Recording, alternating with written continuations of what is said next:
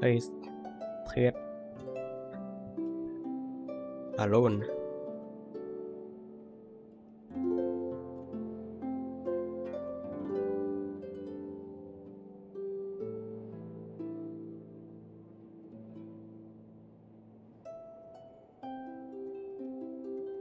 โอเคน่าจะพร้อมแล้ว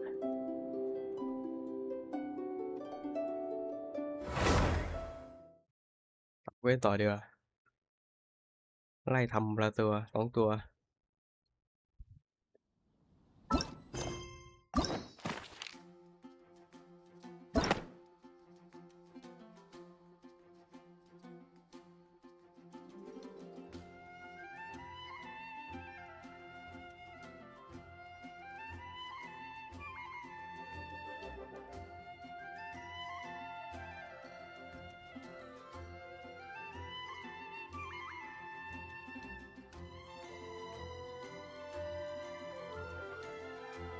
เอาชิโอริแล้วกัน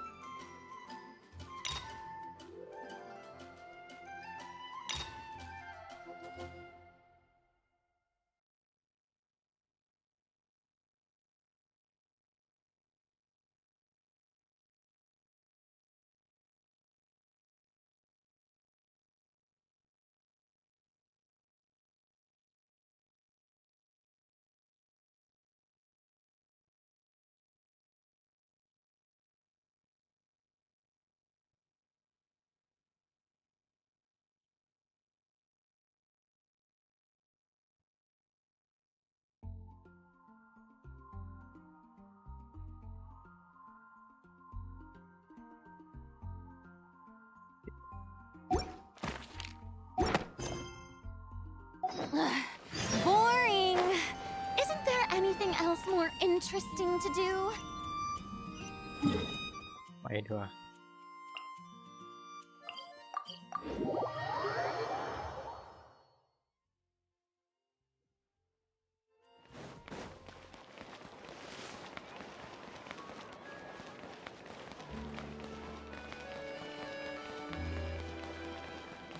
It seems like there's another event going on at the Court of Fontaine.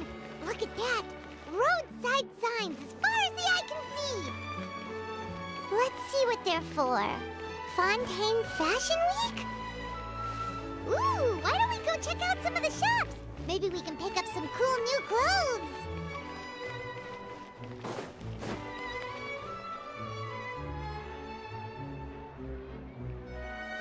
Is this really okay?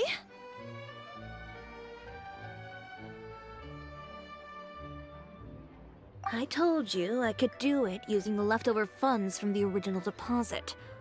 Don't tell me you're afraid that I cheaped out on the dress. No, not at all.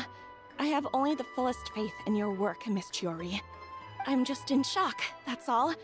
It's always been my dream to wear a Chiori boutique dress for my wedding. I really thought the chance had passed me by. Wait, isn't that Chiori? She's actually at her shop today? Oh, you've got a point there. Well, once she's done with her customer, we can go and ask her. I'm a woman of my word. If I say I can do something, then it'll be done. The first rule of business is to always keep your promises. Now, remember to not fold the gown, or store it under direct sunlight. I'd recommend only taking it out on the day of the wedding. But from the look on your face, I can tell that may be a little difficult for you. Oh, I'll try my best. Once he sees me in this, his jaw is gonna drop straight to the floor. Chiori, you're actually at your shop today! Is that really so shocking? It is mine, after all. Anything you're looking for today? A custom design, or perhaps some ready-to-wear outfits for kids? Hey, Paimon's not a kid! Oh. That... Well, If news of the event has reached your ears, I suppose the Fontaine Apparel Association's advertising efforts have paid off. Are there any fun and popular activities that we can take part in? Ugh, Fashion Week isn't what I'd call fun. But it certainly always attracts a crowd. It's a fashion extravaganza that only takes place once a year, after all. Will you be showing off some of your designs too? Of course. All designers at the Court of Fontaine use the week to advertise their brand. If you're lucky, you could even land a large amount of orders as soon as the main show ends. Come to think of it, it was also at a previous Fashion Week that our label first took off. Aren't you pretty much an established name now? People will still buy your clothes even if you don't participate this year, right? Yeah, that's not quite how it works. While many people buy clothes for fit and style, the fashion industry also strongly values a label's artistic vision and creative direction. Why would anyone patronize a label that hasn't even bothered to put out any new designs for the year? In the end, fashion is just a representation of the spirit of the times. People support your brand because they support the vision it represents. Huh. Okay, so maybe fashion's more complicated than Paimon thought. All that complicated stuff aside, you're saying we'll be able to see new Chiori designs at the show? Absolutely. The designs have already been finalized. I'm just waiting for the fabrics to arrive. Ooh, are you using materials you can't get in Fontaine? Well, I still have a certain partiality to Inazuma-made fabrics. The textures are pleasant to the touch, and their familiarity gives me a sense of security. Oh, Paimon gets it! It's that feeling of home. Ugh, something like that. Yes. We're a long way from Inazuma, though. Aren't you concerned that your shipment might get lost or stolen along the way? No need to worry. I've already taken steps to ensure that it'll arrive safely. I've entrusted the job to Komani Express's most reliable courier. Excuse me. Coming through. Coming through. Chiori, your shipment's here. I know it's quite late, so I'm really sorry. Deep breaths, Kirara, then start again. Oh, so Kirara's the courier you were talking about. Oh, hey, Traveler and Paimon. Fancy seeing you here in Fontaine. It's been a while.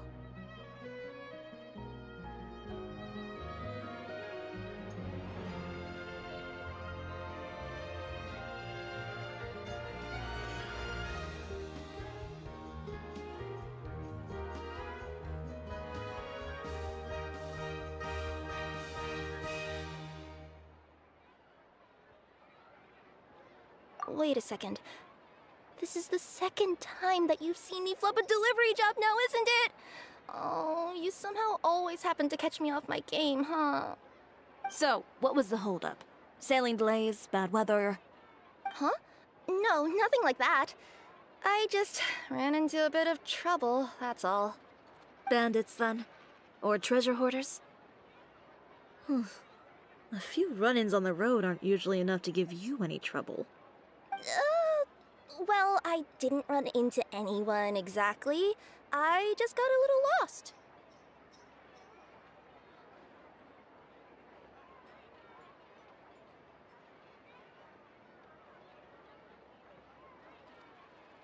Keeping you honest as always, I see.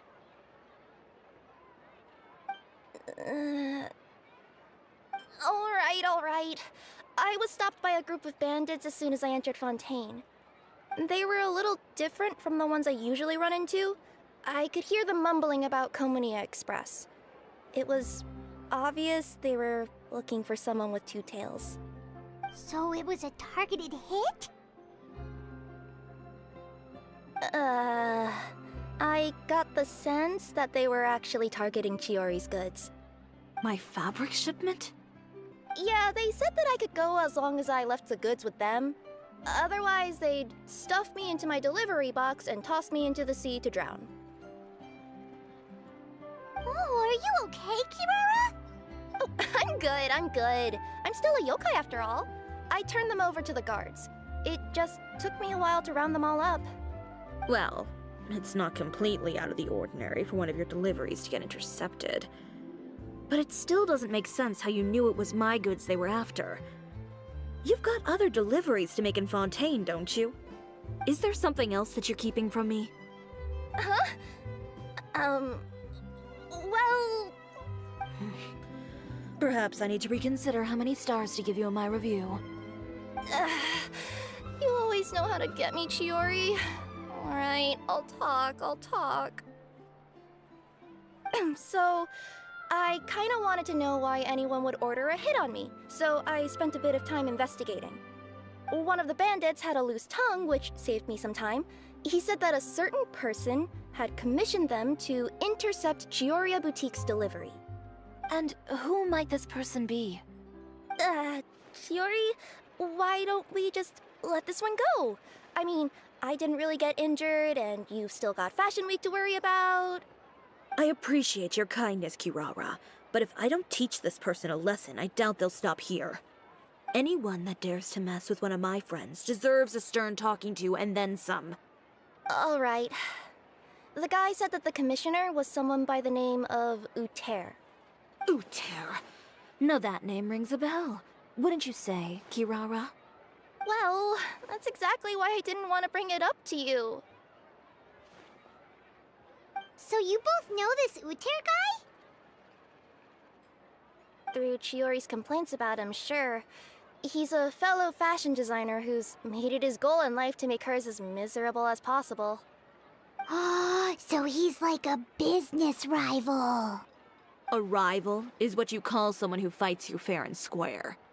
Uter, however, just has it out for me as a designer. He's publicly disparaged my design choices, my use of materials. He's practically tried every trick in the book to ruin my good name.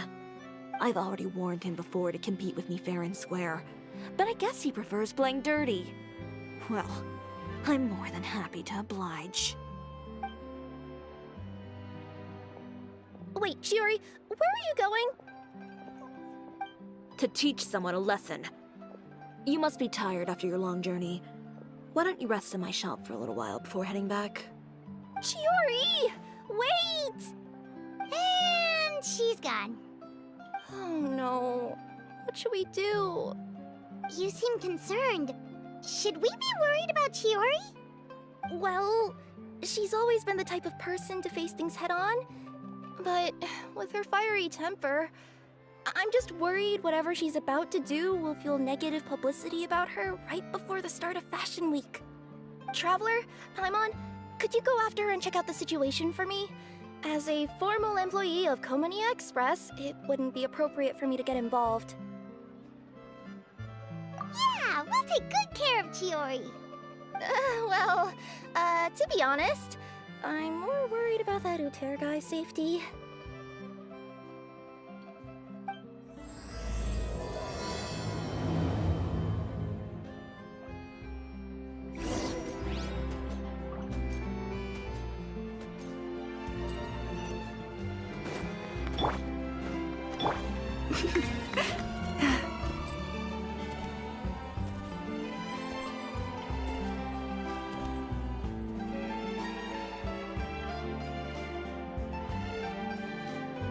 Any chance you're on the clock, officer?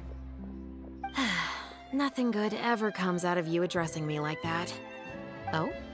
And I see the Traveler and Paimon are here too. Chevras, we meet again.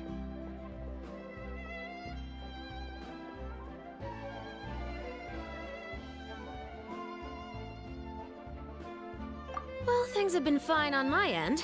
We were able to bring in a large number of recruits thanks to that film we made. I suppose the trade-off is that I'm now constantly getting stopped for autographs while out on patrol. Not ideal, if you ask me. Well, you were one of the leading roles after all. So, did something happen? Indeed it did. I'll need you to come with me. I only ever hear that phrase from you.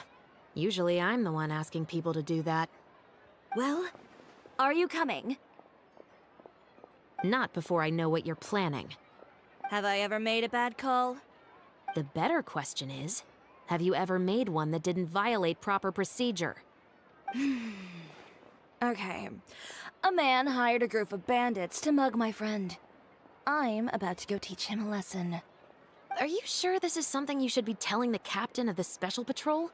It's getting hard to tell whether you're here to report a case or turn yourself in for one. Neither.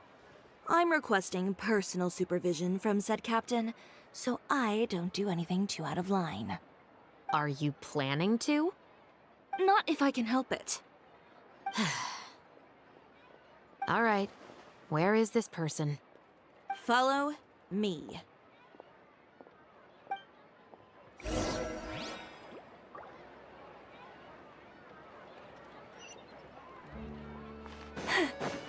Just promise you'll start trying to keep yourself out of trouble. Well, when trouble stops coming my way... This should be the place. You all wait here. I'll go have a chat with him. You know, Chevraz, Paimon gets the sense that you two are actually pretty close. It's just as Chiori said. We got to know each other pretty well in our lines of work. You could call it a you scratch my back and I'll scratch yours sort of situation. Does Chiori often need your help? I'd say it's mutual. The Special Patrol needs her help quite often as well. We've got tough problems of our own. Getting people to talk, for example. The uniform, the musket, they're intimidating. Most people clam up the minute they see us. Lips sealed so tight, getting them to talk almost feels like trying to break into the fortress of Meripede. But put them in a clothing boutique, and they suddenly start gushing faster than the waters at the Fountain of Lucine. Oh, is it because they're trying to show off or something? Yep. People are vain creatures. They can't help but want to talk up new developments in their lives or show off how much they know about other people. And nothing brings out that sort of vanity quite like fashion. As a result, Chiori often picks up on all kinds of information in her shop. Most of her customers are members of the upper class, which means they're pretty much up to the gills in wealth and intel. You scratch my back and I'll scratch yours. Huh, Paimon gets it now. Exactly. I'm also here to ensure Chiori's safety. Those who make trouble for her also tend to be rich and powerful. And in some very rare cases, I'm forced to protect other people from Chiori herself. So, who got on her case this time? It's been a while since I last saw her that angry. Oh, so this is what happened.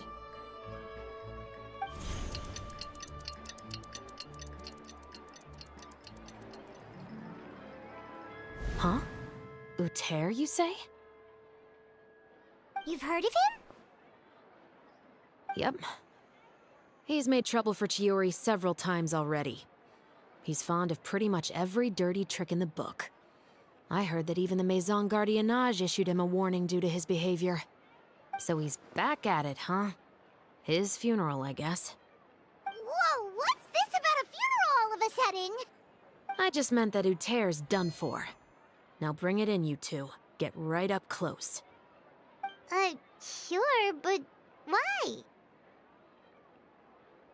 Because this is probably going to turn into one of those very rare cases I just talked about.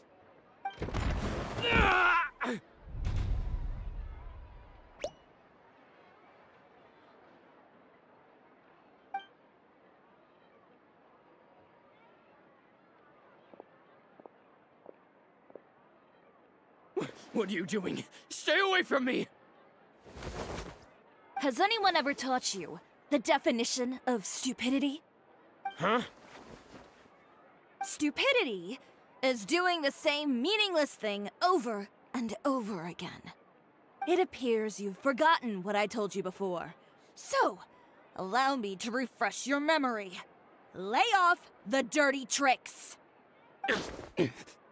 Oh, and if you dare lay your hands on my friend again, you can expect a far less pleasant landing next time. Ahem. Chiori? Officer, an assault's in progress! Please, officer, you've got to do something! Of course. I'll do my utmost to investigate the situation. Unfortunately, I was chatting with this traveler and seemed to have missed what happened. Not to worry, though. If you'd allow me to search the scene, I'm sure I'll be able to collect some useful evidence.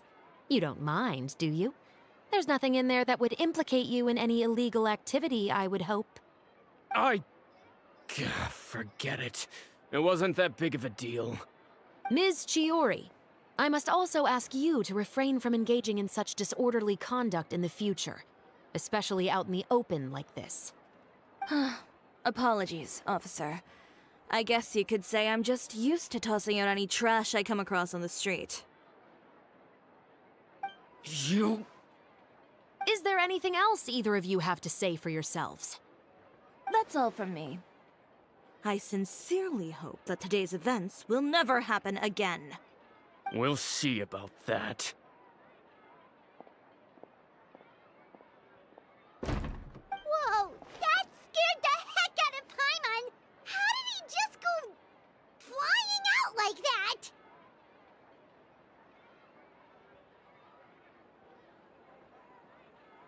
You're too kind.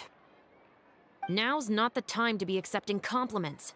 What happened to not doing anything too out of line? Oh, not if I could help it, is what I said. And I think I kept to that. I started with a verbal warning, but he displayed neither shame nor remorse. If anything, he kept running his mouth with insults and threats. Insults and threats so bad that he deserved to be tossed out like a sack of trash? Believe it or not, they were that bad. He deserved to get knocked down a peg. It's the only way to get him to stop. You could have reported him to the guards. Oh, I will. But it'll take some time for them to gather evidence. And he denied that he ever had anything to do with those bandits. I don't want anything else to happen during Fontaine Fashion Week. On top of that, if Kirara is going to continue delivering goods for me, the least I can do is guarantee her safety. Oh, that reminds me. There is another favor I'd like to ask of you today. What a shame. I believe you've already used up your favor quota for the day. Have I? Well, it's a good thing I was planning on taking an advance on tomorrow's quota then. Don't you think you're maxed out on advances already? I always pay you back in information, don't I? It's just like you said. You scratch my back, and I scratch yours.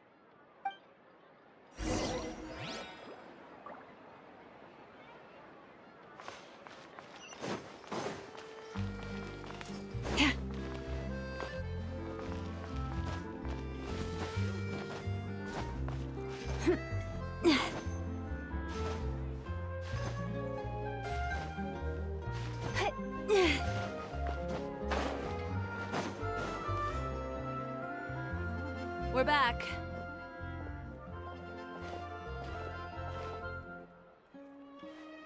You were gone for an awfully long time.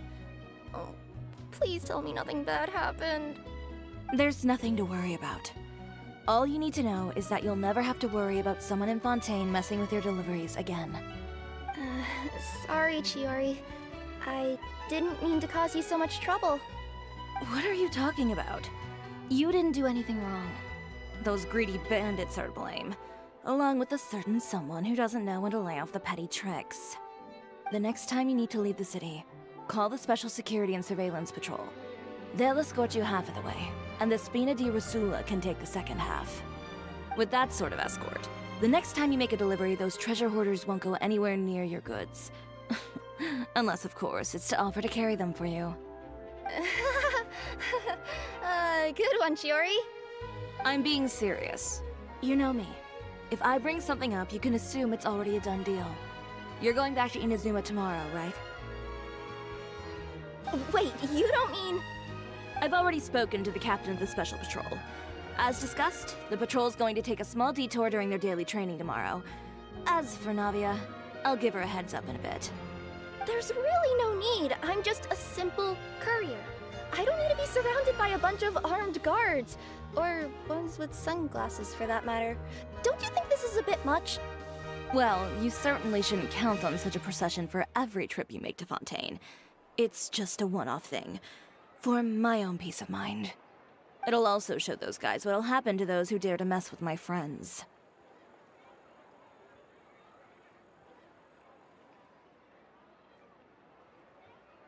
Well, if you think it's a good idea, Traveler, then I guess it's fine.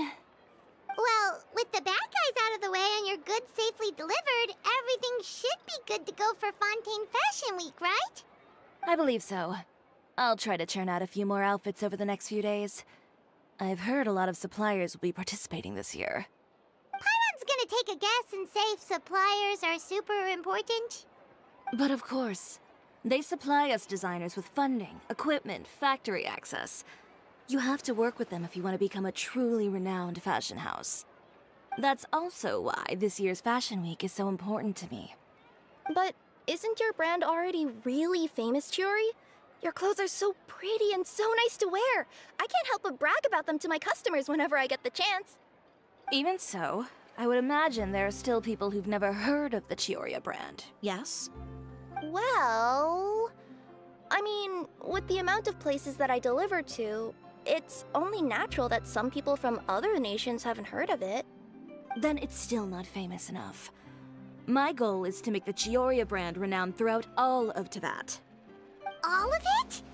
Your business would have to get pretty huge then.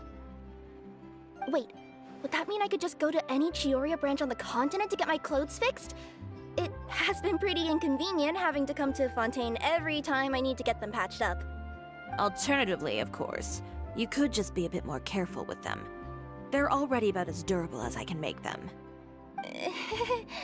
Okay, I'll admit, they do get snagged on branches pretty often, but I can't help it. It's hard to be careful about that sort of thing when you're trying to take a nice nap in a tree. Well, if that's your dream, Chiori, then we should do our best to make it a reality. Is there anything we can do to help out with Fashion Week? I'm sure I could think of something. Ooh, what is it? What is it? Why don't you come to my shop tomorrow and model for me? Simply put, you'll serve as my living mannequins. Oh, so we get to try on some of your clothes? Got it! Seeing them off the rack will also give me the chance to make some small adjustments to the stitching and the silhouette of the designs. Sounds easy enough.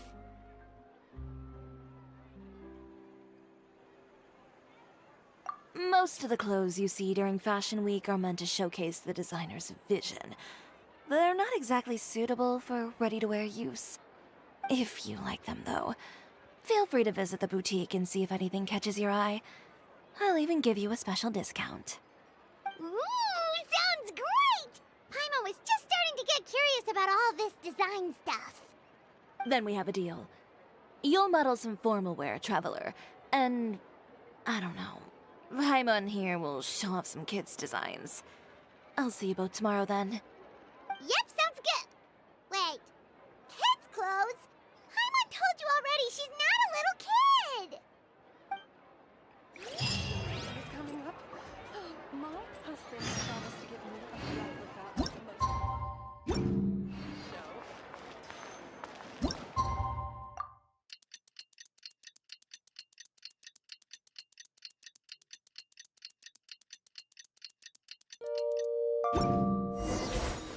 Did you read the paper today?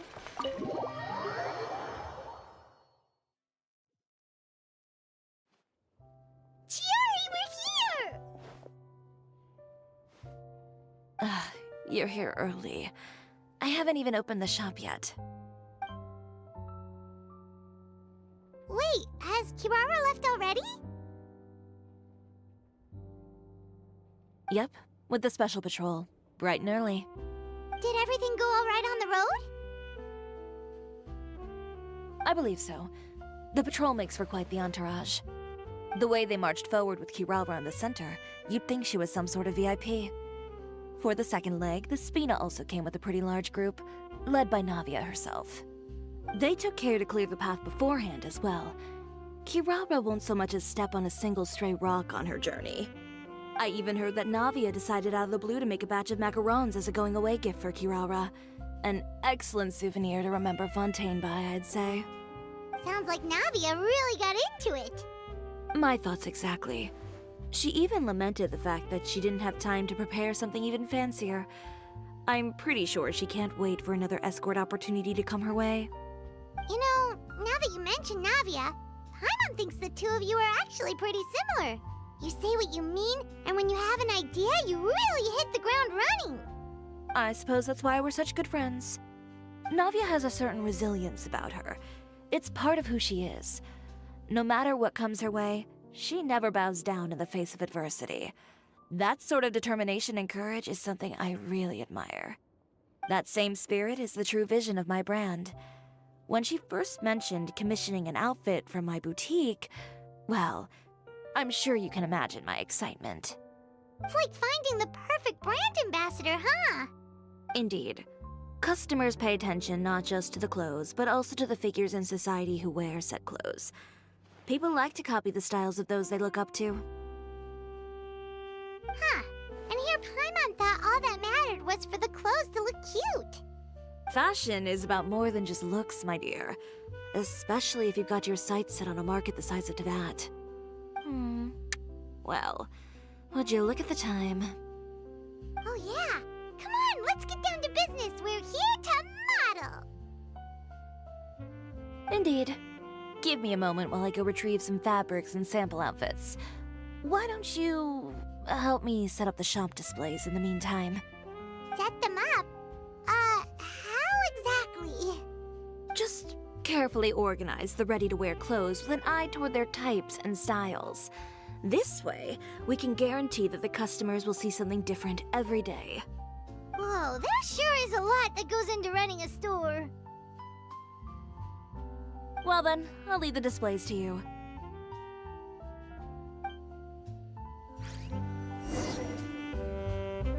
So, we just need to put all the clothes with similar styles together, right?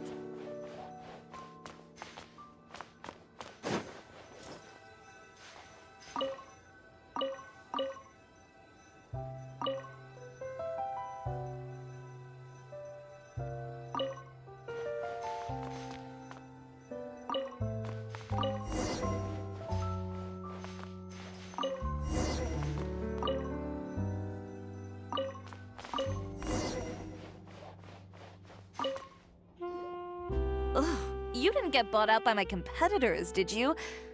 Ugh, this arrangement, it's... Never mind. It might look like a chaotic mess, but I suppose it works as a change of pace. And who knows, this style arrangement... Anyway, let's move on to the real task at hand. Over here, stand still. I'll take your measurements first.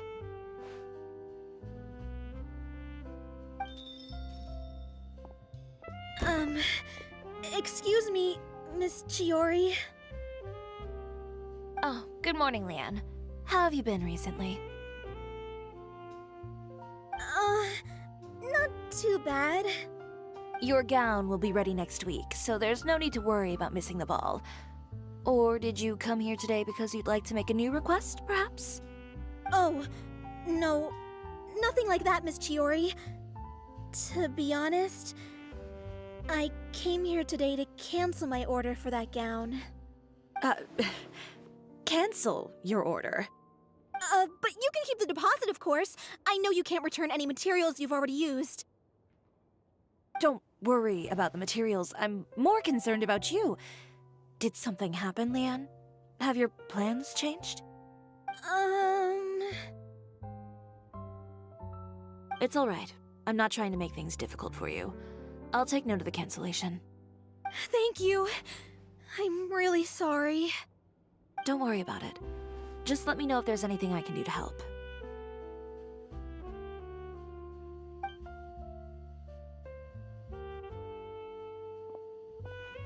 Is it just Paimon, or was she acting a bit strange just now? Wonder why she wouldn't tell us why she was canceling her order. It's not a big deal. These things happen every once in a while.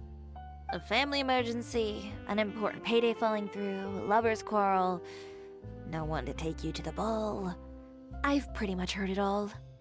Judging from the look on her face, something's keeping her from revealing the truth to us. It's best not to pry. Well, guess this means you'll have more time to work on Fashion Week, right? That's true. Come, Let's pick up where we left off. Is Miss Chiori in? I am. How can I help you? I'd like to return this item. Oh. Could I ask why? It's just, not to my liking.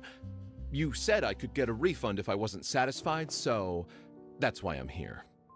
Is there something about it that didn't meet your expectations? Are the sleeves too short? Or is the color too dark? I can always make those adjustments for you. Oh, no need. You don't have to concern yourself with that. I'd just like that refund, please. And I'd be happy to process that for you. If you could just tell me the cause of your dissatisfaction. Is Chiori here? I'd like to return my outfit. Another one? Is there some sort of new calamity coming that I haven't heard about? Another flood? Or an apocalypse, maybe? What does the prophecy say this time? You'll be spared if you get rid of all your clothes? Surely the entire population of Fontaine didn't convene and pick this one day to come and return my clothes. What is going on? What kind of rags are you trying to sell us, huh?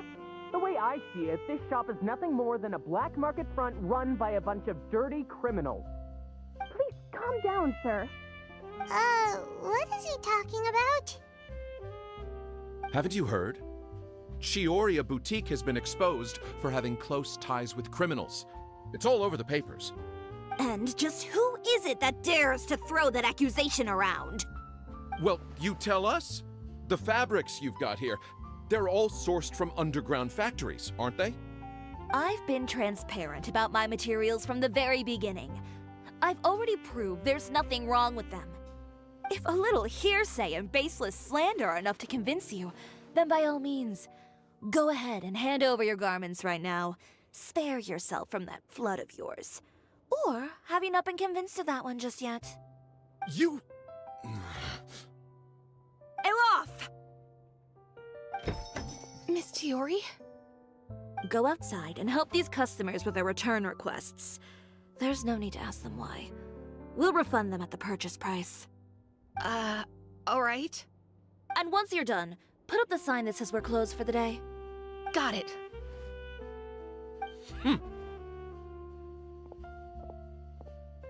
Chiori. They couldn't be more fabricated if you tried. No need to worry about them. I'm sure they'll go away on their own in a few days. The real goal here is to divert my attention away from Fashion Week. The best response right now is to tune it out and focus on finalizing my designs. If you say so, but Paimon still can't help but worry. The best way to respond to public skepticism is to let your work speak for itself. There will be no doubt about the quality of my work once my new designs are released. The public just has to see it for themselves. Miss Chiori, bad news! Oh, for the love of... Can a woman not get a moment of peace to do her work? Go on. What's the matter now? It's our accessories supplier. They just sent word that they'll no longer be able to supply us during Fashion Week. What? No accessories? Not even the ones we pre-ordered? Yes, that's what their messenger said. And what about the models we asked them to book for us? I think they'll probably pull out as well. Even the suppliers believe those nasty rumors? Is the messenger still here? No, they've already left. So, no accessories means no brooches, no bow ties, things like that? Not just that.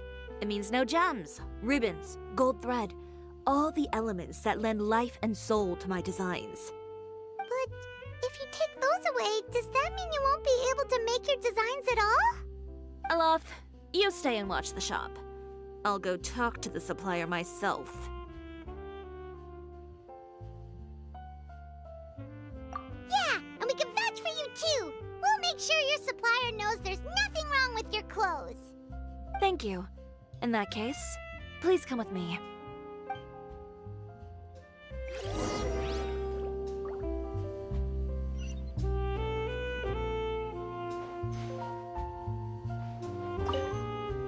I know Miss Chiori has put a lot of work into making Fashion Week a success.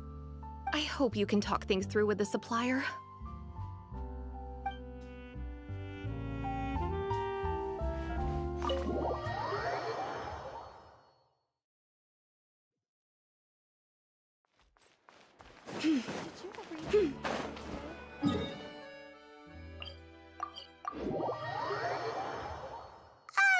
By the way, we really are just going to talk, right? Of course.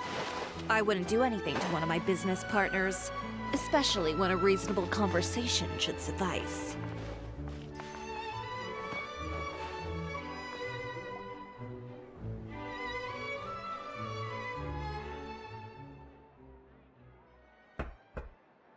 Who is it?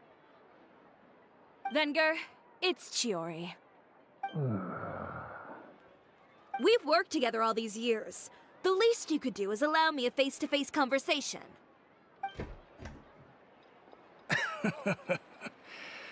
Straightforward as always, I see.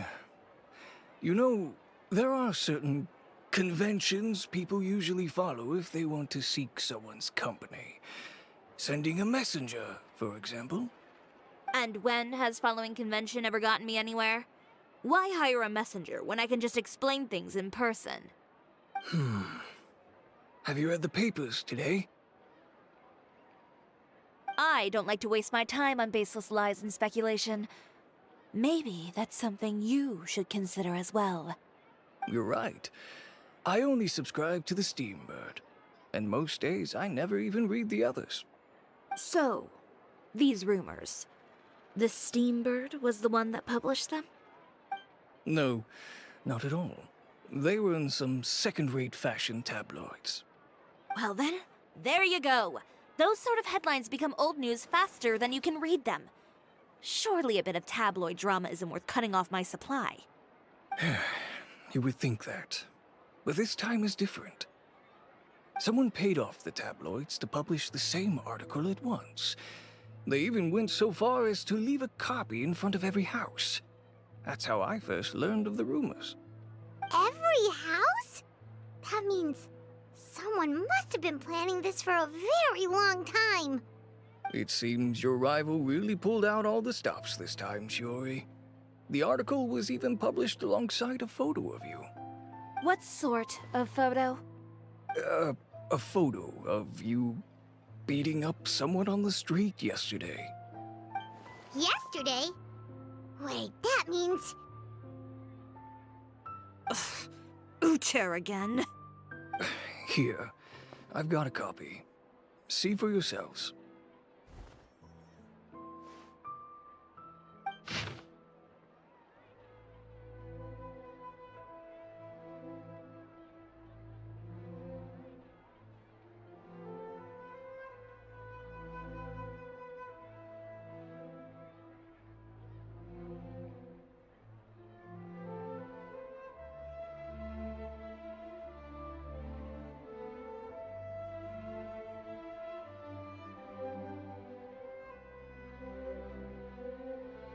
Behind the scenes, the true Chiori boutique takes shape. Not a fashion house, but a house of lies.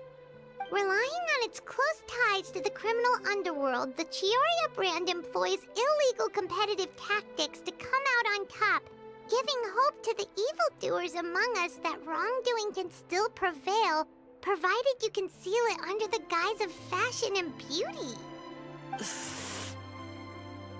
I don't know what happened, and I don't want to comment on things that I didn't see with my own eyes. Still, that photo shows you to be the clear aggressor. Yeah, he was the one who started it, that little...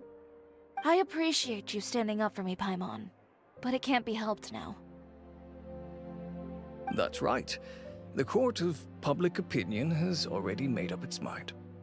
Still, I've got to give your rival high marks for effort. They even dug up the fact that my father once served time in the fortress of Meripede. But that was so long ago. In the world of fashion, your past is like a piece of clothing stained with mud. Once tainted, it can never be washed clean. They claim that most of your clientele are criminals and that those who buy your clothes are just like you. People who silence all dissent with violence. The absurdity. I don't even know which part to laugh at the most. Well, it's no laughing matter. Maybe your clientele are criminals. Maybe they're not. There's even the possibility that they're just people who happen to commit crimes after buying your clothes. But with the way this article combines fact with rumor, trying to determine the truth is practically an exercise of futility. It's not something people are just going to forget about in a day or two, especially when they've found several people to back up their claims. Venger, are you sure you won't reconsider? If we go through with the show together, we can defeat them fair and square. If I were younger, I might have said yes. But I'm no longer that brave young man with nothing to lose. I've got the family business to consider now. I'd be perfectly happy to work with you again after this, but my daughter is manning the store during Fashion Week, and I don't want her implicated in all of this. She doesn't deserve to be swarmed by all that negative publicity. I understand. Let me offer you a piece of advice, Chiori. For old time's sake. Let this Fashion Week go. There's always next year. You just need to wait for all of this to blow over. You're free to wait things out, Venger. I'll make my own choices. Have you ever thought maybe that attitude of yours is what's gotten you into all this trouble? Have you ever thought maybe this attitude of mine is precisely what paved the way for my success? Well, fair enough. Then I suppose all there's left to say is, best of luck. As for the models, none of them wanted to be implicated in all of this either. Understood. Take care.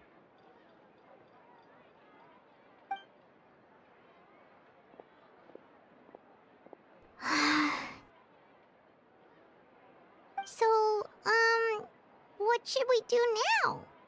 Without the accessories, I can no longer use my old designs. How could they do this? They're making things up. The boutique doesn't have anything to do with violent criminals. Can't people tell this is just a bunch of lies? Public opinion has never been about what's true and what's not. It's about echoing the loudest voice in the room. I should have seen it from the beginning. Uter knows me too well. Everything that happened yesterday was just a trap. Well, guess all we can do is just head back for now.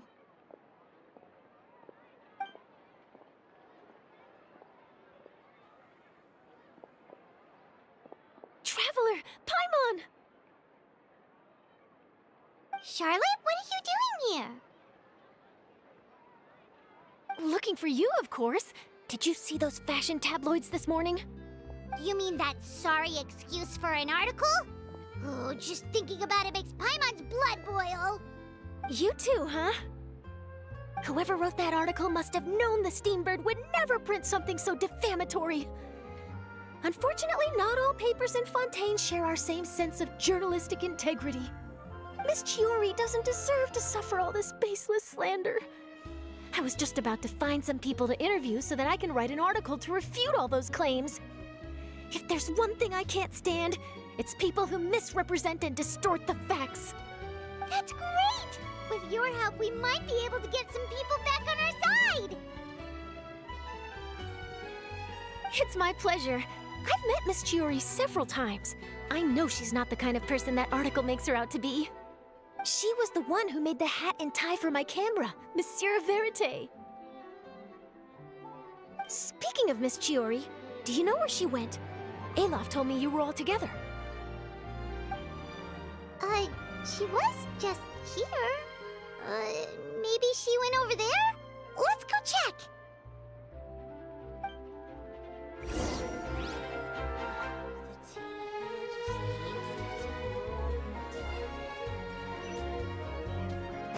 If you ask me, I think Chiori Boutique is done for.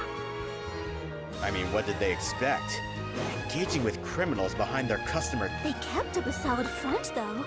I've even bought from them before. Really? How was it? The owner was plenty fierce, that's for sure. Makes sense if she regularly deals with criminals, I guess. I've got...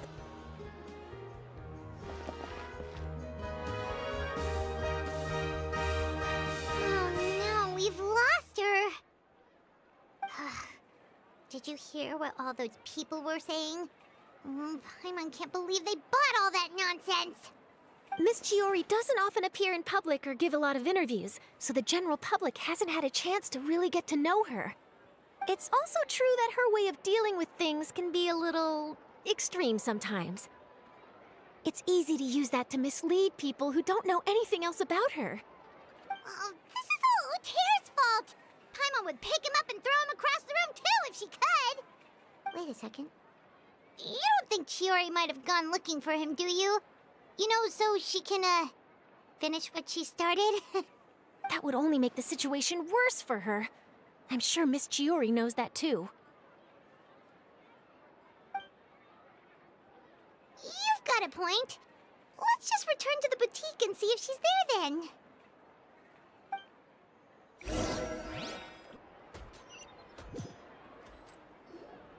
Elaf, we're back!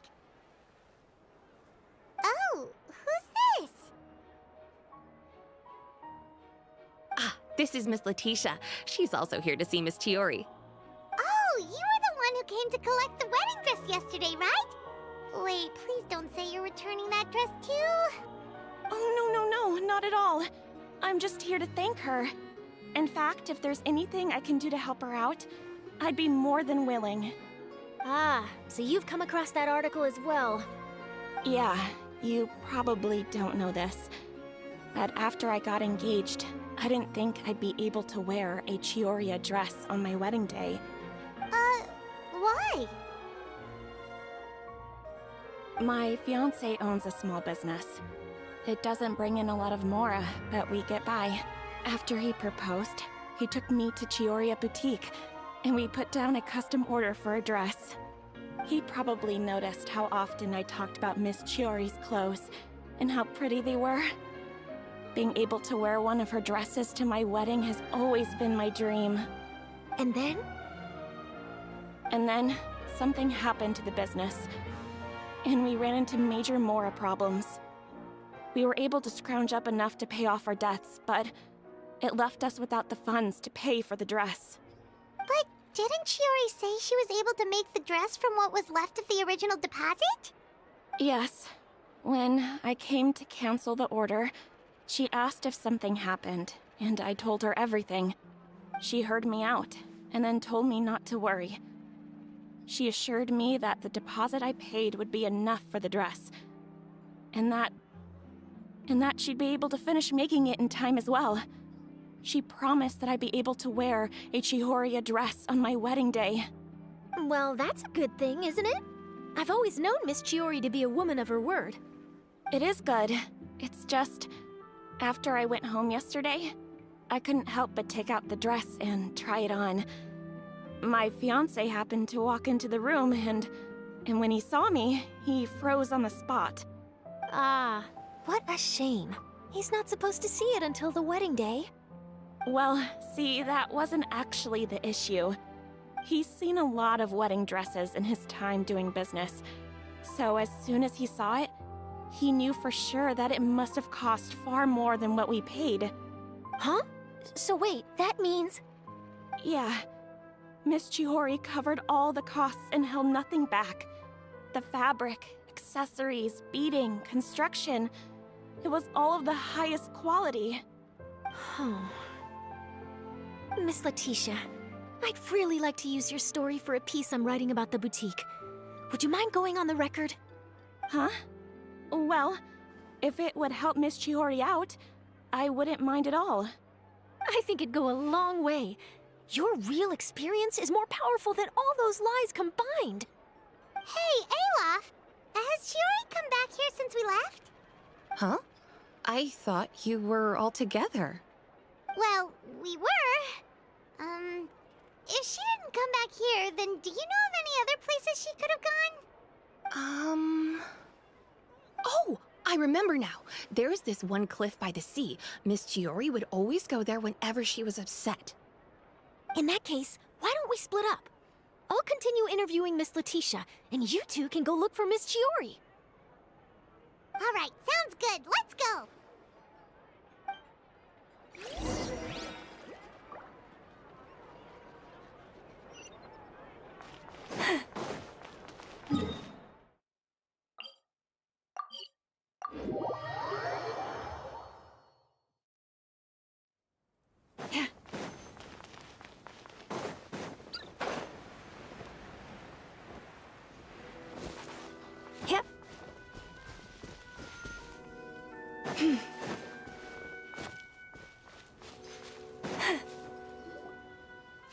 Chiori?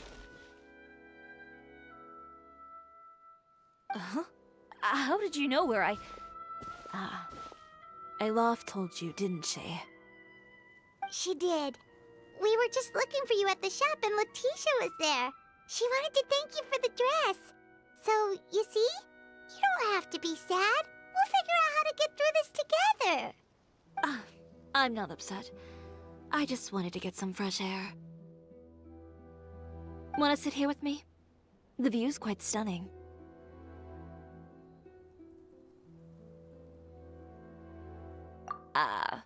Sorry about that. I'm the only one here most of the time. All right, don't mind if we do.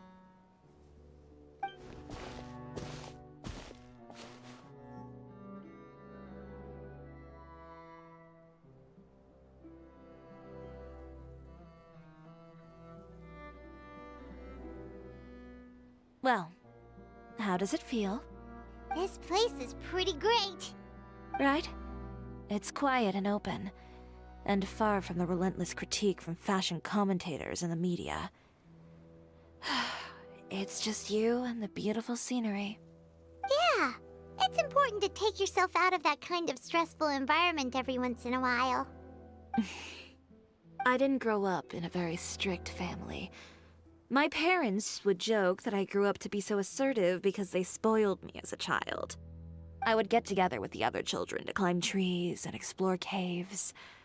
One time, I even climbed over the walls of the Kamisato estate. One of the servants had to physically remove me. Whoa, Paimon would have never imagined that.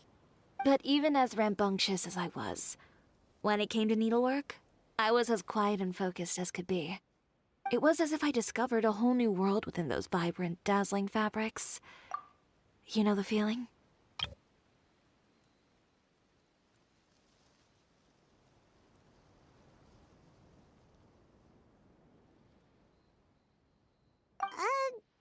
Sorta.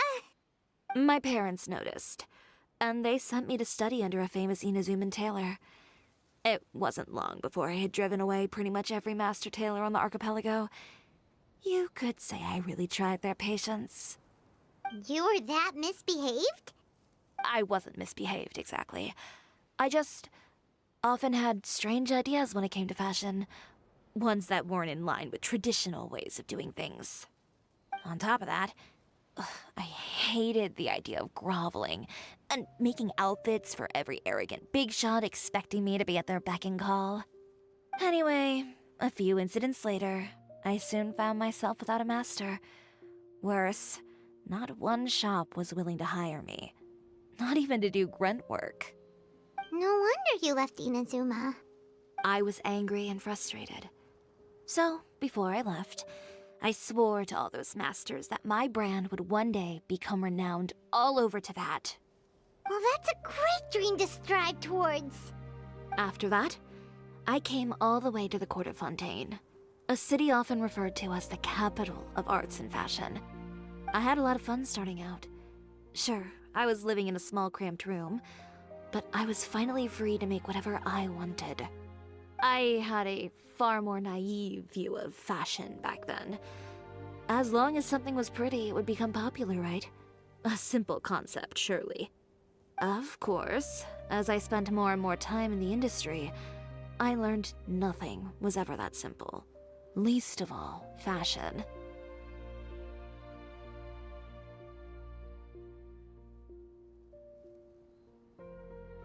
Oh, you mean Letitia? Yeah, she did mention that dream. I'll be honest with you. That's the first time I ever heard something like that from one of my customers. Who would have thought? Even as I continue to pursue my dream, my work has also become someone else's.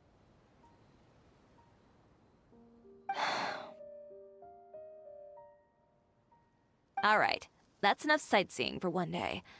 Time to come up with a way out of this mess. Ooh, looks like you've got your game face back! Back? It was never gone to begin with.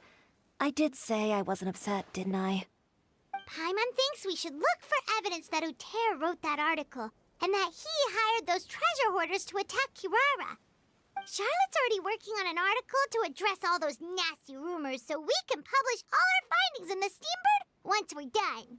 I don't like duking it out in the press. But if Charlotte's thrown her hat in the ring, I won't stop her either. I know where Uter's clothing factory is located. It might be a good place to start looking for some evidence. Sounds good! We'll come with!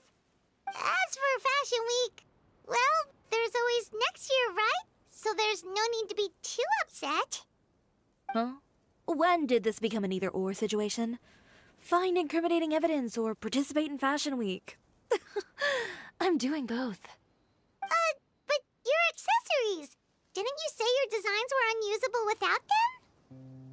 Well, it's true that I haven't quite figured out what to do about that, but to tell you the truth, even here in Fontaine, every time I see the sea, I can't help but remember Inazuma and the vow I made in front of those masters. Thinking about all that, I just can't bear to take even one step back. The sea. What did you just say, Chiori? The sea. Seashells, coral.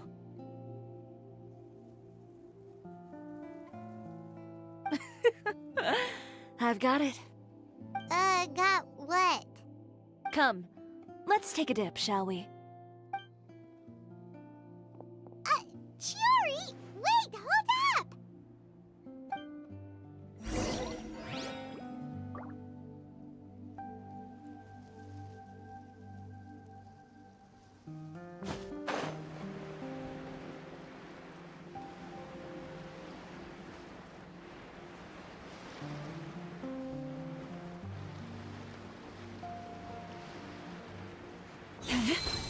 Chiori, why did you just jump into the sea all of a sudden?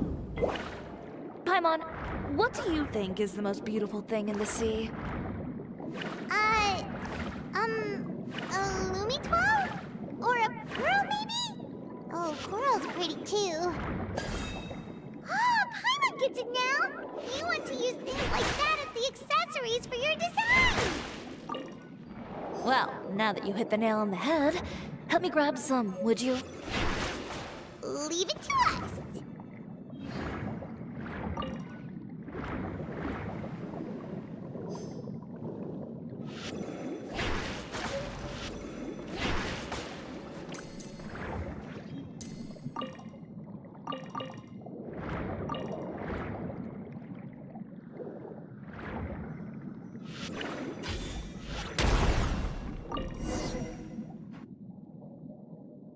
These should be enough, right?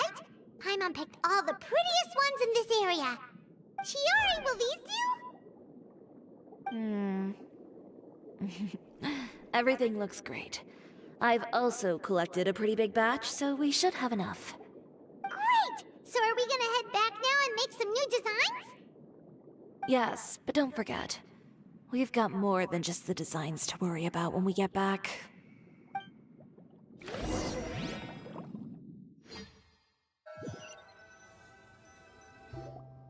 Okay, we've got the materials for the accessories. Next, we'll need to use what we have on hand to create some new outfits. You mean we have to start from scratch? Will there be enough time? I should be able to make it, if I skip out on sleep. Oh no, skipping out on sleep is not the answer. Wait, how come this conversation is giving Paimon major deja vu?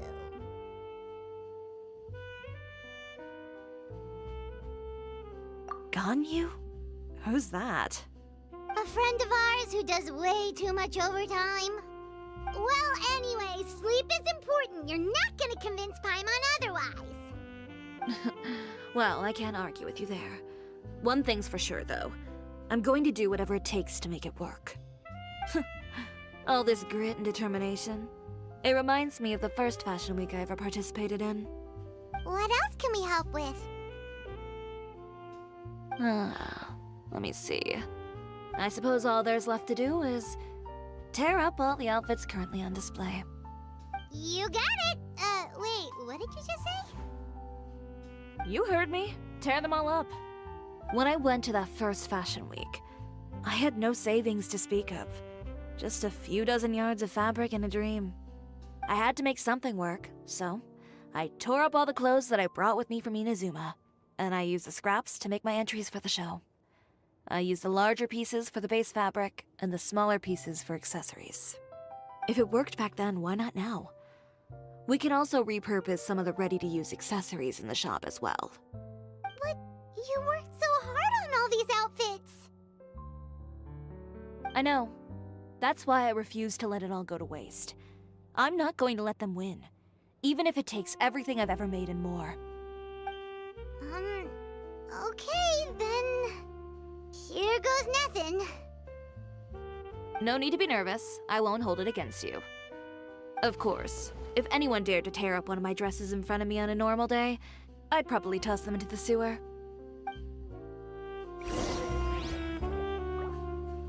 Just this once, though. I think I can make an exception. Go ahead and tear them up. Think of it as a good way to vent your emotions.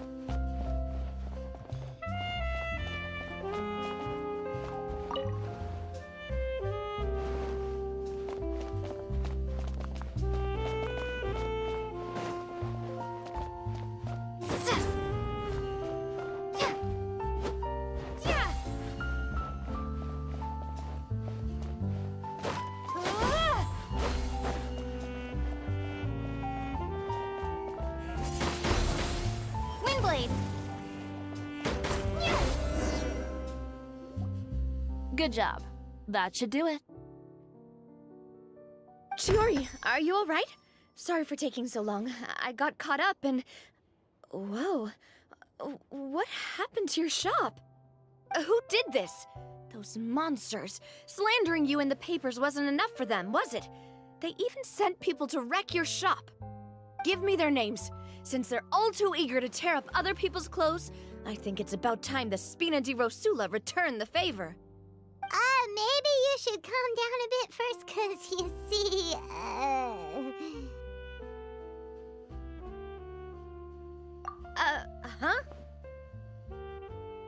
Ugh, what is this, a soap opera? I was the one who asked the traveler to tear up the outfits. We need all the fabric and accessories we can get. Oh, so that's what happened. I guess I got a bit ahead of myself just now. Back to what you were doing, everyone. You can all just pretend like I didn't say anything. Navia sure is scary when she's angry. If there's one thing I can't stand, it's a false accusation. No one's gonna orchestrate some conspiracy to take down one of my friends and get away with it. You and Chiori are really close. Of course. Everyone knows that Chiori makes the most gorgeous outfits in town. All of the Spina di Rosula's formal wear is custom tailored here. Now, if only you'd give me the contract for your uniforms as well. As if you'd enjoy designing something as boring and formulaic as a uniform. That's why I didn't ask you in the first place, silly. Plus, with how much your intel has helped us out in the past, to the Spina, you're more of an intelligence agency than a fashion boutique. If I had it my way, it would be the other way around. Anyway, we both know why I'm here. Tell me, how can the Spina be of service to you? If it's not too much trouble, can I borrow some skilled hands to help with some simple sewing work? I'll need all the help I can get if I'm going to finish these outfits over the next few days. Oh, no problem. I've got a few of those guys all ready to go. I just knew you wouldn't be intimidated into withdrawing from this year's show. When are you going to get started? I can help with sewing too. Actually, there's something else I'd like to ask of you. Ask away. I'm all ears. Oh, and Traveler and Paimon, could you help me pass word to Linny and Lynette? I'll need their help as well. I'm done with my interview! Has Miss Chiori made it back yet? Oh! What happened to the boutique? Who did this? Give me names! I'll make sure every last one lands a full feature on the front page of the Steambird tomorrow! Not this again.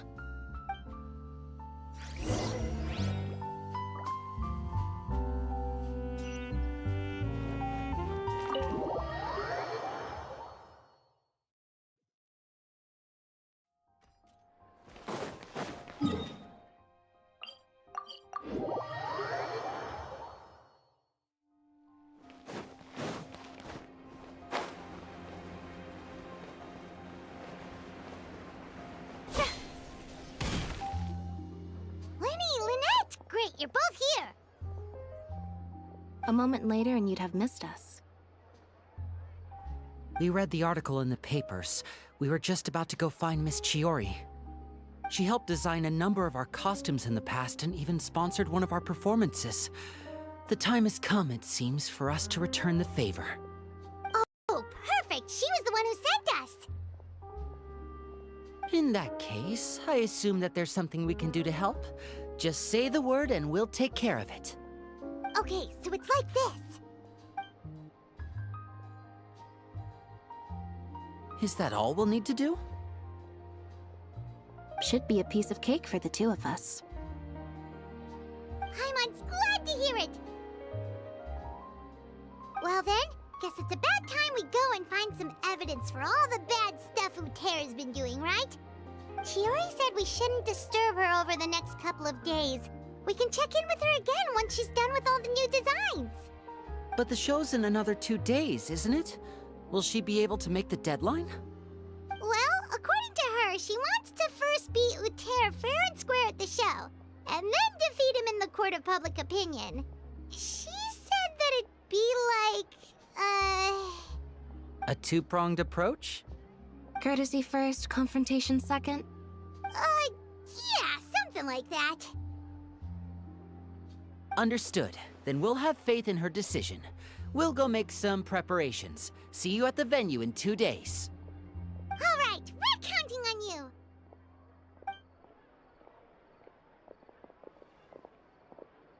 Okay, then let's also do as Chiori said and meet up with her at Uterra's factory in 2 days. We'll gather the evidence then. Oh, Paimon sure hopes she won't have a hard time making all those new outfits for the show.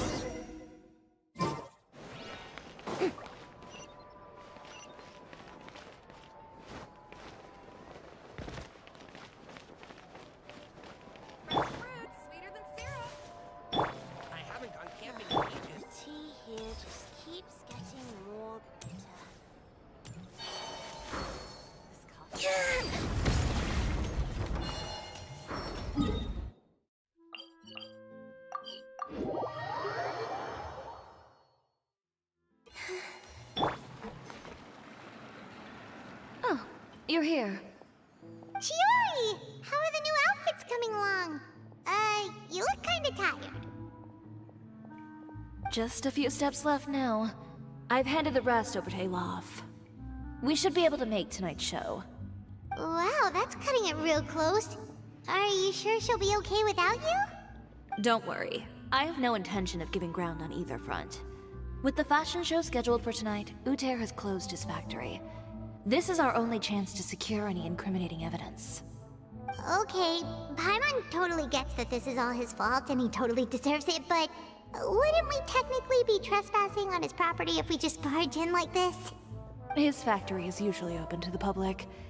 It may not be open for business right now, but that doesn't mean visitors can't stop by for a tour. We're just curious customers after all, aren't we? Well, when you put it that way... Anyway, Uter's factory is right over there. Let's hurry up and get moving.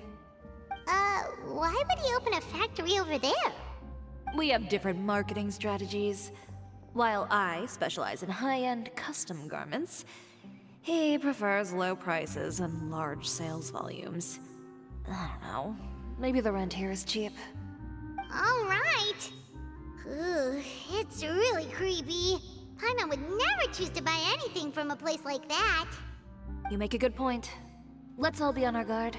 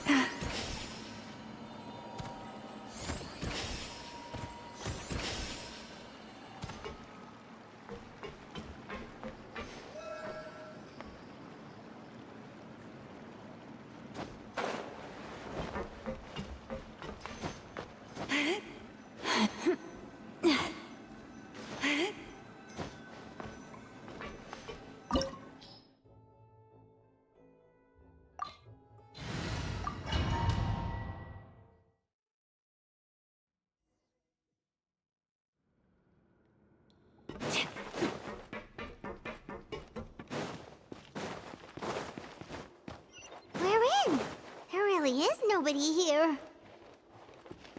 Welcome, dear visitors. Oh, Paimon nearly fell out of the air. What is that thing? A mechanical guide. They usually use a recorded tape to give you a tour of the factory. Please, follow me, dear guests.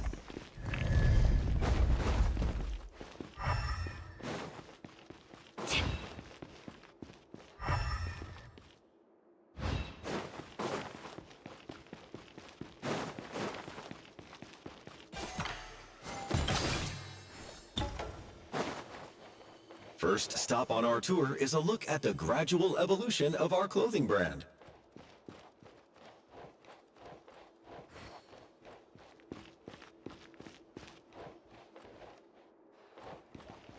After that, we welcome you to peruse our most popular styles. Huh. Uter seems to be doing pretty well for himself, doesn't he? Why would he feel the need to bother you when he could just focus on improving his own brand? This is the studio where our designs are made. Please, take a look around at your leisure. Yep, this seems like Uter's workspace, all right. Let's see what we can find.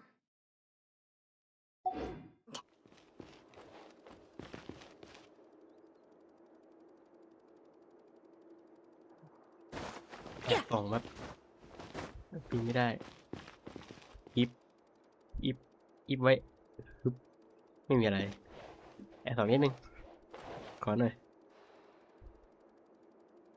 ก็ไม่ได้มีอะไรด้วยปกติเพี้ยละ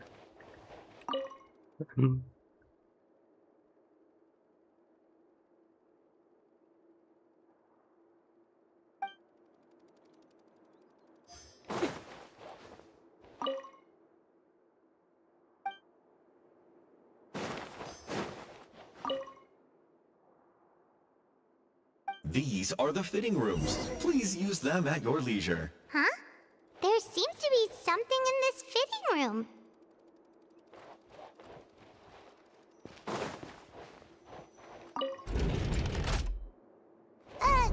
Why did the door just close? Hold on tight, Paimon. Why is it moving?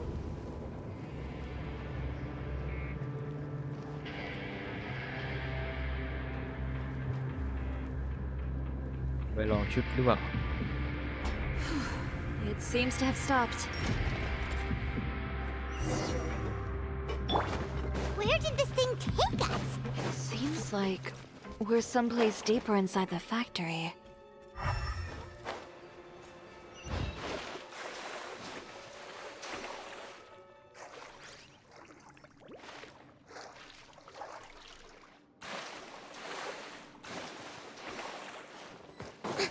Look out! There are guards here!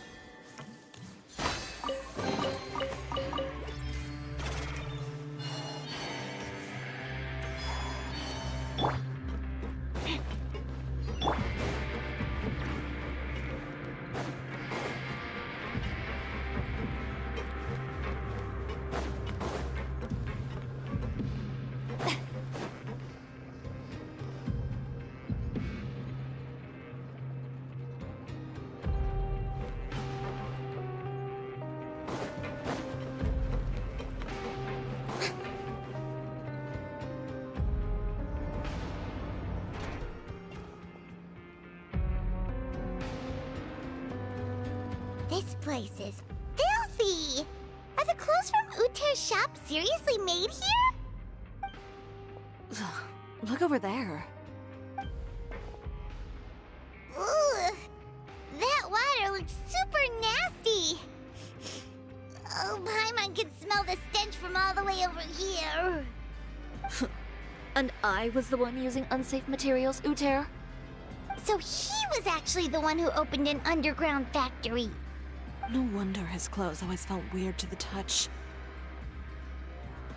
He's been using all manner of tricks here in a bid to cut costs. Should the clothes made here even be worn? Never mind issues with shrinking and fading. These materials can give you skin problems if you wear them too often. That's terrifying! Let's take some photos right away as evidence.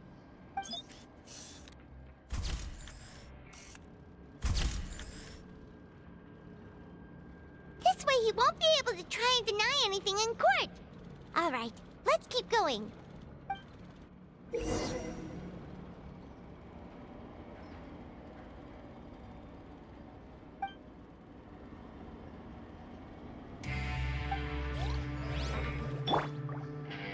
Huh?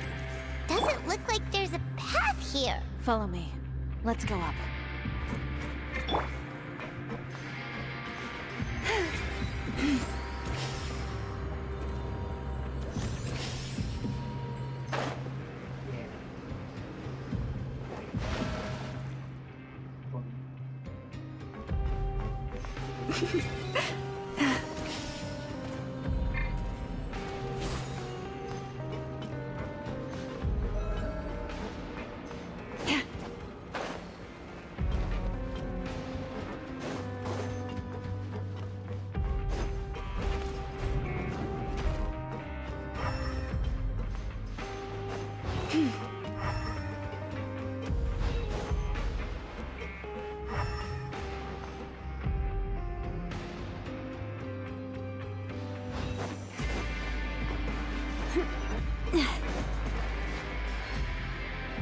This place seems like some kind of warehouse.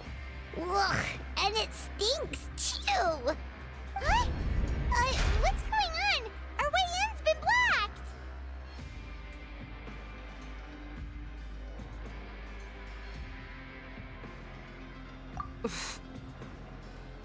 Seems like he knew we'd be coming. You did say he knew you really well, didn't you? Yes. And that's because we used to be partners. But you're practically at each other's throats! Now you're telling us you used to work together? When I first came to Fontaine, we were both fledgling designers who longed to gain a foothold in the world of fashion. We shared the same goal, so we decided to work together. In the beginning, we both wanted to make clothes that would stand out from the crowd and shatter tradition. The kind of clothes that would turn heads and leave people in awe. But with every criticism we received, and every sponsor that rejected us, Uter's confidence disappeared little by little. Finally, right before Fashion Week, he came to the conclusion that we wouldn't be able to make the designs we always dreamed of, and we parted ways. For my part, I gambled it all and devoted everything I had to that 1 week. I came out the other side with something that really made me proud. I was nervous to present it, of course, but I knew it was my chance to show the industry what I was made of. In the end, well, You received the acclaim of all Fontaine while Uter gave up on his dream and turned to making this sketchy stuff. I don't know the exact details of what happened after that. All I know is, after I opened Chiori Boutique, he's harassed me every year since. He's just jealous of what you've accomplished. A guy like that doesn't deserve your sympathy. Well, let's focus on getting out of here first. Missing the show is as good as letting him win. There are some control panels over there. Let's see if any of those buttons do anything.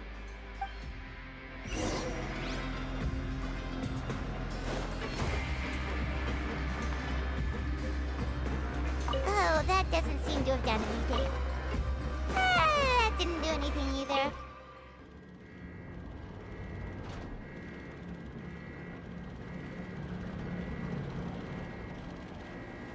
Warning, warning. Unauthorized intruders entering expulsion mode. You poor lost lamb. Warning, warning. Unauthorized intruders entering expulsion mode. Leave this place. Look over there. Seems like there's a way out. Maybe we can use... Warning, warning. Unauthorized intruders entering expulsion mode.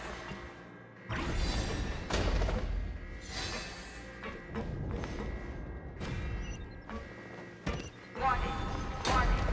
Unauthorized intruders entering expulsion mode.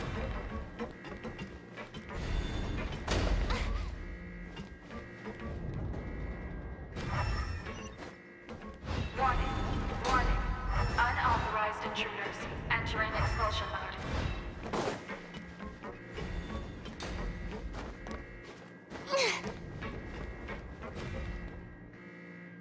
Warning, warning. Unauthorized intruders entering expulsion mode.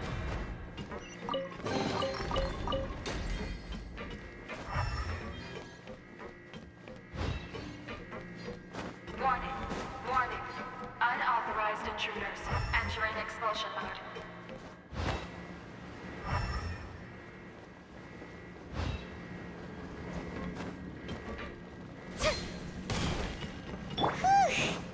We finally made it out. Huh? Why does it feel like the movement patterns of those mechs have changed? Warning, warning. Unauthorized intruders initiating shutdown procedure.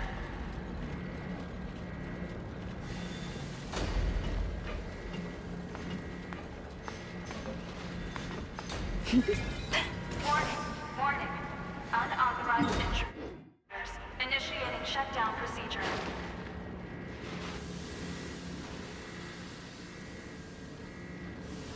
ทำชาเลนจ์ไม่ใช้ชิโอริดีกว่าถ้ายังไม่ใช้จะใช้รวมอะ Warning, warning. Unauthorized intruders initiating shutdown procedure.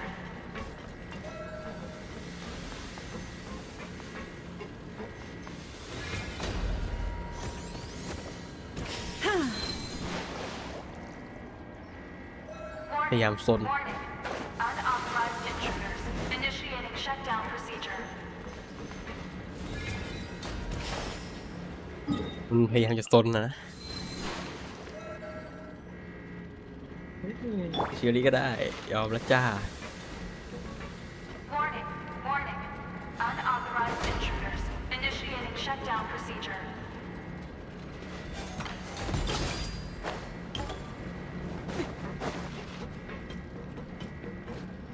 เฮ้ยจะเอาหน้าจุ่มน้ำเลยเหรอทำไมดิ Warning, warning. ปึ๊บ Unauthorized นี่ยังไม่ว่าเลย initiating shutdown procedure. ร้อยตัวแตก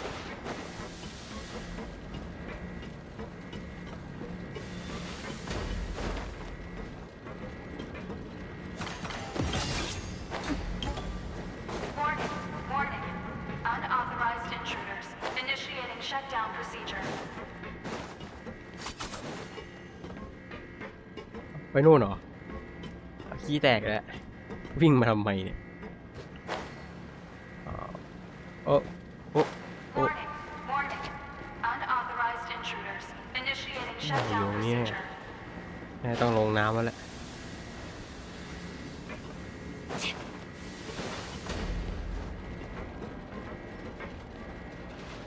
โอ้เราต้องโดดฝั่งนู้นดิ Warning, ลืมดู unauthorized intruders initiating shutdown procedure. เฮ้ยอันนี้จะไม่ใช่เชียวเลยอ่ะทำไมอ่ะก็จะวิ่ง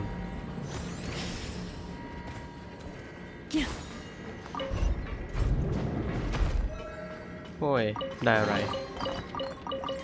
ติดเพชรตาย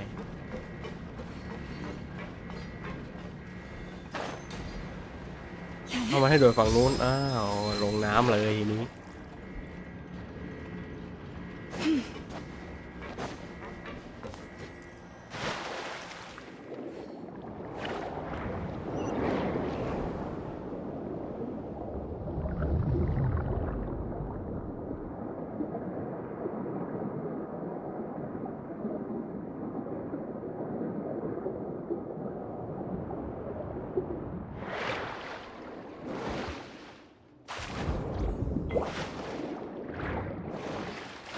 ดูนะพุ่งขึ้นมาแบบดูดีหน่อยไม่ใช่ตรงนั้นสิ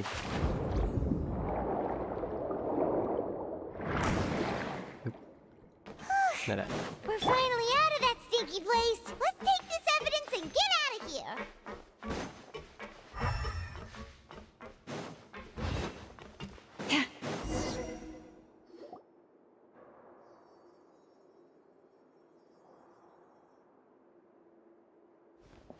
Finally, the entrance! At last!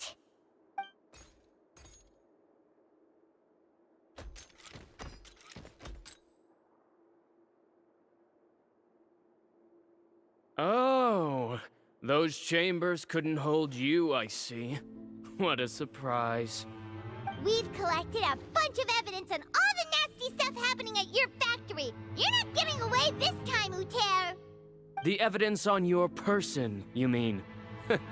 What makes you think I have any intention of letting it get past these walls?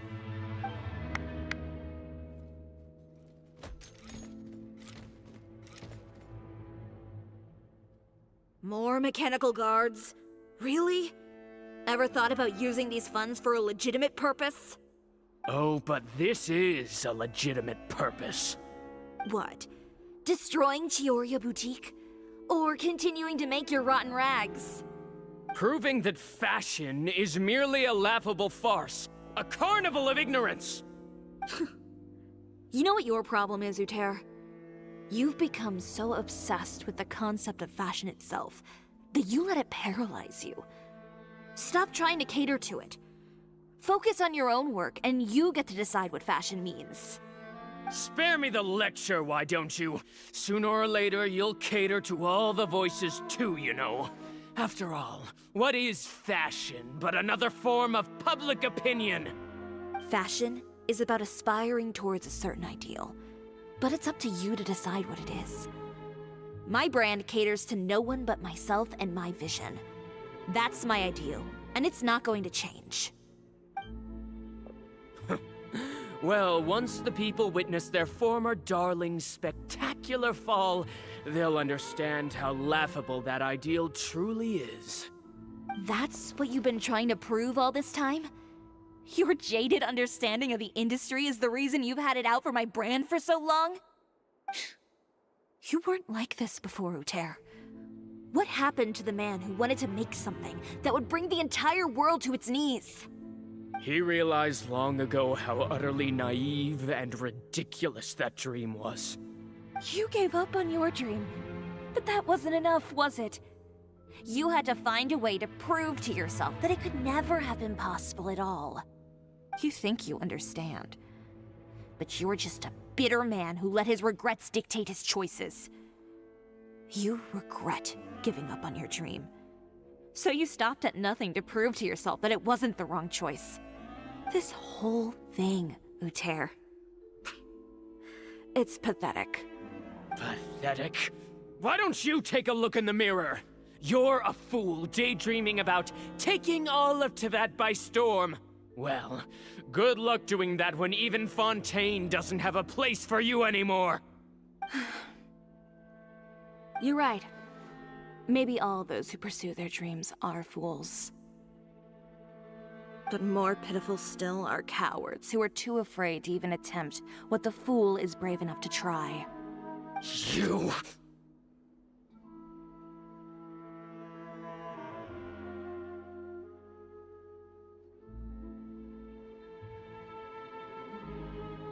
Yeah, just leave this guy to us! No, you go instead. But he has a gun! It'll be fine. Just go to the venue and tell everyone to proceed with the plan. I'll deal with him. Some lessons are best delivered in person. Catch up with us soon! Trying to leave, are we?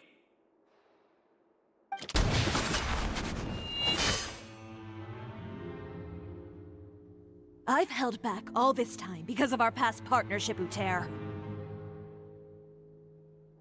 But all that changed after our tour of your factory. Still trying to talk tough, I see. No matter what you've been through, no matter why you've become like this. If I may borrow the words of a friend, a guy like you doesn't deserve my sympathy. Allow me to show you the true meaning of the Chiori brand. The Chiori brand represents more than a person or a trademark. It's a way of life. Greetings, friends at Fontaine Fashion Week. Please feast your eyes on the extravaganza that Chiori Boutique has prepared for you today.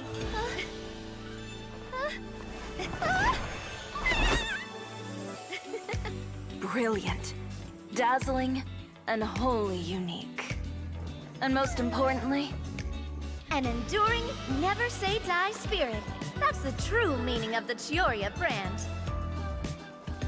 And now, let's welcome the thundering seamstress, Miss Chiori herself.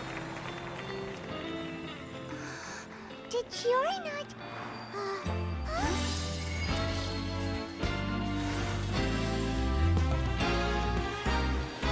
Lights, cameras, over here, please. Let the show begin! the world may change, fashion along with it, but Chiori will remain the same. No challenge is too great. Chiori caters to no one. Not even the times.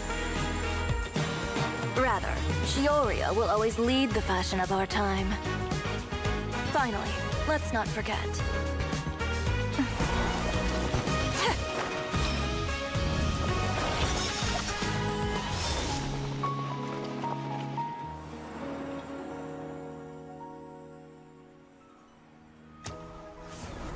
Only those who do not give up on their dreams are worthy of this brand. Well then, I suppose all that's left to say is, Happy Fashion Week, fellow dreamers.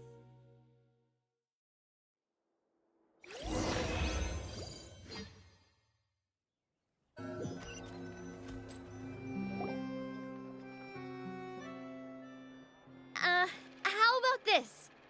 A little more to the left. Like this? Perfect. Phew. Oh, that looks great! Miss Chiori, can I take a picture? Of course. I didn't know you'd make a brand new signboard. I made it before Fashion Week. I figured it'd be best to put it up after the success of the show. Well, how can you become renowned through all of Tevat without a fancy signboard of your own? The Spina's way ahead of you in that regard. Now that you mention it, perhaps our magic troupe could use one of those. Our signatures are the Grinmalkin cat and the Bogglecat box. Oh, and we need to add Pear as well. Pear would need an alias, of course. How about... the Hangry Bird.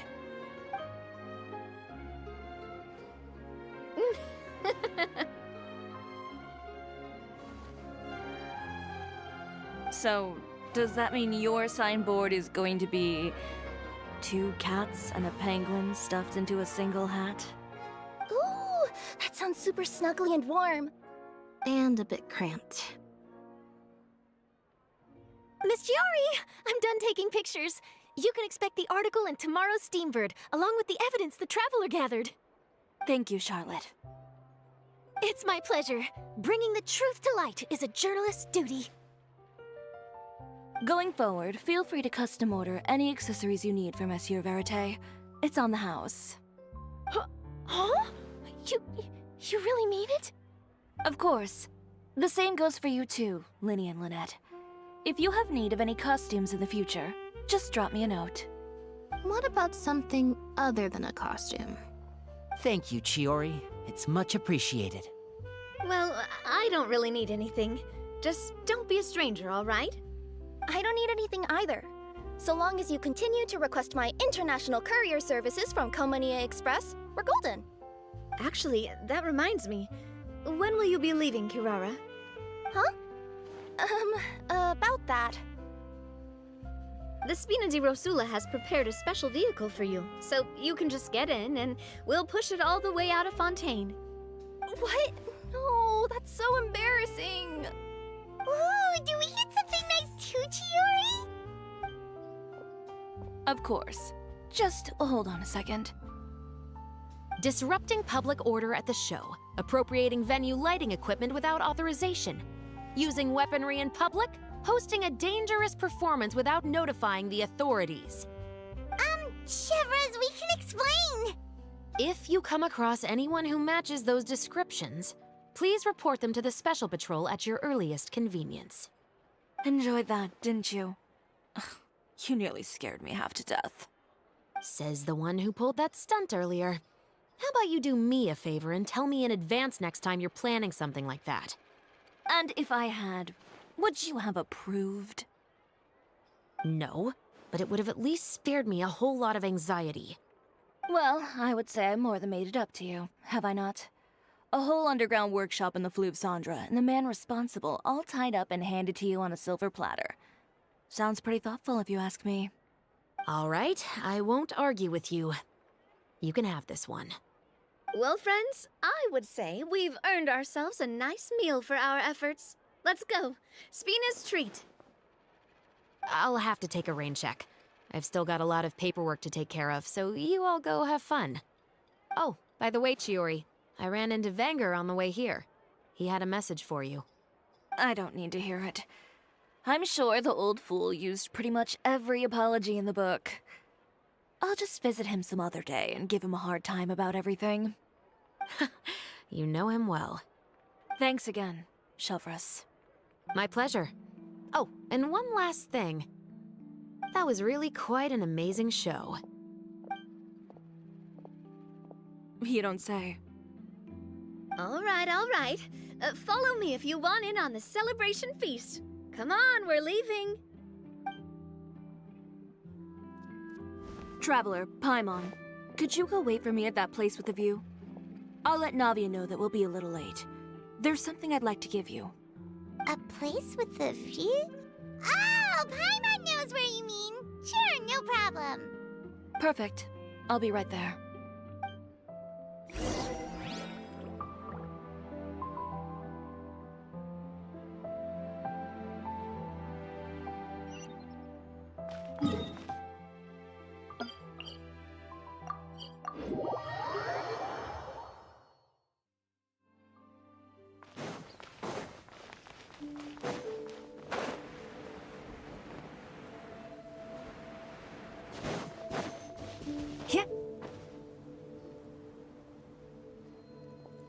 Sorry to keep you waiting. Oh, we didn't wait long at all. But what did you want to give us that you couldn't share right in front of everyone else? Here, take this.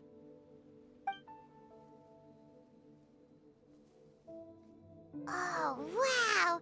A brooch! And in the style of Chiori Boutique, too! Wait, Paimon gets one as well? I've only made 2 for now. After much consideration, I decided to give them to you two.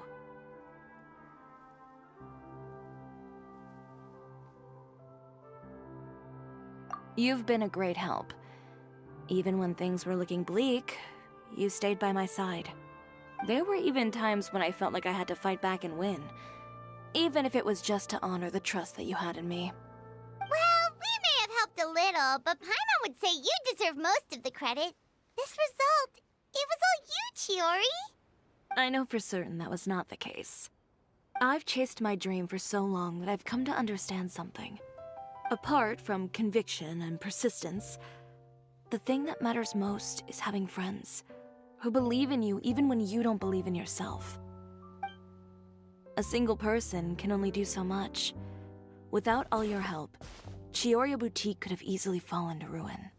Well, Paimon doesn't think it would have ever gotten to that point. Not if you had anything to say about it. But, about the stuff you said at the show, you aren't worried it'll rub some people the wrong way? Perhaps my words were a little pretentious, but they do reflect how I truly feel. I won't bow or scrape before any force in this world, much less any individual. I'm confident in the quality of my work. Create something beautiful, and there will always be people who appreciate it. Well, guess there's nothing to worry about then. Should we go back and join them at the victory feast? Oh, yes, of course. But before that, I'd like to admire the view for just a little while longer. You know, of all the nights I've spent in Fontaine, I'd say this is the loveliest by far.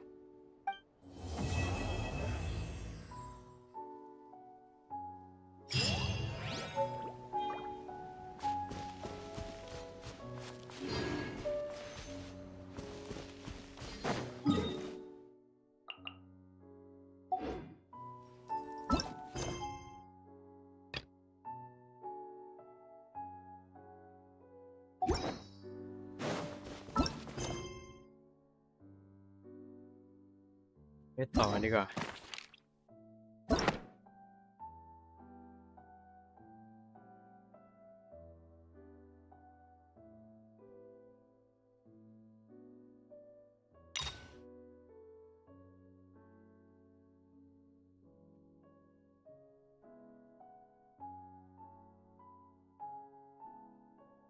ไม่ต้องวันละอันก็ได้ทำวันละเควสไปเรื่อยๆนะทำรวดเดียวเดี๋ยวเหนื่อยตายเลยยกไปเลยว่ะ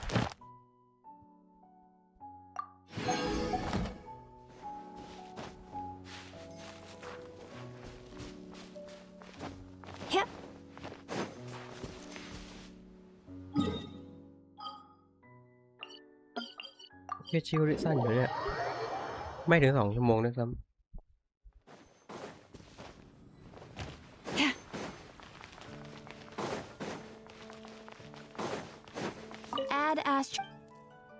ไม่พูด Thank you for เอาของมาประกันเพศ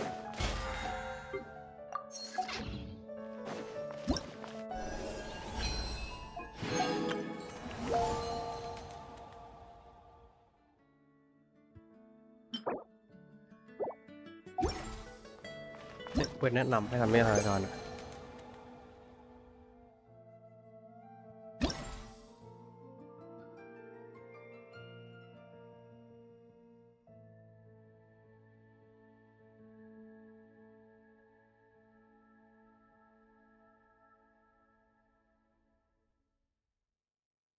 โอ้คิดอีกที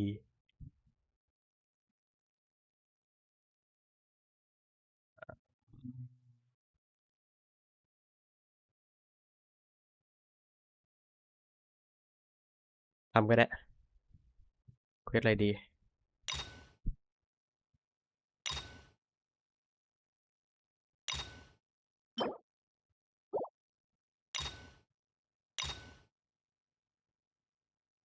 ไปเจเล็กเลยรับมาปล่อยเควสดีกว่า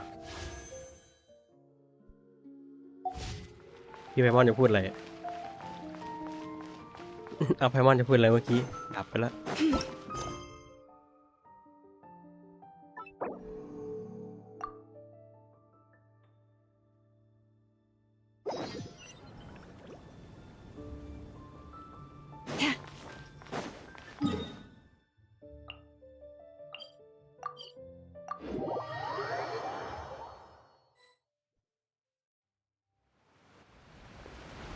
Hey, traveler, Paimon. Oh, Paimon knows that voice! Over here.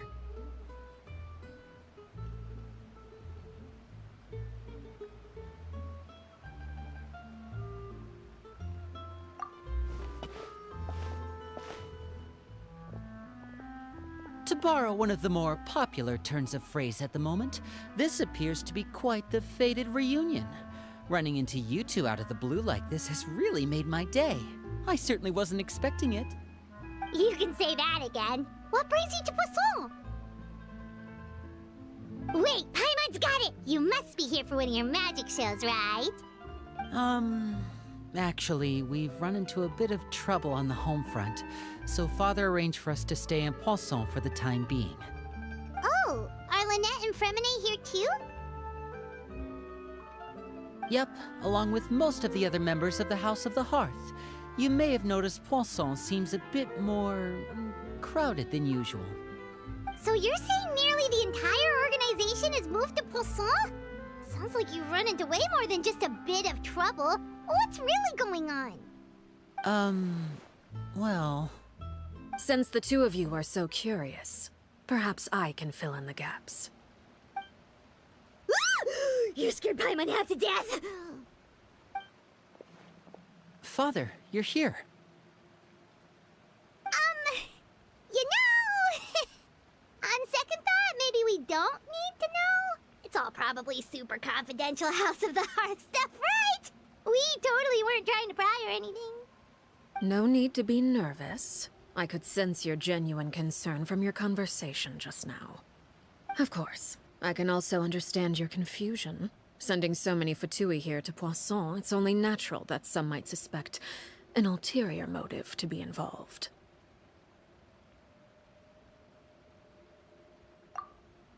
I understand. I'm well aware you've had your fair share of confrontations with the Fatui in the past, and I can't exactly guarantee that we'll remain on good terms in the future.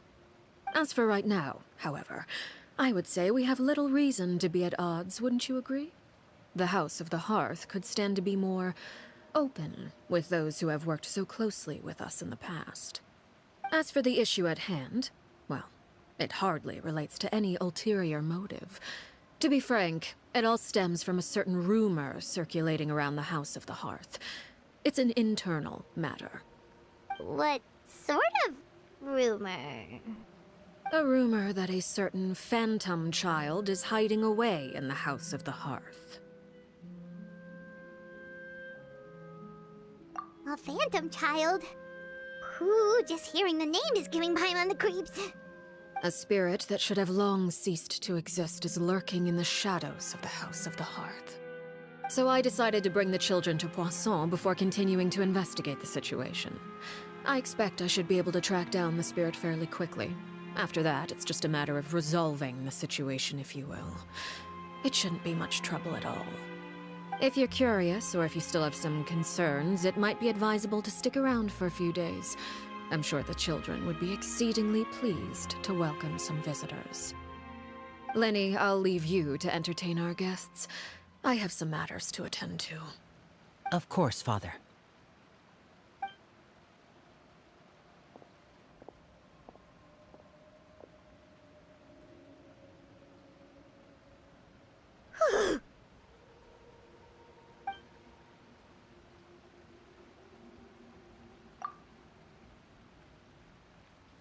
คลองน้ำแป๊บ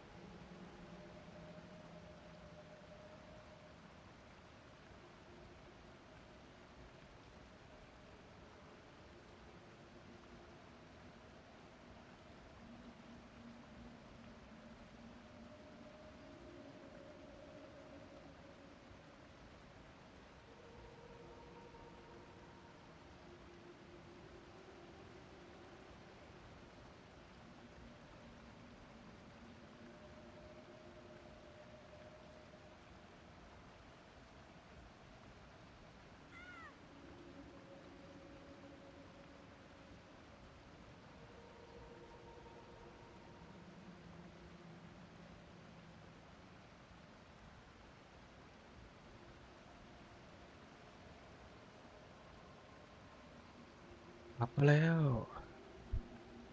อะไรทำพริกไม่รู้ลูกชิ้นเนี่ยอาจจะเป็นลูกชิ้นก็ได้ไม่เป็นไรมาต่อกันดีกว่า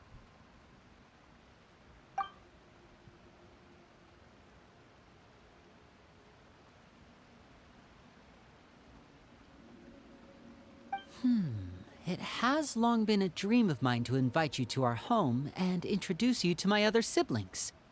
You're quite well known in the organization already. A lot of people have been talking about you, especially after everything with the prophecy. If you're willing, why don't you stay a while and have a little chat with us?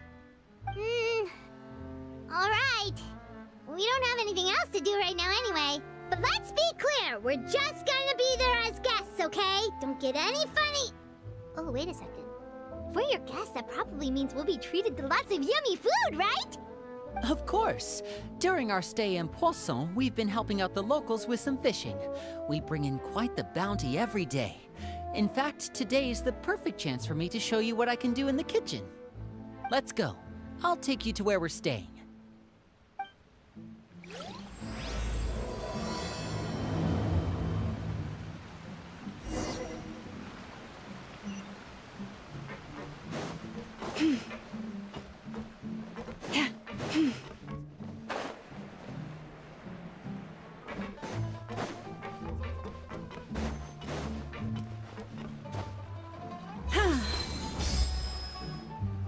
We rented this house from one of the locals to use as a temporary base.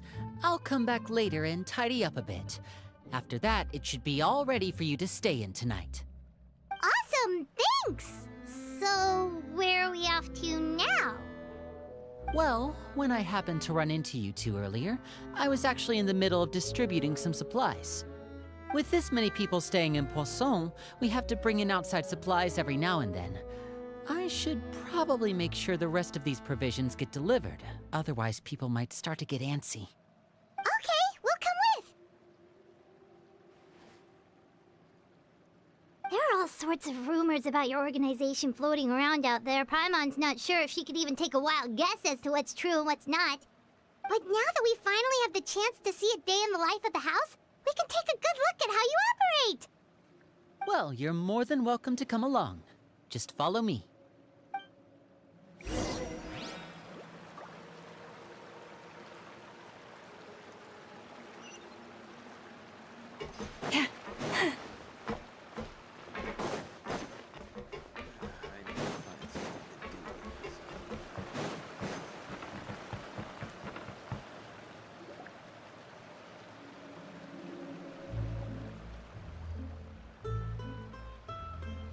Linny! You're finally here. The supplies. I'm assuming you've... Brought them with me? Yep, here you go. Hello? Something caught your eye? It's the Traveler in Paimon! No way! Come here, everyone! Hurry! The Traveler and Paimon are here!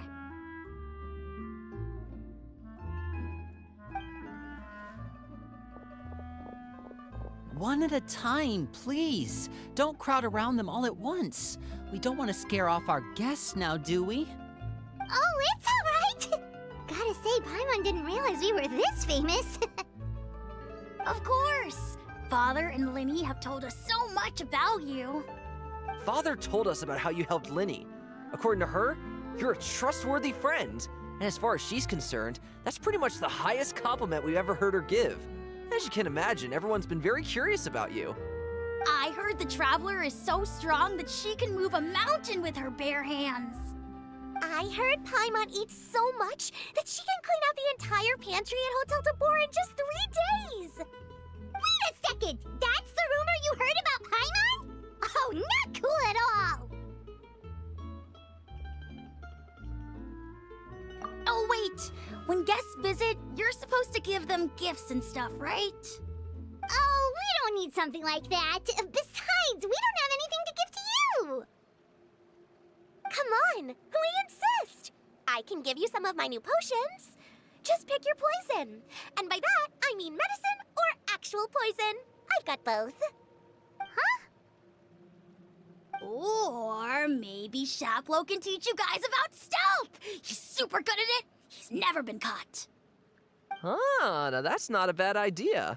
I know you usually prefer to fight head-on, but it never hurts to expand your bag of tricks, right?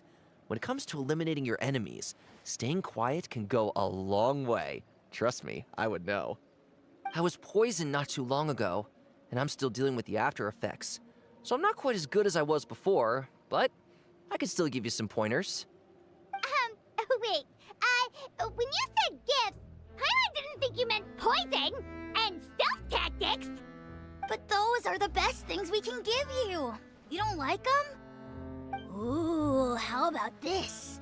Tell me the name of someone who really annoys you, and we'll teach him a lesson for you.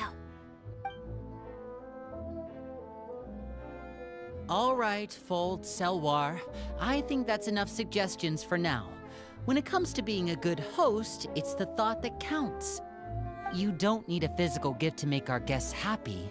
In fact, pestering them with suggestion after suggestion might make them more annoyed than anything. I would say your enthusiasm has certainly gotten across. Really? Awesome! It's been so long since we've had guests to play with.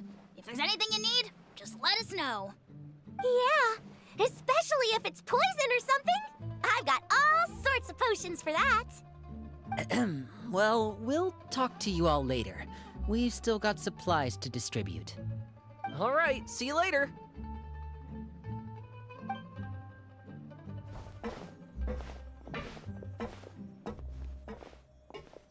Bye!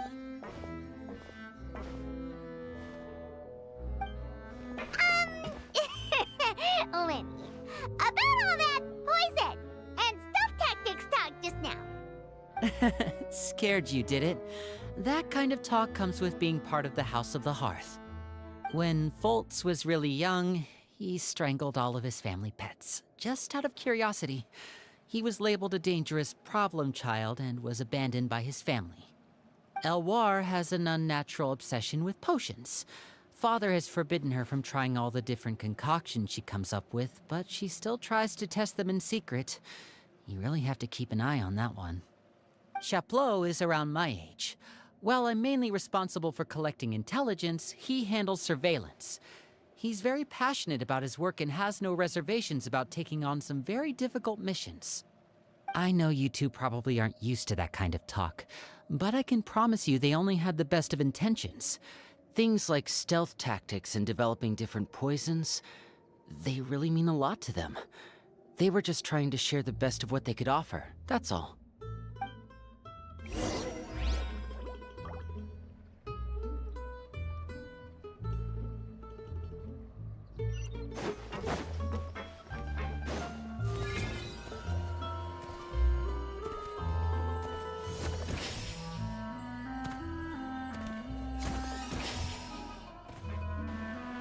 Filial, supplies are here. Thanks. And who are these two? Outsiders? Allow me to introduce you. This is the Traveler and Paimon. Oh, you're the famous duo I've been hearing so much about. It's nice to meet you. I heard you've traveled to all sorts of places. Is that true? Of course! We're making our way all across to that! Oh, good for you. You must be pretty familiar with Fontaine by now, then. Have you seen the new opera that started running recently? I think it's called... The 4,000 Thieves? Oh, this is the first we've heard of it. It seems like it's going to be fantastic. From what I've been able to tell from the posters, anyway. You should definitely check it out if you have the time. Oh, and there's The Blind Maiden, too. That one is supposed to have audience interaction. Seems pretty interesting. After this mission is over, I think I'll go get a manicure. Oh, maybe I should dye my hair. Wonder how much it'll cost. Is it just Paimon, or do these two seem much easier to get along with than the others? Looks like the House of the Hearth has some normal members after all. I heard that. Oops. I'm guessing you're referring to Foltz and the others. Yeah, we're definitely not all like them. I bet those crazies are practically foaming at the mouth right now. I'm sure they just can't wait to get back to Snezhnaya to carry out the plan. That's enough, Filial. Don't talk about family members behind their back, right? Whatever.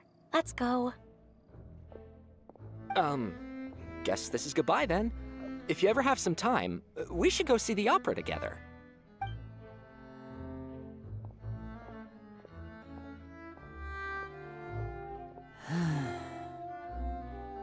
Well, that's it for the supplies. We should probably head back as well.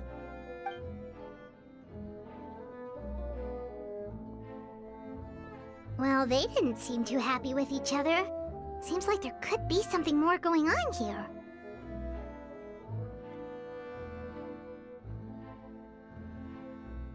You're right. We're only here as guests after all. Oh, Linny's getting super far ahead. Come on, let's catch up.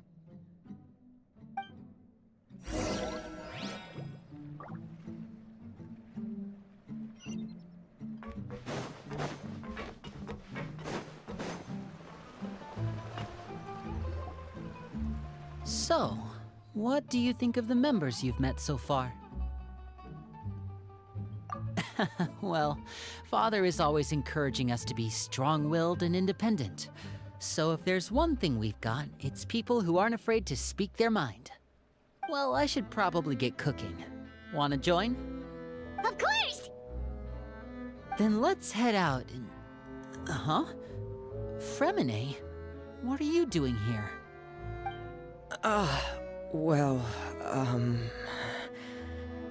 Fremine! Nice to see you again!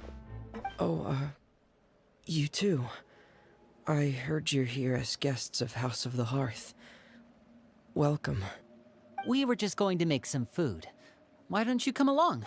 I could use some help in the kitchen, and I seem to remember you mentioning you wanted to make seafood soup for the traveler in Paimon.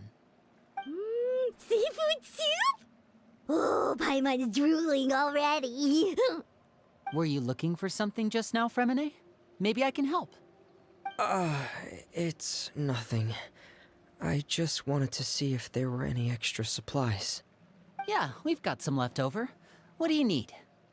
Some food and water. And some clean cloth, if possible. No problem. Give me a second here. Food, water... Wait a minute. What do you need all of those for? You're not on any missions as far as I'm aware, and you were just going to come eat with us. So what's this all about? I thought I'd grab an extra portion because I get hungry at night. Could be because I'm growing, you know, and... Fremine, you remember what I told you? You're not like me. Your lying skills still need some work. Tell me what's going on. Is it really bad enough that you have to keep it from your own brother? Maybe it'll be better if we gave them some space.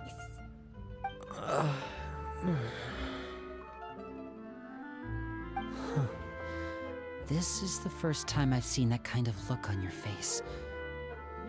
Whatever happened, does it have something to do with Father? Yes.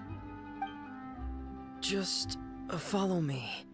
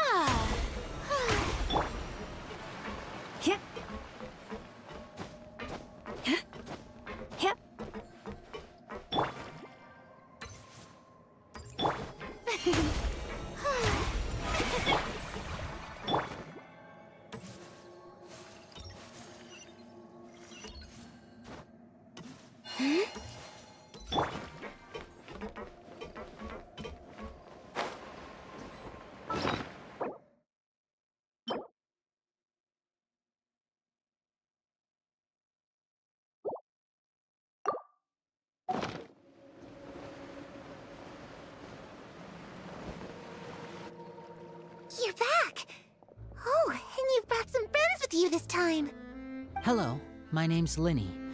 I grew up in the House of the Hearth. And you are? Hi, Linny. I'm also a child of the House of the Hearth, just like you. You can call me Clairvy.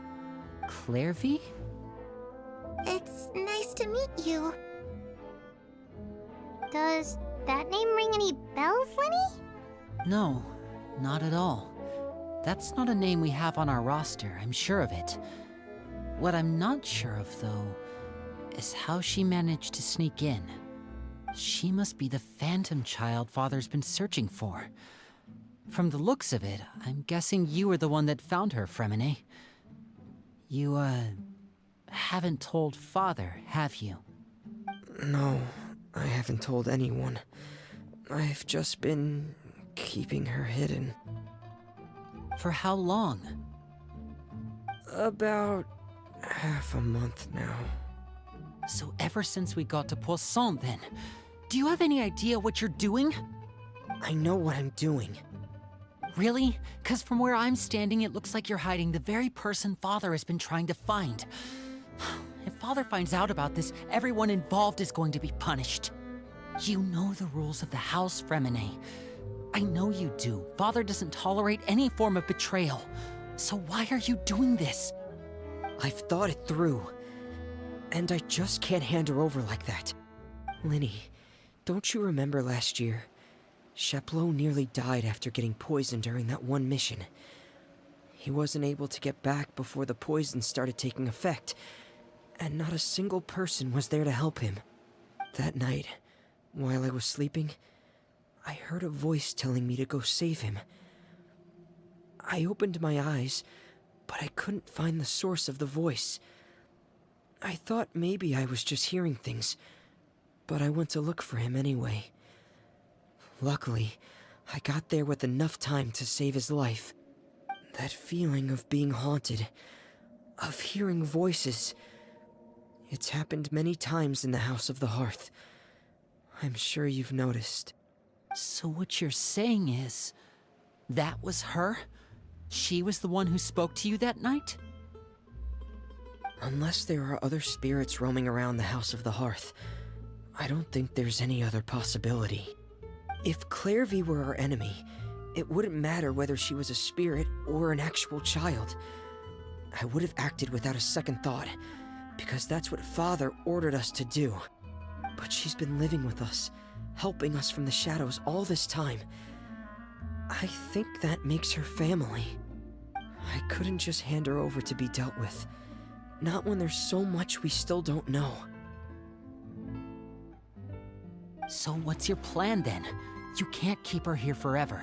Someone is bound to find out eventually. I haven't thought that far yet.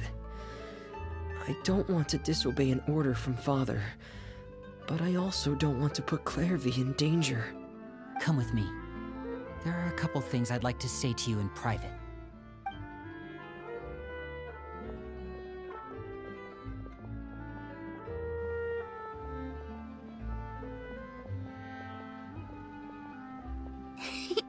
Those two sure care a lot about each other. Well, they got a funny way of showing it. From where Paimon was floating, it sure seemed like they were about to bite each other's heads off. No way! They have a really deep bond. I could tell right away, because I also have a friend like that.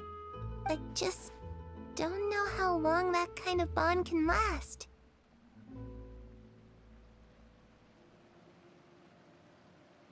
The darkness in the house runs deeper than you can imagine.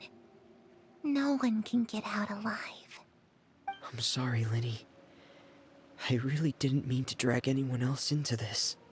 Oh, really? You didn't mean to? 'Cause I, for one, wish you did. Huh? What do you mean?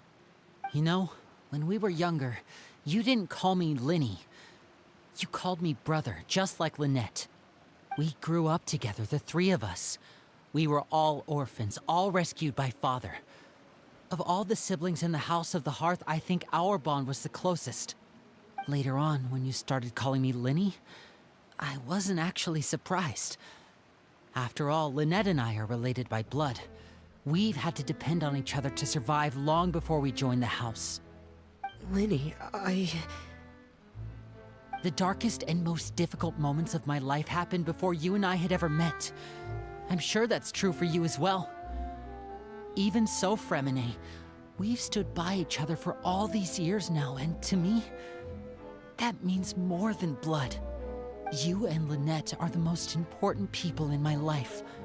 No one can replace you. So I won't let you face anything alone. Not if I can help it. Oh, looks like things are getting kinda heated between Linny and Fremine. Maybe we should go check on them. Oh, it's raining. I should put my clothes away.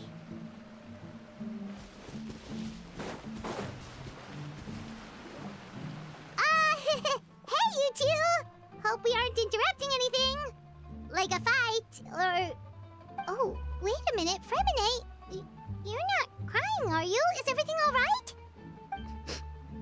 everything's fine. Thanks for asking. Well, we're all friends here, right? We've been through so much together, so if there's anything we can do to help, just say the word. It's just a small family dispute. It's not something our guests should trouble themselves with. In fact, it might be better if your stay ended here.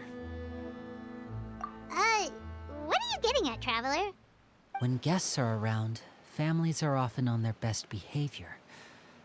And any disputes are less likely to escalate. That's what you're trying. I just... Thank you. I was really hoping to keep you out of it. But even if I could think of some other reason to turn you away, I'm not sure I could convince you. I know things could turn dangerous, so I promise you this. From now on, I'll protect you like my life depends on it. Me too. Well, back to the matter at hand then. If we don't plan on handing Clairvy over to Father, then our only other option is to solve the mystery of her identity before Father is able to track her down. That means finding out where she came from and what she's doing here. Then we can send her on her merry way and pretend like none of this ever happened. I've tried that already. And? And... nothing. I tried taking her somewhere really far away, but... after some time, she just reappeared. She even came with us all the way to Poisson. It seems like wherever the house is, she follows. I don't know much about spirits. Do you two have any ideas? Let's see here.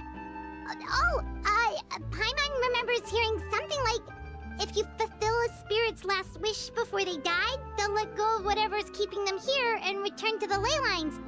Oh, it's just that Paimon doesn't really remember where she heard that, so it's not guaranteed to work or anything. Well, sounds like it's worth a shot. Guess that means we should go ask her about her wish. But first, Fremine, I need you to promise me something. What is it?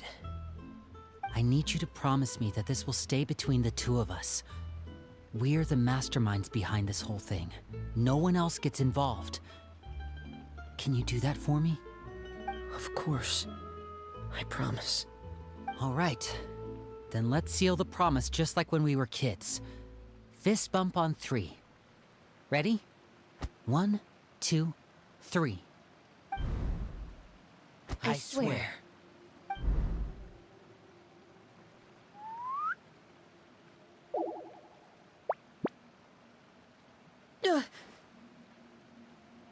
Whoa! Lynette! But what a surprise! What brings you here, dear sister? And, when exactly did you get here?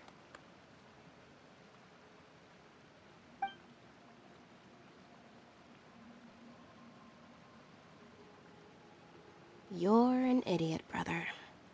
And you too, Fremine.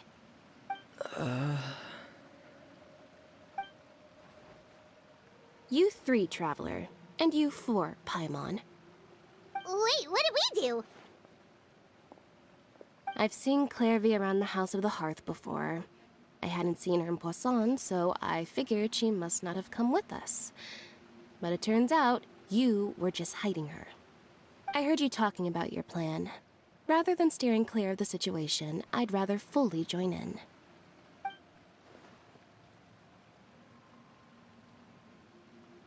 If you don't agree, I'll have no choice but to report everything back to Father. Simple as that. You're not giving us much wiggle room here, Lynette. Well, I guess we're all in this together then. After we talk to Clairvy, we'll figure out our next move. There's no time to lose. Let's go.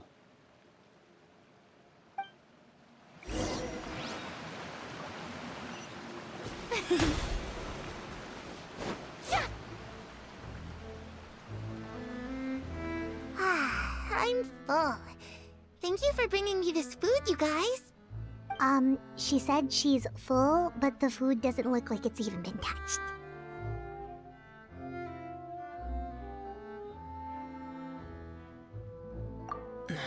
That's right. Based on what I've been able to observe, it doesn't seem like Clairvy can interact with the physical world at all. Still, when she's presented with food, she'll always linger around it for a good little while. Maybe, in her mind, she really is eating those things. Does she know that she has already passed away? I've tried to ask her, but she didn't answer. My guess is that she's just as confused as we are. Or maybe she couldn't understand the question at all. Clairvy, if you've got some time, I'd like to ask you a few questions. Sure. Oh, another new friend. Hi, I'm Clairvy. Hello. Clairvy, how did you join the House of the Hearth? Huh? Isn't it the same for everybody? The knave brings you here and then you can't leave. It's just that your name, it's not on the roster. And I've never seen you before. The roster? Oh, I get it now. I think there might be some things you don't know about this place. The people in charge, they're not as nice as they look. They say they keep a roster, but it's not complete. There are a lot of people who aren't on it, and never will be. In this house, some people are family, and other people are just test subjects. Those kinds of people aren't ever going to get a place on the roster, unless it's the roster of people who've been executed. Wait, does that mean the knave... she... Is there anyone that can vouch for you? Perry. She's my best friend. She's the only one I trust in this place. Have either of you heard of that name before? No. Me neither. Clairvy, Perry. Neither of those names are on the roster. But it seems like she's telling the truth. Either that, or this kid's already got a bag of tricks bigger than mine. Maybe we should try a different approach. Clairvy, do you have a wish? A wish? It can be anything you want. Just imagine. It's your birthday, you're blowing out the candles, and your wish is...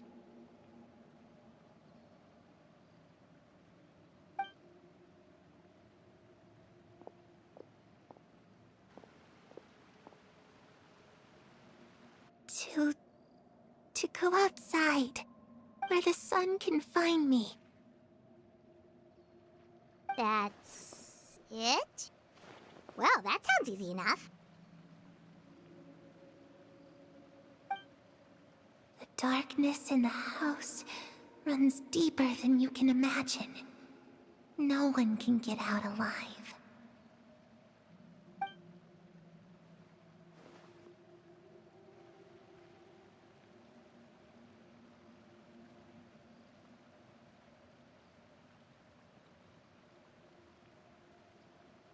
Okay, time to divide and conquer.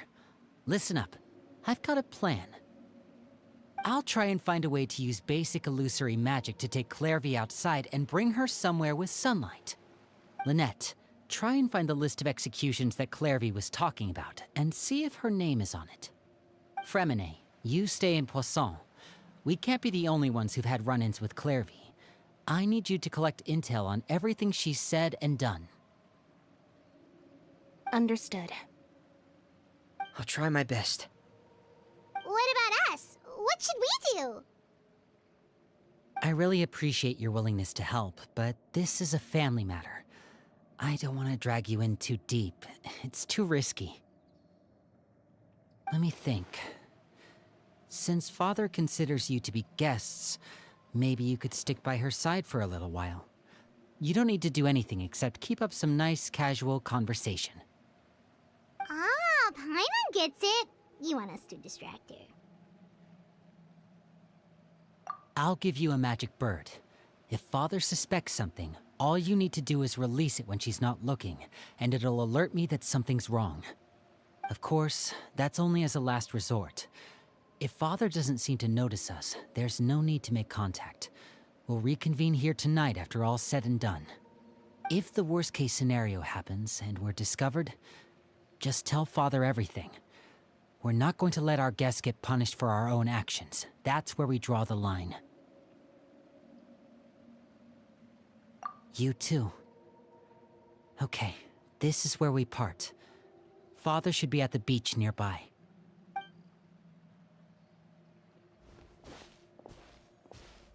I really hope this goes well. No, it has to go well. That's the only way this can get resolved.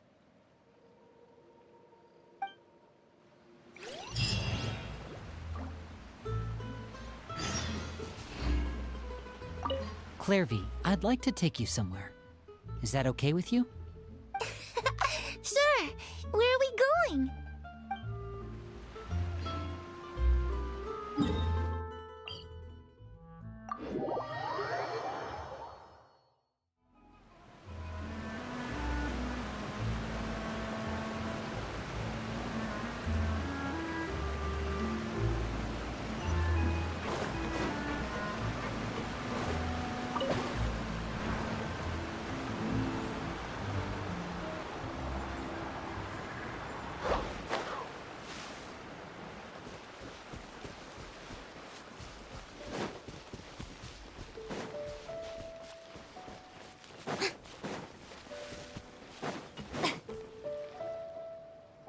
It's the Knave!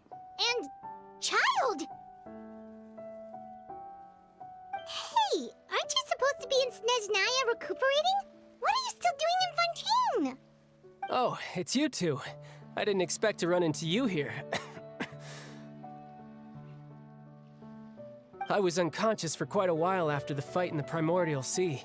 After I woke up, I realized I was being taken back to Snezhnaya, and well, I couldn't have that now, could I?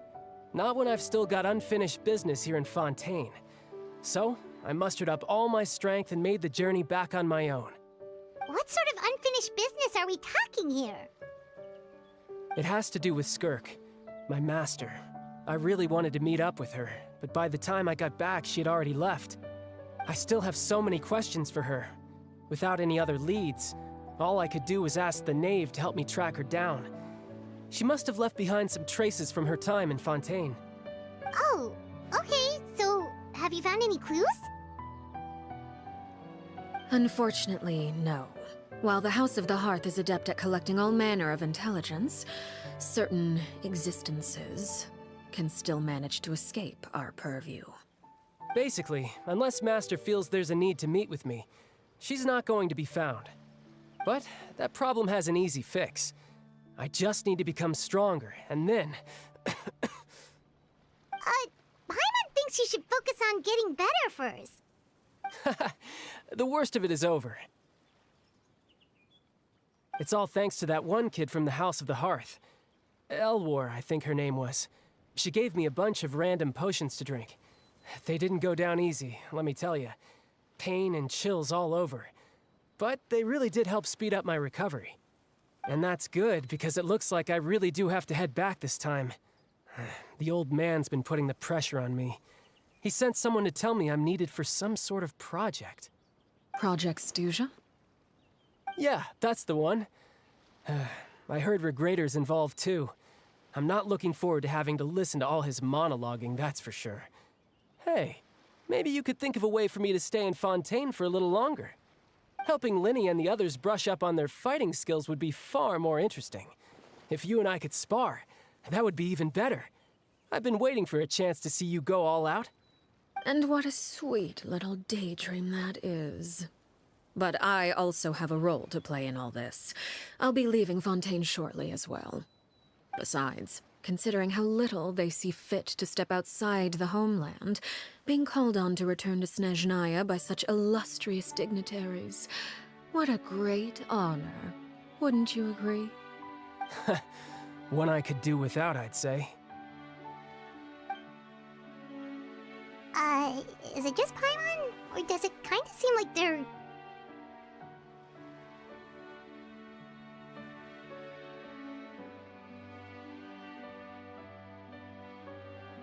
So, dear guests of the House of the Hearth, to what do I owe the visit? Well, we just...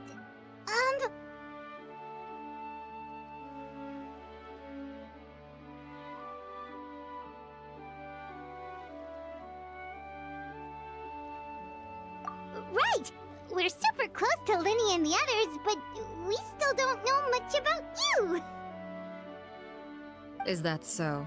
Introductions have already been made, have they not? Oh, well, you see?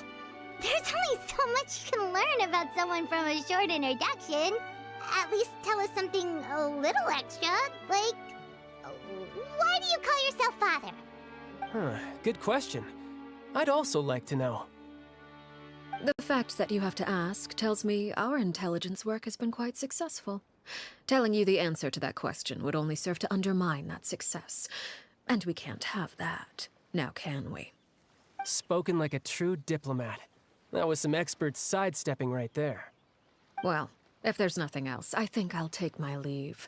I still have a small matter to resolve at home. Wait, don't go!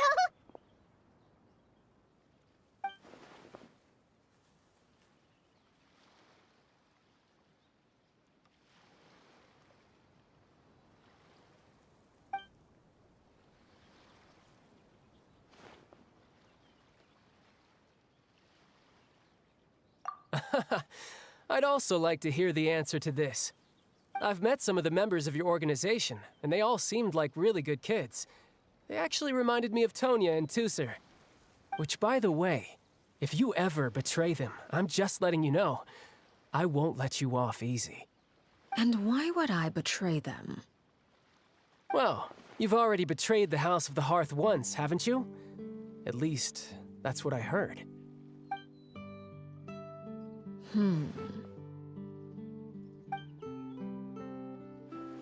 Okay, I admit. That's just what the old man told me. The rooster, I mean.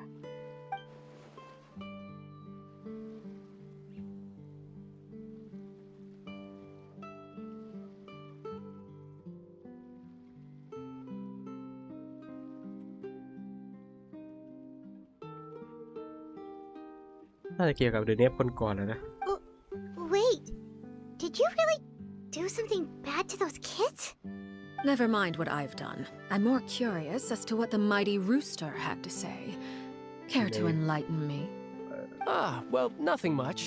Just some stuff about you taking out many other members of the House of the Hearth, and even going so far to attack your own family. น่าจะเกี่ยวกับเดอะเนฟคนก่อนนะเพราะว่าในเนื้อเรื่องมันจะพูดถึงเดอะเนฟคนก่อนเอาไว้อยู่ที่ไปร่วมมือกับเดอะด็อกเตอร์นะร่วมมือกับไอ้หมอเวนนั่นนะซึ่งเดอะเนฟคนก่อนไม่อยู่ละ กลายเป็นพื้นดินไปแล้ว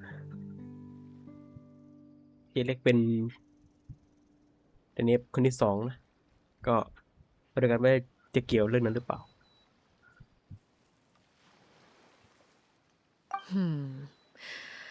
I see.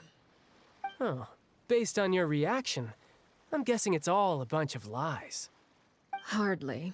I don't appreciate his particular turns of phrase, but I suppose he didn't say anything untrue.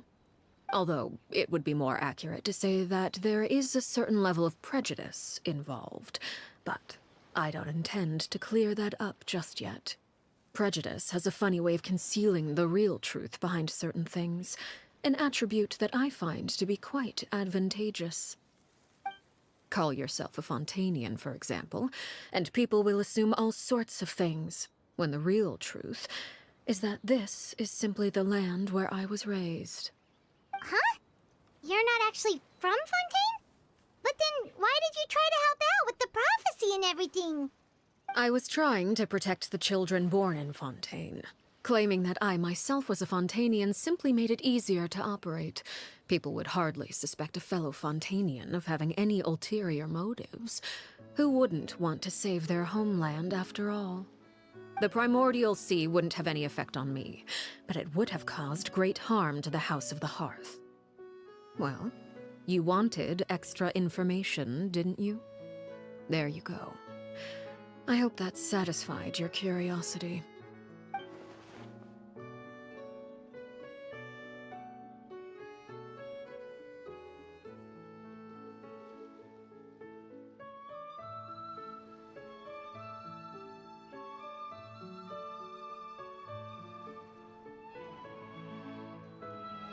So, you stayed in Fontaine for the kids. I guess I was wrong to believe you'd betray them. Apologies. Looks like I was holding on to some prejudices myself. Good. Like I said, I like it when others have misconceptions of me. Actually, while I was recuperating at the House of the Hearth, there was something else that really caught my attention. I heard that members always resolve disputes and arguments with a friendly spar, and the loser has to back down. Seems pretty cool if you ask me. Would also give them plenty of opportunities to hone their skills. Well, that's only a recent development. In the past, such spars weren't nearly so friendly. The losing party would lose everything, including their life. They were that high stakes? Whew, at least that's not a thing anymore.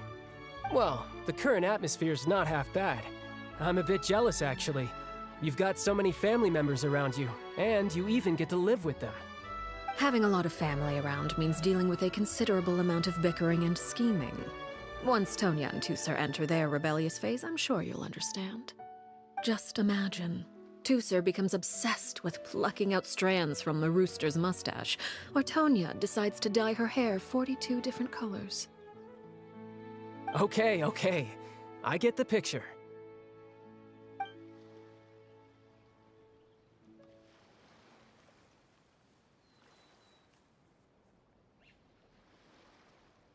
Well, would you look at the time? I should probably get going.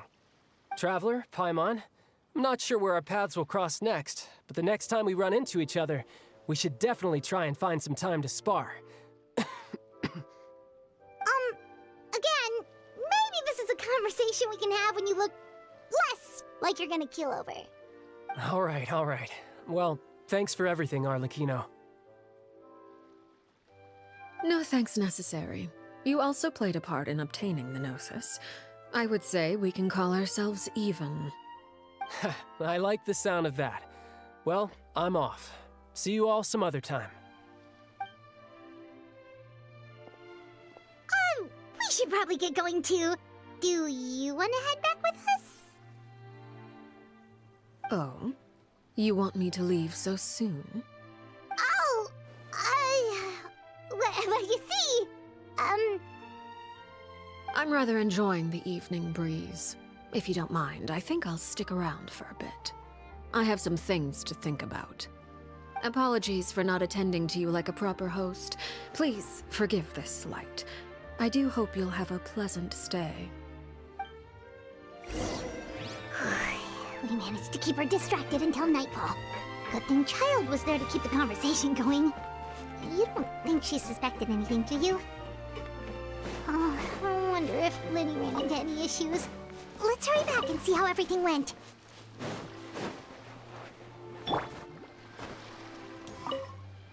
Oh? You decided to stay a little longer? Let's take in the ocean view together, then.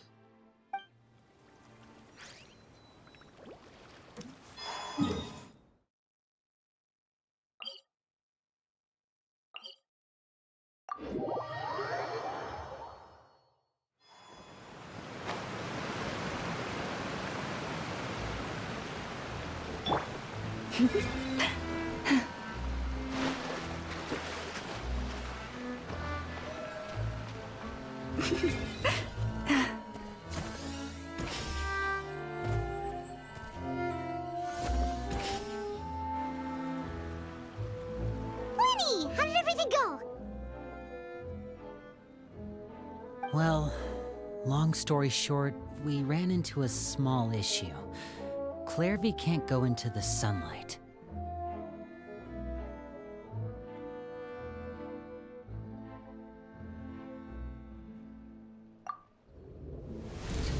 Everything was fine at first. She followed me up to the surface just like I told her.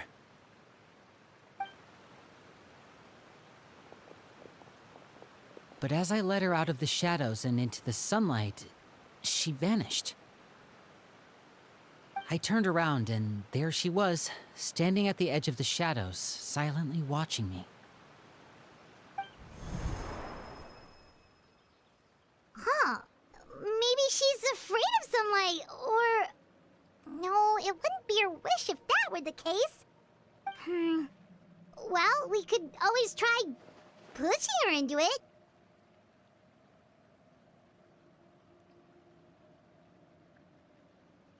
Oh, true. I've pretty much tried it all already. Nothing worked. Eventually, the sun went down, so all I could do was bring her back here. How did it go with you, Lynette? Good. I've got the list. It's right here. Really? Well, what are we waiting for? Let's take a look!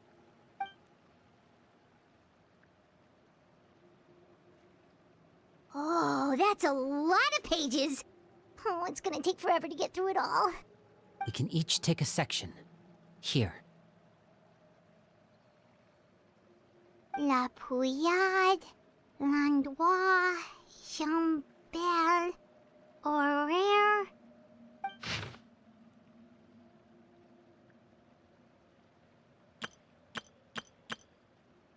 Oh, yikes. That Horaire guy has a huge scar on his face. He's kinda giving Paimon the creeps. Ah, I've met him before. The scar is from an injury he received during a mission. I still remember him joking with me about it. He said any future lover would take one look at him and then lose all interest. Did he say anything else? Well, I asked if there was someone he was interested in. He said no, and that's where our conversation ended. It was only later that I learned he really did have someone he liked. He risked everything to escape so he could be with her, but it didn't work. One day, Father asked to see him, and, well, I never saw him again after that. Wait, so that means the knave, she...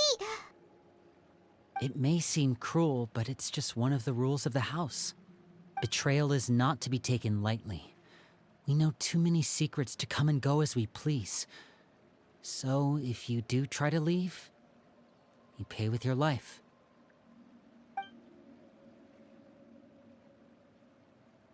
Her name's not here, huh? Well, that's not too surprising. It doesn't seem like this list is complete. It only contains records dating back around 5 years. Let's shift our attention then. Fremine, were you able to find anything out?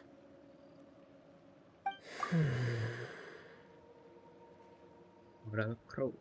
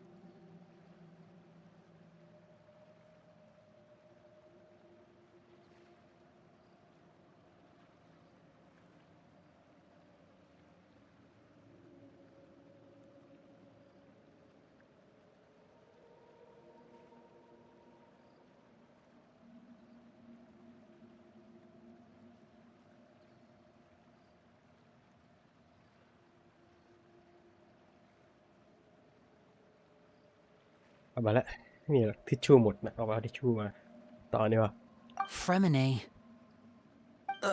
Sorry. I was thinking about something. I managed to talk to quite a few people, but I couldn't help but notice that the atmosphere in the house was a little... strange. Strange? Yeah, I mean, I know there have been arguments in the past, times when people haven't gotten along. Chaplot and Filial are a good example of that. Oh, those are two of the people that we met while delivering supplies. Paimon can see how they might not get along. They had very different vibes, and their, interests seem to be pretty different as well. That's to be expected, actually. Father brought us all here, shared her knowledge with us, taught us how to fight. That's one thing we all share. But that's also where the similarities end. Not all of us feel the same desire to stay here. As members of the House of the Hearth, we're also considered part of the Fatui. And to a lot of people, that's an identity they never asked for. Certain members get older and realize they want something else for themselves. But considering the rules of the House, most people would never say that out loud. People like Chaplot and Foltz are loyal to Father and her vision. They're proud to be part of the Fatui. Filial and Nantoy, on the other hand, well, they aren't quite as enthusiastic. These kinds of conflicts have always been there. It's not like Father is in the dark about any of this. Well, that's true. But it just feels like things have gotten worse lately. Filial and the others... It seemed like they were meeting in secret to talk about something. I can't say for sure, but I think they've met Clairvy. You think she's been inciting them to act out? No, not exactly. But I wouldn't be surprised if she said something to them about the darkness in the house and how deep it runs. She's told me about it before. Experiments being run on children. People being used as pawns on the battlefield without so much as the strength to survive. And they just believed all that? Without any evidence? Clairvy's words probably gave them the excuse they were looking for. Whether they actually believe them to be true is secondary. This is all because of Project Stuja, isn't it? Whoa. Hold on a second. What's this Project Stuja all about, huh? This is the second time it's come up now. Sorry, but I'm not sure of the details either. I only know what Father has told us, which is that it's something the Rooster and Regrator have been working on together. Apparently, it has to do with the Fatui's strategic plan for the future. Because the House of the Hearth was so successful in obtaining the Gnosis, we now have the honor of playing a key role in Project Stuja. Wait, but isn't that a good thing? Key role is just another way of saying dangerous role. To us, the whole thing is an inconvenience. Father thinks so too, but she's in no position to refuse. Their plan isn't exactly unreasonable, and they've been funneling the house a lot of funding. It's just that we'll lose a lot of members in the process. Participating in the plan, it's an honor in name only. What they're really trying to do is subdue us. The existence of an intelligence organization outside their control makes them feel uneasy.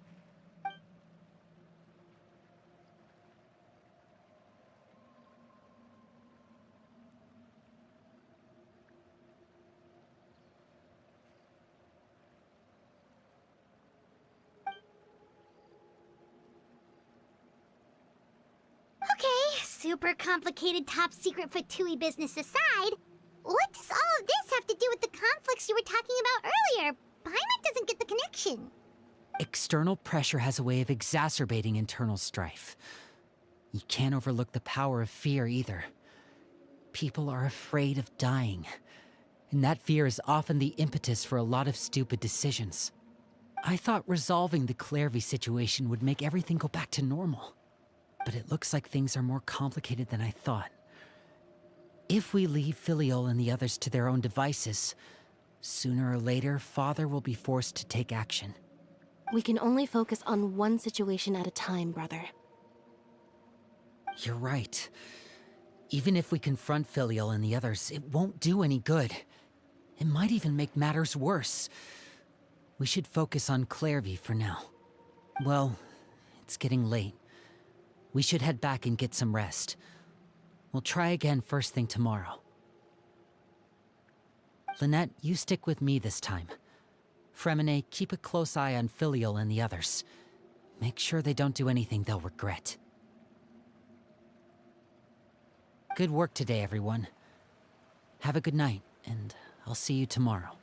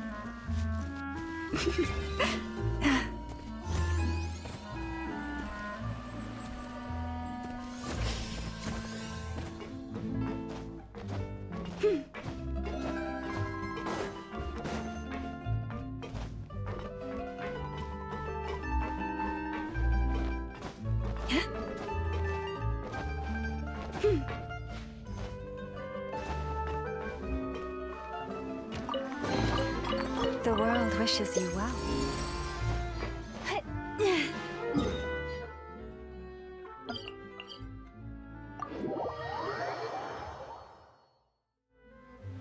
เอาอะไรเก็บของแบบพอดีอยู่ของอยู่กล่องเก็บกล่อง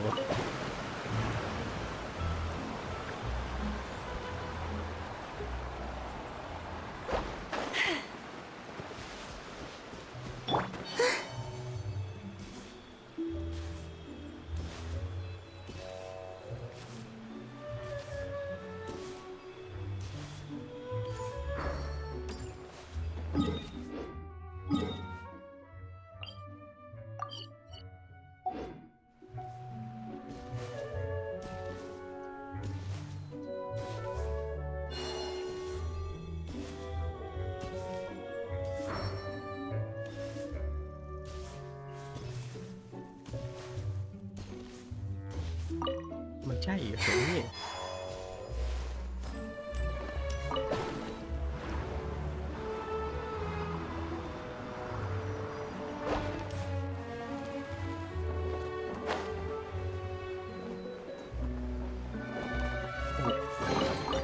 They call this a pleasant surprise. พูดเลยหยิบได้เลยเนี่ย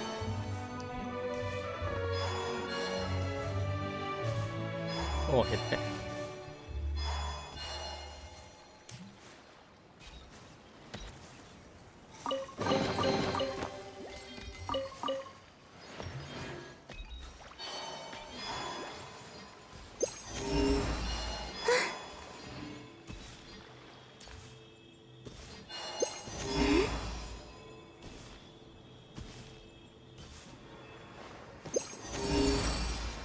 นั่นไง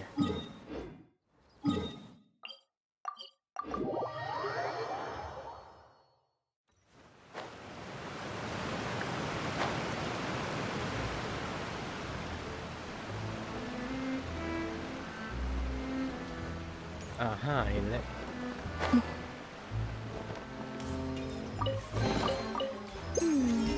Did they run from home too?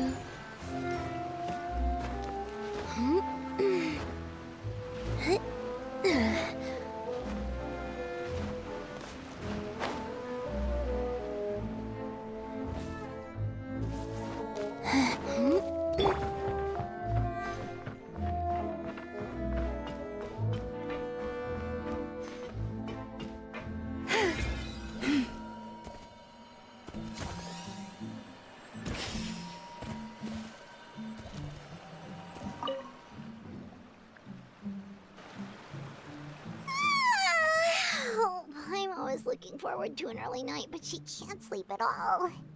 Hey, you don't think the knave will be too angry with Linny and everyone if she finds out about all this, do you?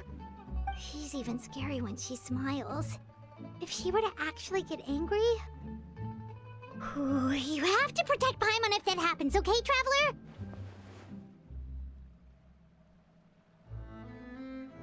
Oh, well, in that case, we should just plan on running away. We'll grab Linny and the others and we can make a break for it as fast as we can. Look! Look over there!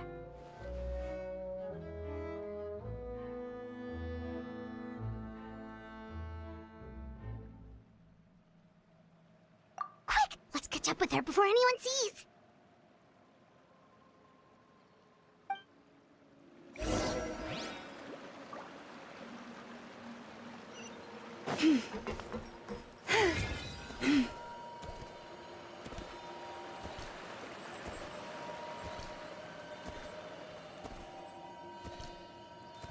Over there!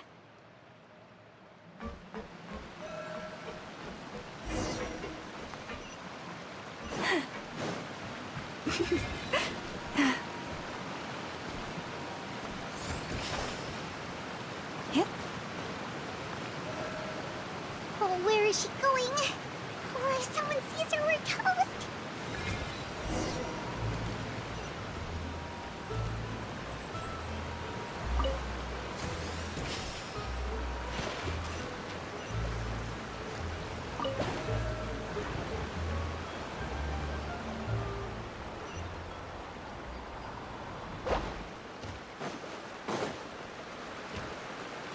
Oh, look!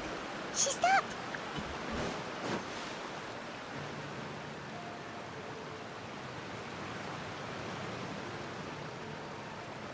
Clairvy! Shh. I opened the window while no one was looking. Look how pretty the outside is.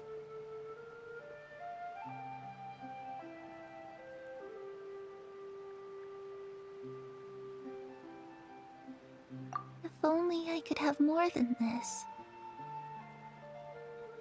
You probably think I'm being silly, huh? All this hopeless resisting. It's better to dream of what I could have than try to make it a reality, right? Please, help us get on the same page here, Clary. We need you to tell us what you know. Can you do that? Sure. Although, after you hear all this, I think you might regret that decision. Everyone in this family is nothing more than a tool. Something to be used and exploited. We're all expendable. Including me. As long as you're useful, you get to stick around. Lose your value, and you're handed over to the doctor, experimented on, and given a fate worse than death. I've seen it happen again and again, and I've had enough. You're saying the knave did all that? It's just, that doesn't seem like something she would do. She's scary and all, but it seems like even she has lines she wouldn't cross. I knew you wouldn't believe me. Everyone thinks she's a good person. They all think of her like a real mother. Mother? But she doesn't deserve that title. She's disgraced it and tarnished it.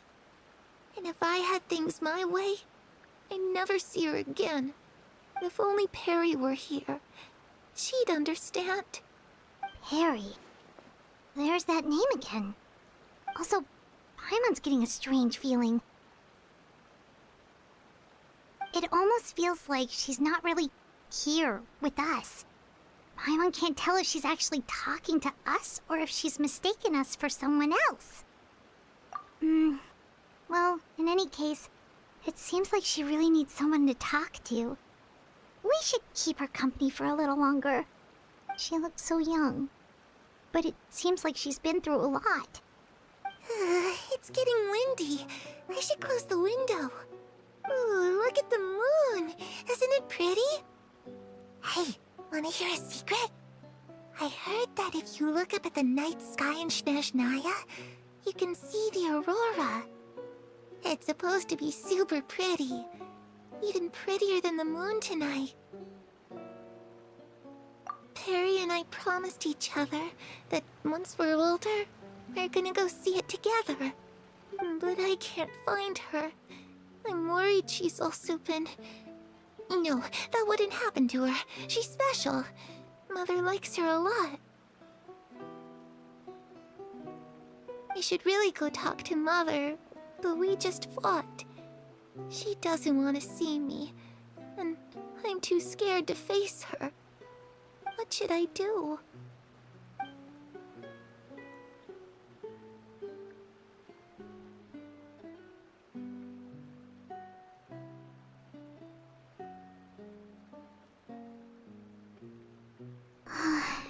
My mom really doesn't understand what's going on with her. Well, let's head back. We've got an early morning tomorrow.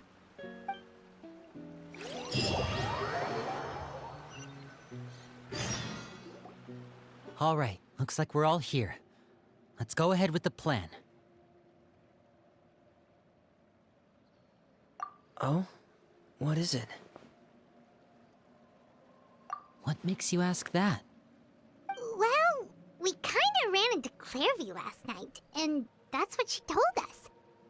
We met the doctor back in Sumeru. He's super dangerous, and he's done all sorts of bad things.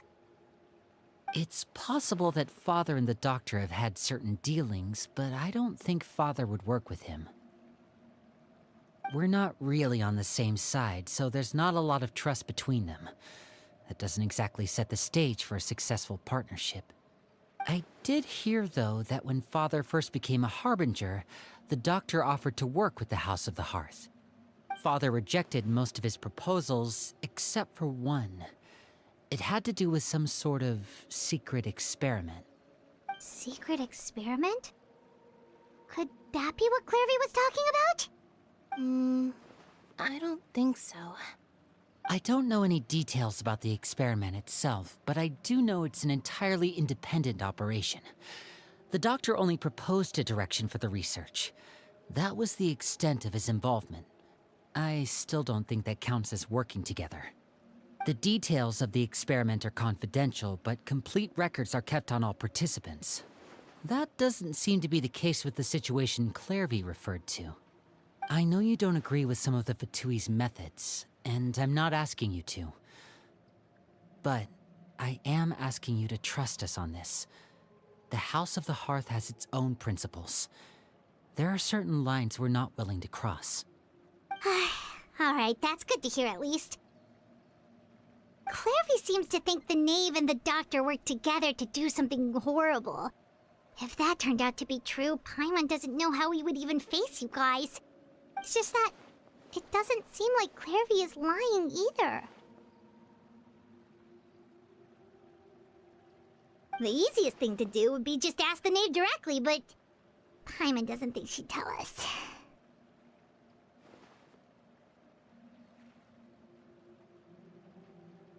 Father didn't come back last night. She's probably still near the shore.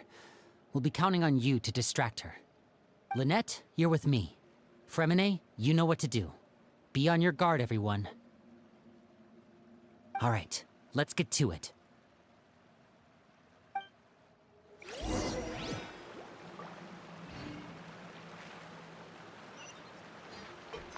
Where are we going today? Let's try somewhere further away this time.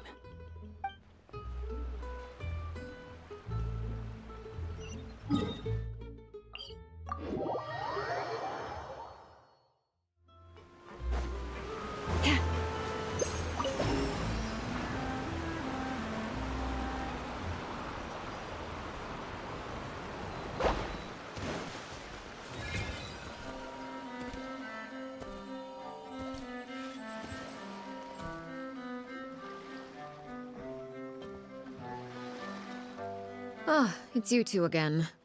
I must say, you look a bit pale. Did you have trouble sleeping last night? A little. Perhaps if you had less on your mind, you'd be able to absolve yourself of such troubles. So what are you planning to do now? Catch up on some sleep?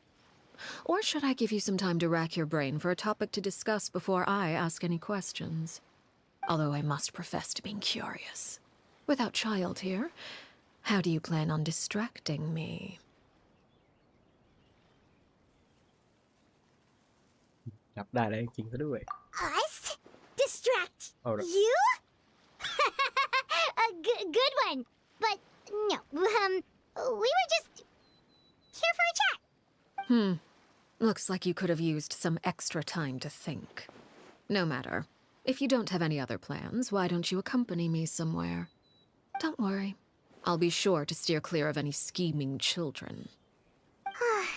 The ocean breeze is sure nice today.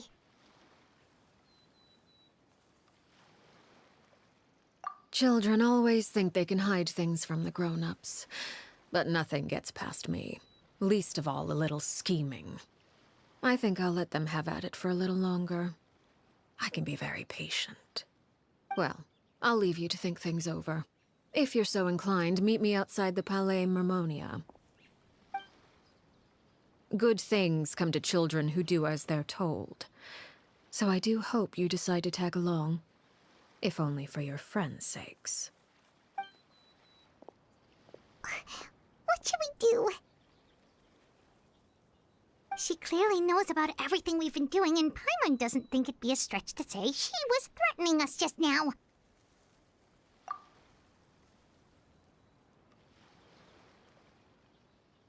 Oh, good idea. Hopefully he sees it in time. Well, we should probably head to the Palais Mermonia. Paimon doesn't want to find out what happens if we don't show up. Based on what the knave was saying just now, it sure didn't seem like it'd be anything good. Okay, then we probably shouldn't keep her waiting. It seems like Linny and the others are on thin ice, so let's do our best to not get them in any more trouble.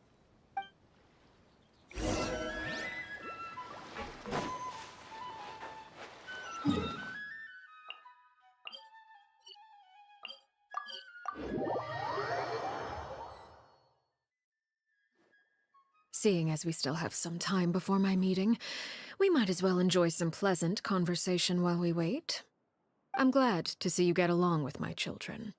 Being surrounded by good companions is necessary for a child's development. You're not planning on doing anything to them, are you? I assume you're referring to Linny, Lynette, and Fremine. Although, there's that situation with Filial and Nentoy as well. It appears quite a few people have been acting out lately. No matter. I'm not one to discriminate. All those who betray the house meet the same fate. There are no exceptions. Does that mean you're going to kill them? Oh, are you here to beg for their lives? I'm sorry to disappoint, but the rules of the house change for no one. In my organization, everyone is responsible for their own actions. But don't you care about them at all? They really respect you. They even call you father. You must feel something for them. Any organization in which feelings come before principles is one destined for ruin. The House of the Hearth is hardly an exception. You could say our principles are more stringent than most. Perhaps I can offer you this consolation at least. As our guests, you two will not be held accountable along with them.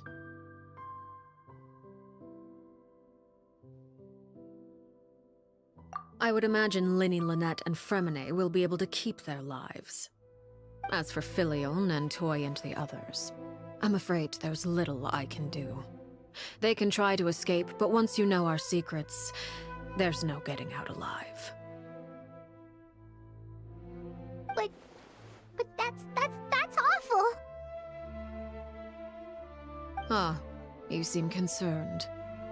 Out of consideration for my guests, I suppose I could turn a blind eye for a little longer.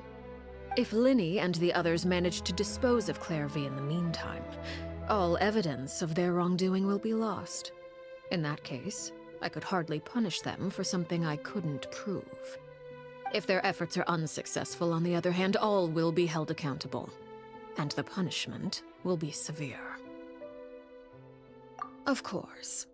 Oh, and here, I believe this belongs to you. Do try and keep better track of it next time. It takes a considerable amount of time to train a bird like this. It would be such a pity if you were to lose it. Permanently. Wait, where did you get that? Well, I'm afraid that's all the time we have to chat. Now, for the matter at hand. I asked you to meet me here because I have business at the Palais Mermonia. It has nothing to do with you, but I think it would be prudent for you to stick by my side for the time being. There will always be time later to run off and tell Linny what you've learned. Well, time to go. Looks like we wrapped things up just in time. งานนี้แม่งงานยังฮา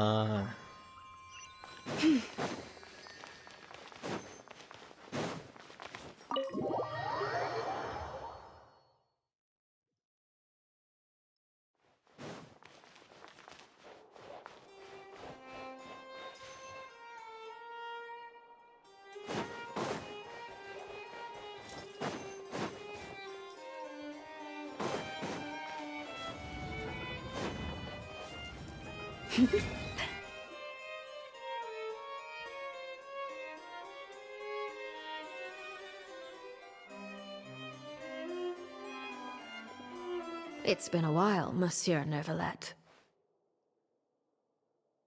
I must say, I wasn't expecting my meeting request to be approved quite so quickly. The Palais Mermonia operates with an efficiency worthy of admiration. It is only right that an esteemed diplomat such as yourself should be afforded the proper level of respect. Although, if I may speak plainly, I must confess that I did not anticipate we would have the occasion to meet again after presenting you with the Gnosis. I see you brought the Traveler and Paimon with you as well.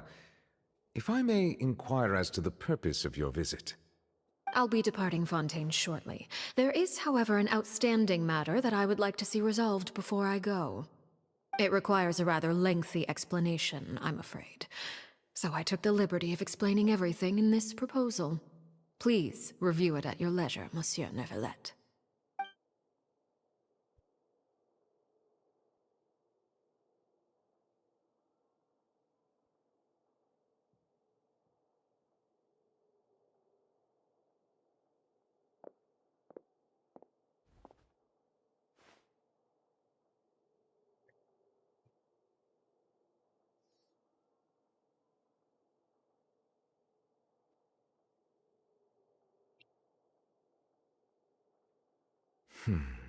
I understand your request. However, at the risk of causing offense, I must admit that I fail to see why you would wish for such a thing. I heard you have a certain fondness for water tasting, Monsieur Neuvillette, so allow me to use water as an analogy. A family is like a large body of water with countless rivers flowing in and out. As someone who watches over this system, I would hope that each river that flows from the source will eventually reach the ocean. Of course, objectively speaking, I know this is impossible. Most of the rivers will dry up along the way, disappearing into the ground and leaving nothing but a barren riverbed behind. Not all rivers are destined to reach the ocean, but I would not see their existence rendered meaningless. I believe the water that flows within them is simply meant for a different destination, like a field in need of irrigation. Or perhaps the glass of a certain water-tasting enthusiast. Did you get any of that, Traveler? Your words paint an optimistic picture indeed. Allow me to remind you, however, few among us are willing to sip from a glass filled with tainted water. It may have been tainted at one point in time, but not to worry. I'll make sure it's drained of all impurities and returned to its cleanest form.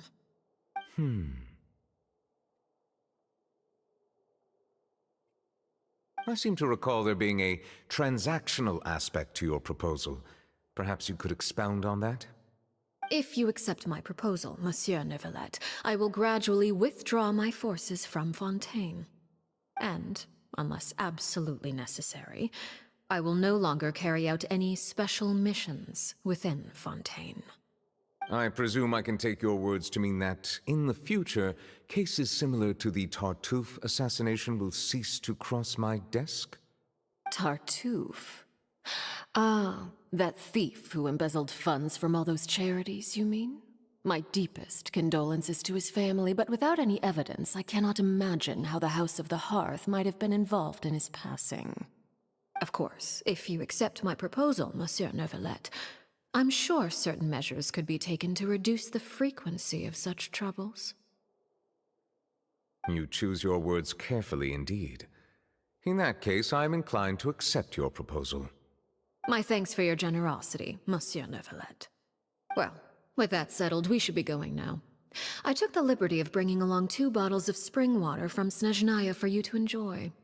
I do hope I get the chance to hear your impressions. Perhaps at our next meeting, yes? Indeed. I trust you would not overlook your commitment in the meantime. All right, Traveler Paimon. Time to go.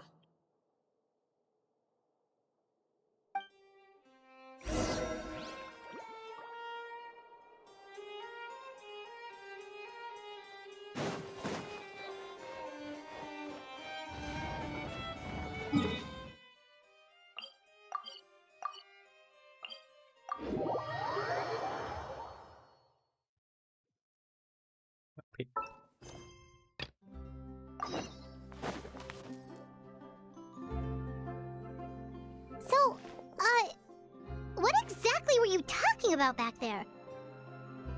Paimon only heard you mention some rivers, a large body of water, and then some kind of irrigation scheme.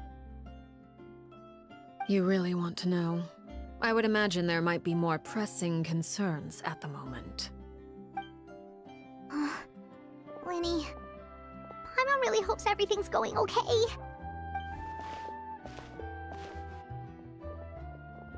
Oh, Paimon recognizes that look. You've got your thinking cap on, don't you, Traveler?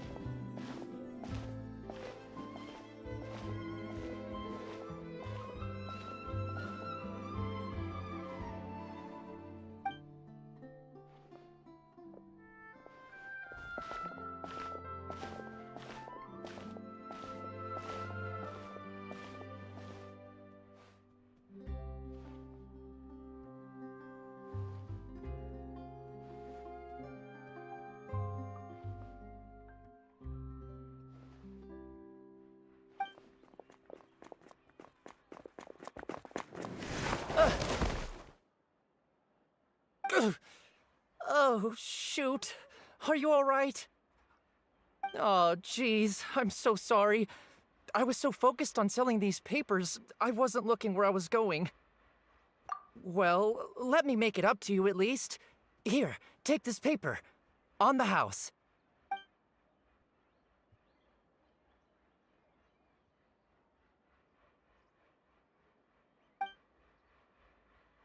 Oh, you don't have to give us anything. Please, I want to. It's not like I'm short on supply. All the extras will be useless come tomorrow anyway. It's my fault, really. I was just trying to bring home some extra mora for the family, but I bit off more than I can chew. I haven't had many takers today, so I'm still swimming in papers. What's going on here? Nothing much. I just ran into your friend here on accident. I should probably get going, actually, so... Hold on. Of course, I'm happy to compensate you with mora, it's just... I don't have any on me at the moment. I'll take 3 papers. Here, your payment. Oh! Thank you for your patronage. May the Archons bless you with good fortune. If only I had the chance to run into such generous customers every day. I should probably just take on a smaller inventory though, right? I'm getting married soon, so sometimes it's hard to not get ahead of myself. Anyway, I should head out. Goodbye! Well, now that my affairs are settled, we should take the boat back to Poisson. We've even acquired some light reading to enjoy along the way. Actually, why don't we stick around for a little longer? Paimon just realized how hungry she is. She can't head back to Poisson on an empty stomach. ห่วงเวลา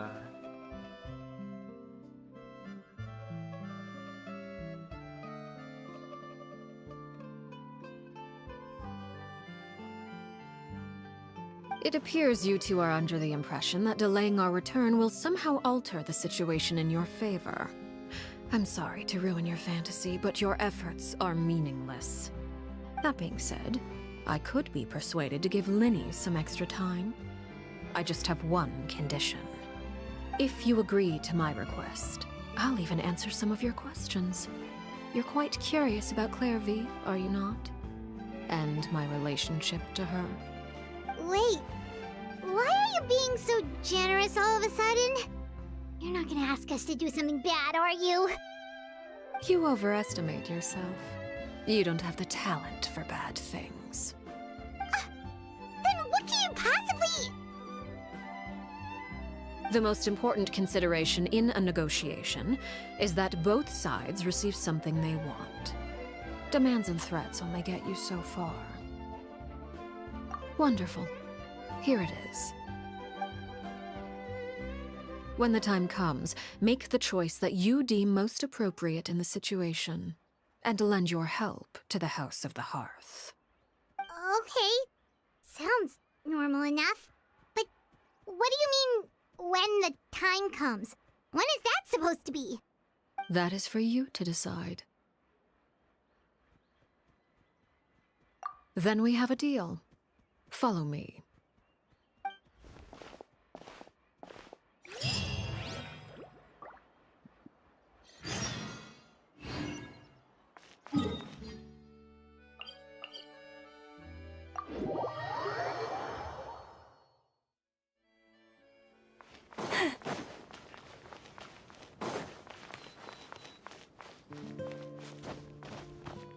Okay, thôi được.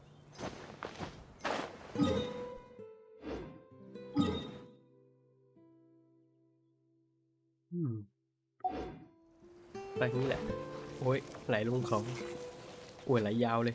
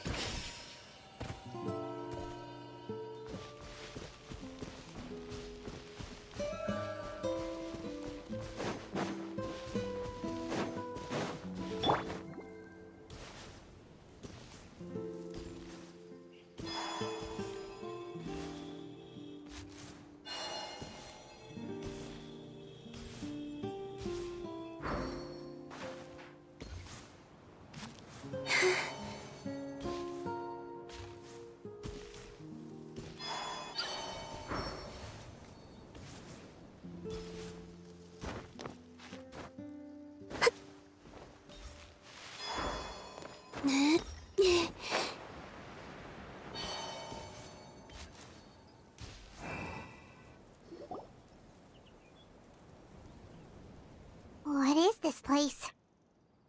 Somewhere long forgotten by everyone. It used to be a grand building. Now it's nothing more than a pile of rubble. No one comes here anymore, nor does anyone care about what once happened here. Although, this place does have something to do with the story I'm about to tell you.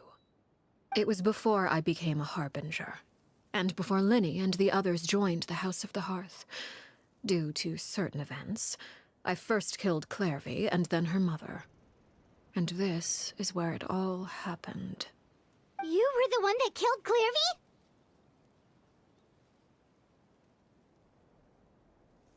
Patience now. Allow me to explain Clairvy's side of the story first. I'll start from the beginning. Clairvy was 6 years old when she was brought by her mother, Crucibina, to live in the House of the Hearth. From the outside, it seemed like a fairy tale. A thriving family made up of kind adults and friendly children. Crucibina was the knave at that time, and the House of the Hearth was under her control. She was Clairvy's mother by blood, but she was also the mother to all the children in the house. Clairvy was happy here. for a time. But she quickly realized that being part of this family wasn't a fairy tale at all. It was a kind of purgatory. Purgatory? Exactly. The House of the Hearth takes in war orphans from all over Tevat. But as for how to raise them, that depends entirely on the person in charge. Crucibina came up with a novel idea. She would teach the children to fight, force them to duel each other, and then crown as the king of the house the child who proved themselves most worthy of inheriting her title. It's difficult to estimate the number of children who died or were maimed in the process. There's little I can say about the ones who died. The ones that emerged with permanent injuries, on the other hand, well, they still served a purpose. They would be handed over to the doctor to be experimented on, or sent away on dangerous missions. Nothing more than tools to be used and then discarded. So those were the experiments Clairvy was talking about. But what actually happened to her? You said that Clairvy was Crucibina's daughter, so if Clairvy tried to convince her to stop what she was doing, Crucibina probably would have listened, right? Despite being Clairvy's mother, Crucibina cared little for her daughter. She forced Clairvy to join the House of the Hearth only as a means to demonstrate her own impartiality as a mother, to prove that she treated all her children equally. Clairvy did try to convince her mother to change her ways, but it was to no avail. After her efforts failed, the only other option was to rise up and try to fight back. Unfortunately, the other children had already been thoroughly indoctrinated into the illusion of happiness Crucibina had created. Of course, there was one exception. Someone Clairvy's age who knew the truth about the House of the Hearth. Her name was Peruere. Wait, the friend that Clairvy mentioned? Friend, huh? I suppose we can call her that for now. Clairvy was a cheerful and passionate person with a tenacious spirit. Peruere, on the other hand, was rather cold-blooded. Her cold-blooded nature allowed her to see through Crucibina's facade. Yet, it was also this cold-bloodedness that prevented her from acting against it. At least at first. While Clairvy longed for freedom, Peruere was convinced that, amid all the fighting and violence, she would make it until the end. Despite their differences, the two became fast friends, united by their knowledge of the truth. Clairvy told Peruere that she hoped to create a real family, where no one would be killed or sacrificed. There may have been a certain naivete to her ideas, but Clairvy proved her determination many times over.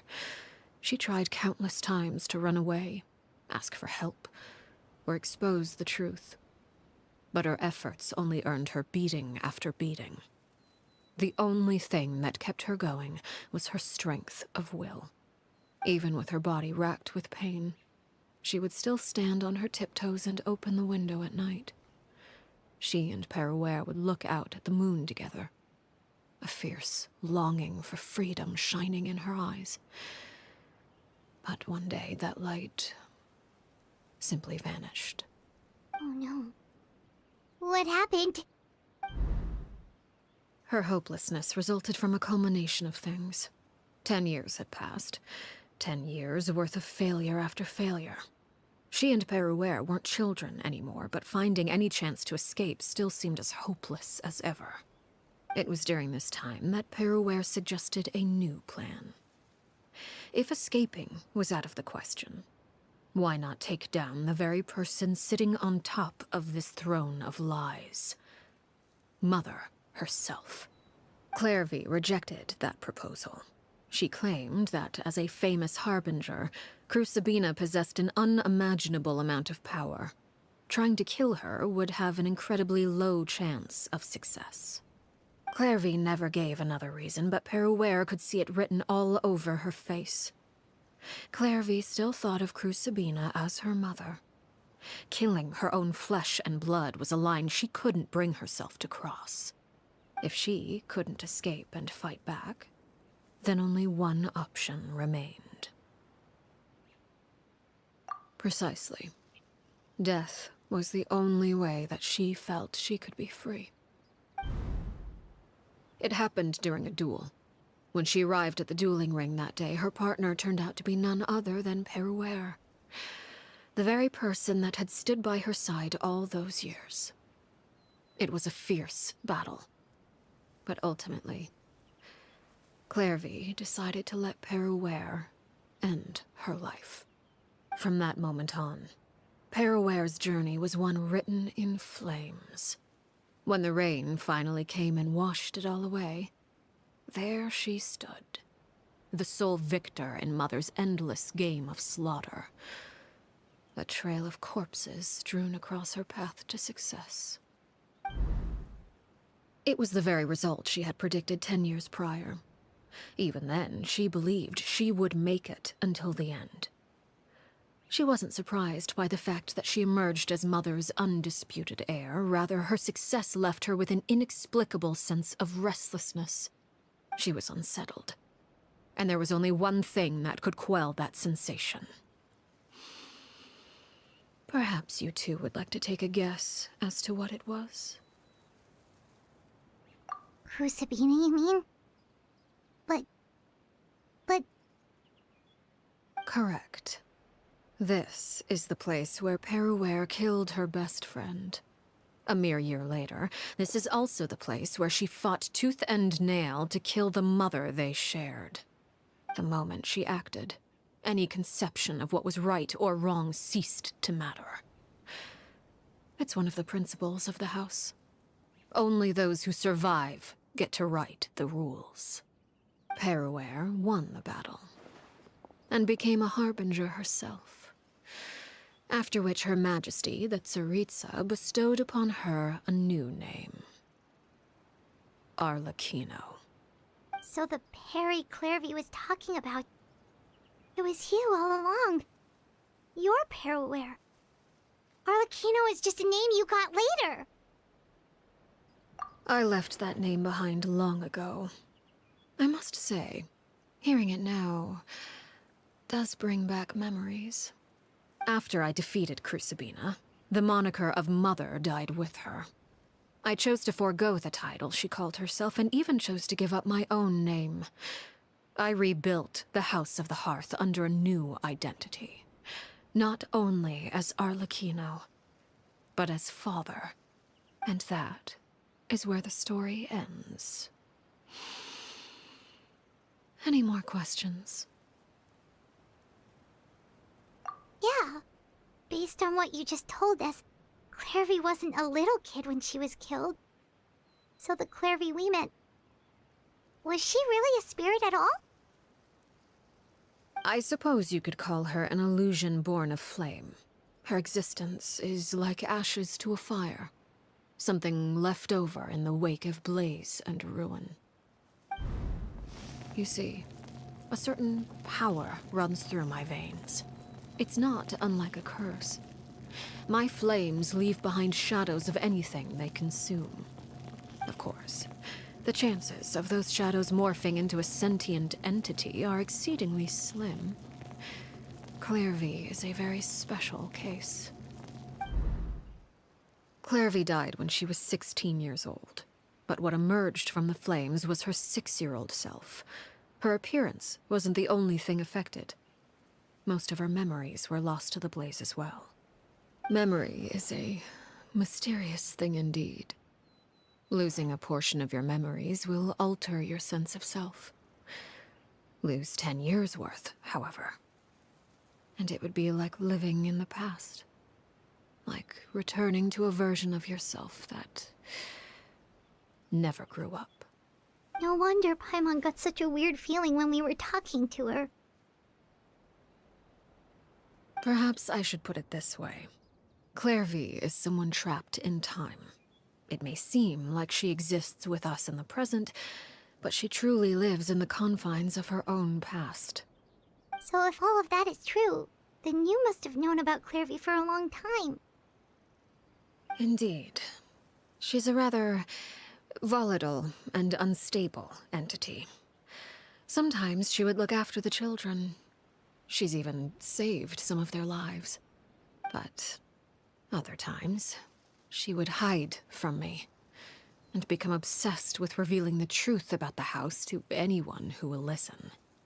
Shadows don't have the capacity to learn or grow. Any new information they encounter is quickly forgotten over time. Your attempts to expose Clairvy to sunlight, they failed, yes? The reason is actually quite simple. In Clairvy's mind, the house is impossible to escape, and it is this very perception that traps her there. But no matter. All I have to do is kill her again, and all will be resolved. I don't anticipate so much as a single speck of ash will be left behind this time. Wait! Paimon can understand why you might want her gone, but isn't there another way? So what if she's trapped in her 6-year-old self? She's still your friend! At least talk to her first! It's too late for that. She broke the rules, and now she must be punished. That goes for Filial and Nantoy as well. She's had quite the effect on them. I hope you understand. The difference between Crucibina and myself lies in our formulation of the rules, not our policy for enforcing them. Upholding the rules without question is a trait we both share, because that is how a household should be run. Is this really what you want to do? Whatever could you mean? Don't you want to say a proper goodbye at least? Whether as a killer or as a father, there are two things that must be avoided at all costs: anger and sorrow. Anger makes you impulsive. Sorrow causes you to waver. Well, it appears it's about time to proceed. Before we arrived, I told some of my well-behaved children to bring our troublemakers here by nightfall. I do believe I've kept my end of the deal. I gave your friends quite a bit more time. As for what happens now, we'll just have to wait and see.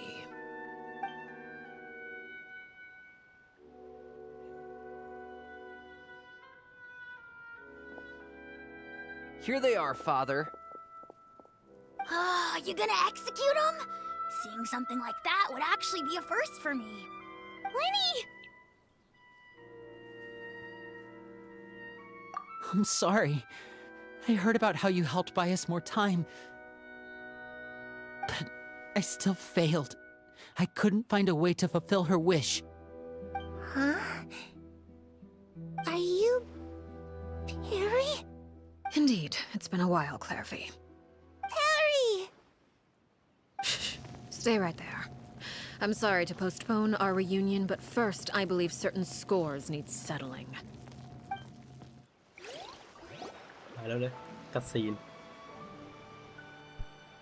Father, let me explain. Out of my way. Father! You chose to conceal a threat to the house. And for that, you must be punished. Overall, however, I suppose your wrongdoing is hardly the most egregious of the bunch, so I'll deal with your punishments later. As for right now, the more pressing concerns are the traitors among us. By traitors? Do you mean us? Father, let me explain. We didn't mean to...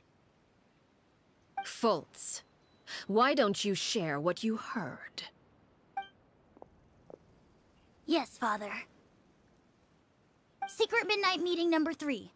Participants: Filial, Nantoy, Sato, Toddy. Nantoy clearly said, if only Father wasn't the one who took us in. Sato added, I'm sick of this life. I just want to live as a normal person. Filial was the worst of them all. She called us crazies and said a bunch of mean things about Father.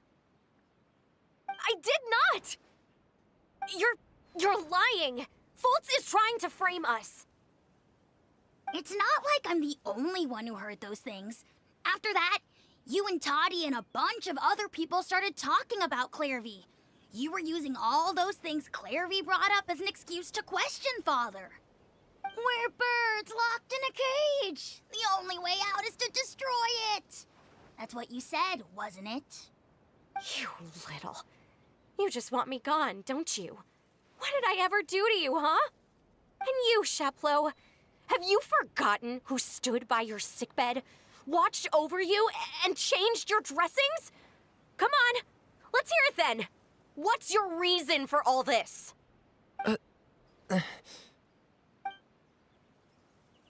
You're wrong, Filiol. We don't want you to die. You're our family. Liar. You wouldn't be doing this if that were the case. So why? Why have you backed us into a corner? We all live in the House of the Hearth. You know the type of work we do, Filiol. A single betrayal can cost dozens of us our lives. It's not like it's never happened before. That kind of thing is hard to forget. That's why the House of the Hearth cannot tolerate any form of betrayal. Ever since we came to Poisson, you've had 7 secret meetings. A lot of the things you talked about really crossed the line. You've been spying on us for half a month? Wait a second. Now that I think about it, the move to Poisson was just a way to make it easier to spy on us, wasn't it? Because we were all in one place. You've had this planned all along. Filiol, Nantoy, I'm sorry. I owe you both my life. I owe Clairvy too. If it weren't for all your help after I got poisoned, I wouldn't be standing here today. If this were any other situation, I would do anything to repay that kindness, even if it cost me my life. But rules are rules. I'm sorry. My hands are tied. Why? Why? That's enough, Filial. We made a mistake, and we should own up to it. We broke the rules, plain and simple. And now we have to face the consequences. I'm sorry, Chapleau. Fultz. I'm sorry, Father. We accept our punishment. Chapleau, according to the rules of the House of the Hearth, how should these traitors be punished? All those who betray the house pay with their lives. And so it shall be.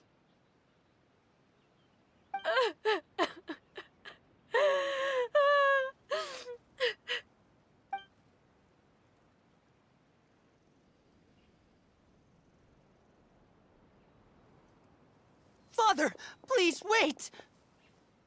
Something you want to say, Linny? Please reconsider, Father. What Filial and the others did, does it really count as betrayal?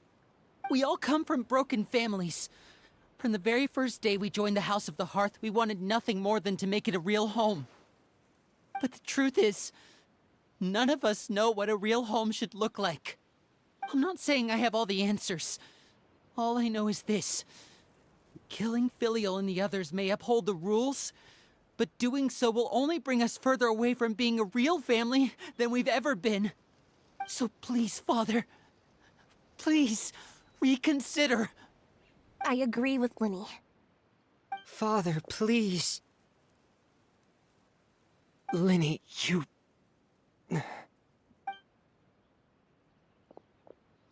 I also agree with Linny.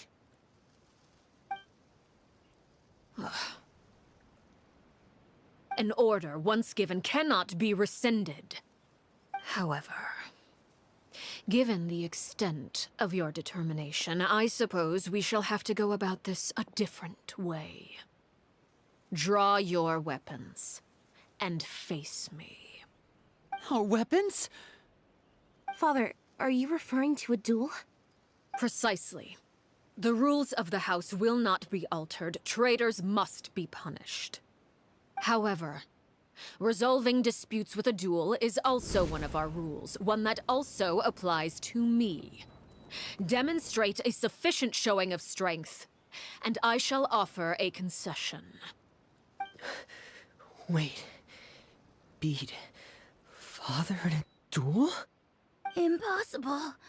Father is way too strong, even for Lenny.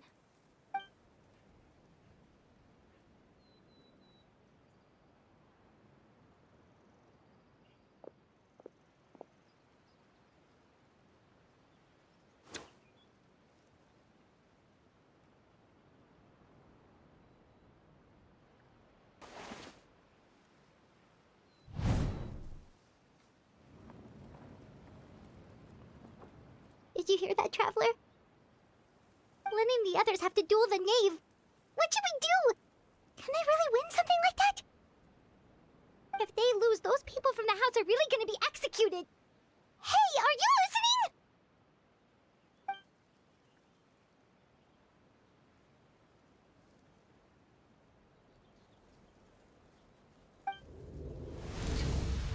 Don't you want to say a proper goodbye at least? Anger makes you impulsive. Sorrow causes you to waver.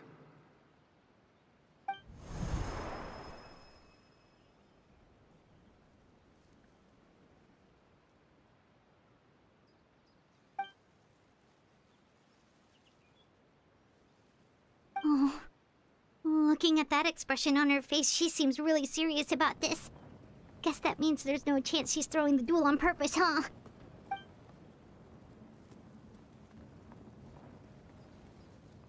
When guests are around, families are often on their best behavior. And any disputes are less likely to escalate. When the time comes, make the choice that you deem most appropriate in the situation, and lend your help to the House of the Hearth. What's wrong, Traveler? Hey, where are you going? Traveler? You're asking to join the duel against the knave? I'll allow it. We do have a ready-made dueling ring at our disposal, after all.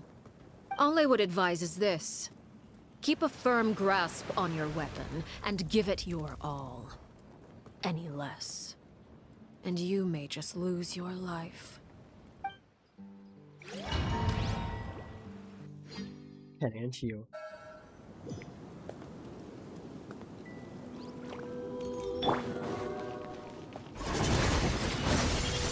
Yoo-hoo!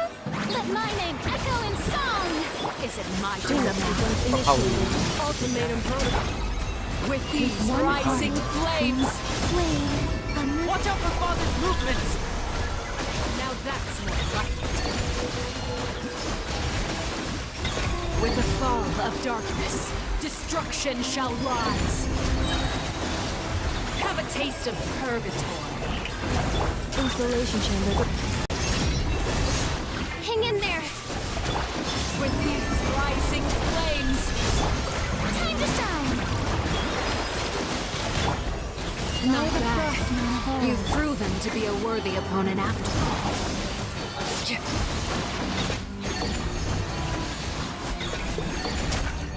โอ้ยก็เข้าอยู่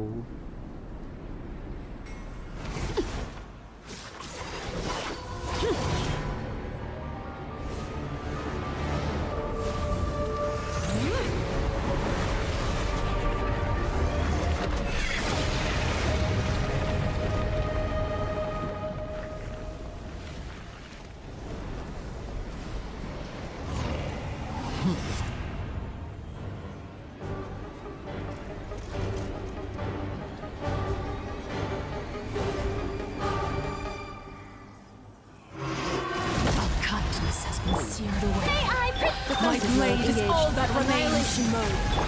ร่างของเขา Surge.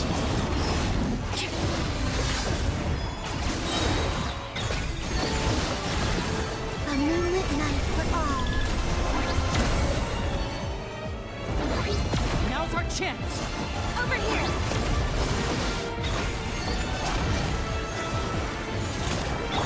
The show begins! Let the world collide! Cleanup sequence initiated.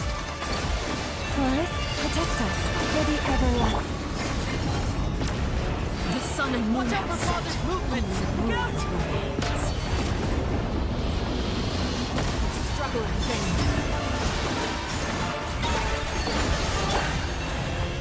Defensive mode enabled.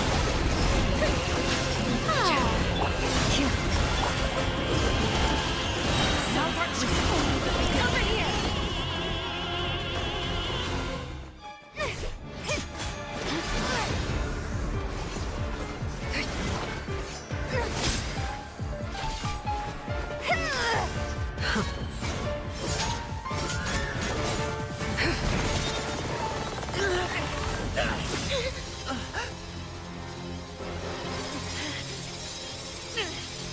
You should know better than to crowd in one place.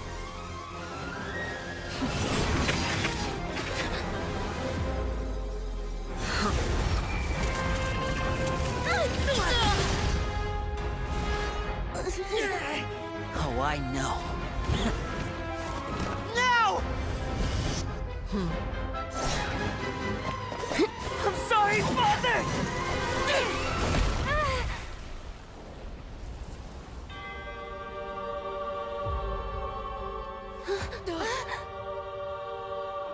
Sorry for what? This pitiful excuse for an attack.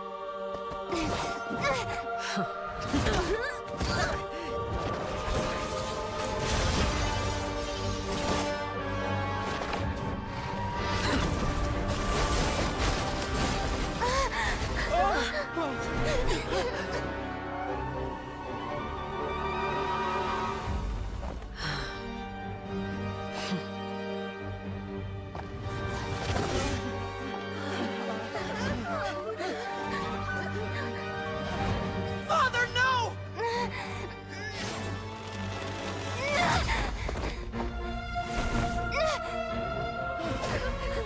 Made it out, did you? You're stronger than I expected.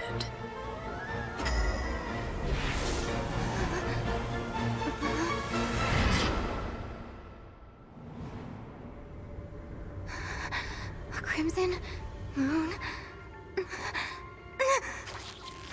I can't move.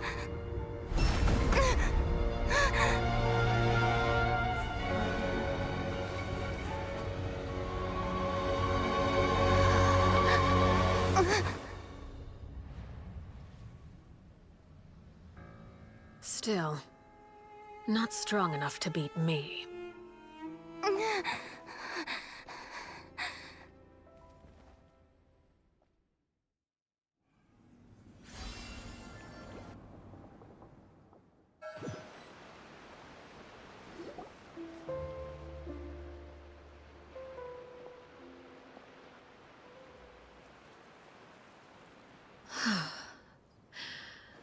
I believe we can end things here.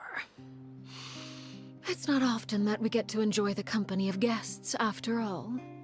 We wouldn't want things to get too out of hand. Brother, are you all right? Linny. Given that I am the victor of this duel, as agreed, the punishment stands. No! I never thought things would end like this. However, everyone involved in the duel demonstrated a remarkable level of strength and determination. In light of this, I'm prepared to change the method of execution. Elwar, the bottled flames I gave you for safekeeping. Do you still have them? Yes? I wasn't sure what they were for, but I've kept them super safe. I didn't lose a single one. Wonderful. Then, in just a moment, I'll have you administer them. Bottled flames? Indeed. They're the product of a secret experiment. Under certain special circumstances, flames can be extracted from my person and preserved. Once ingested, searing pain will spread across every inch of your body. No harm will come to you physically, but your memories will be burned away. If you can withstand the pain. When you awake, you'll have forgotten everything you know about the House of the Hearth, and will be expelled from the organization. In other words, Administering this concoction will kill the version of you that grew up in the house, and give you a new identity.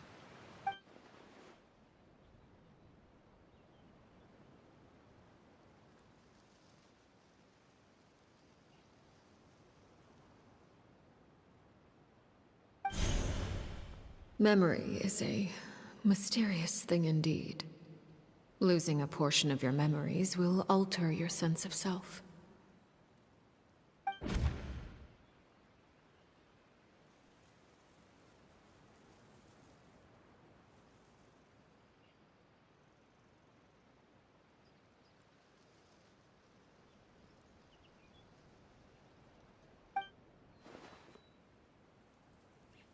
So, you're just letting us go, Father? You misunderstand. Memories are extremely important. Once consumed by flame, the version of you standing before me will die, and our secrets will die with you. So no, I don't intend to just let you go, because the person who survives will be nothing but a stranger. Even so, I won't have to live in fear anymore. I'm sorry, Father. I'm sorry I let you down. But I really... Don't cry, Filial. You haven't left the house yet, so there are still rules to be followed, yes? Remember what I taught you. Anger makes you impulsive, sorrow causes you to waver. Don't let yourself be controlled by your emotions. Of course. I'll remember. Dry your tears, and go pursue the life you really want. Yes, Father. Chaplot, Fultz, Elwar. Take them back to Poisson. And bring Linny and the others as well. I prepared 3 extra vials of bottled flames. As for whether to take them, the choice is yours. Goodbye, children. The next time we meet, I will no longer be your father. Thank you for all you've done for the house. I hope you have bright futures ahead of you.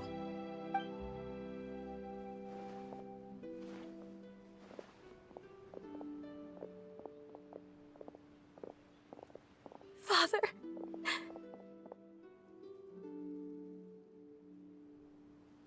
Let's go.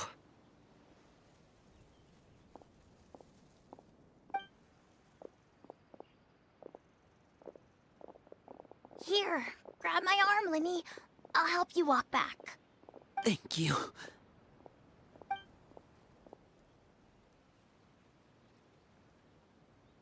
Clairvy.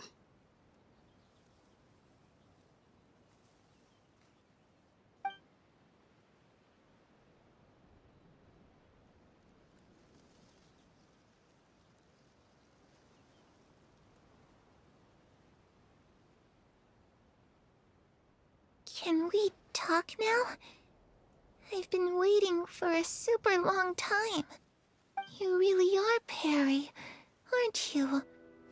I haven't seen you in so long. How come you're all grown up? Wait, did I somehow travel to the future on accident? Or am I dreaming? What a long dream. Neither. You died, Clairvy. That's what happened. You could have at least sugarcoated it a little. Look, she's done speechless. Oh. Okay then. Huh? That's it? You accepted it just like that?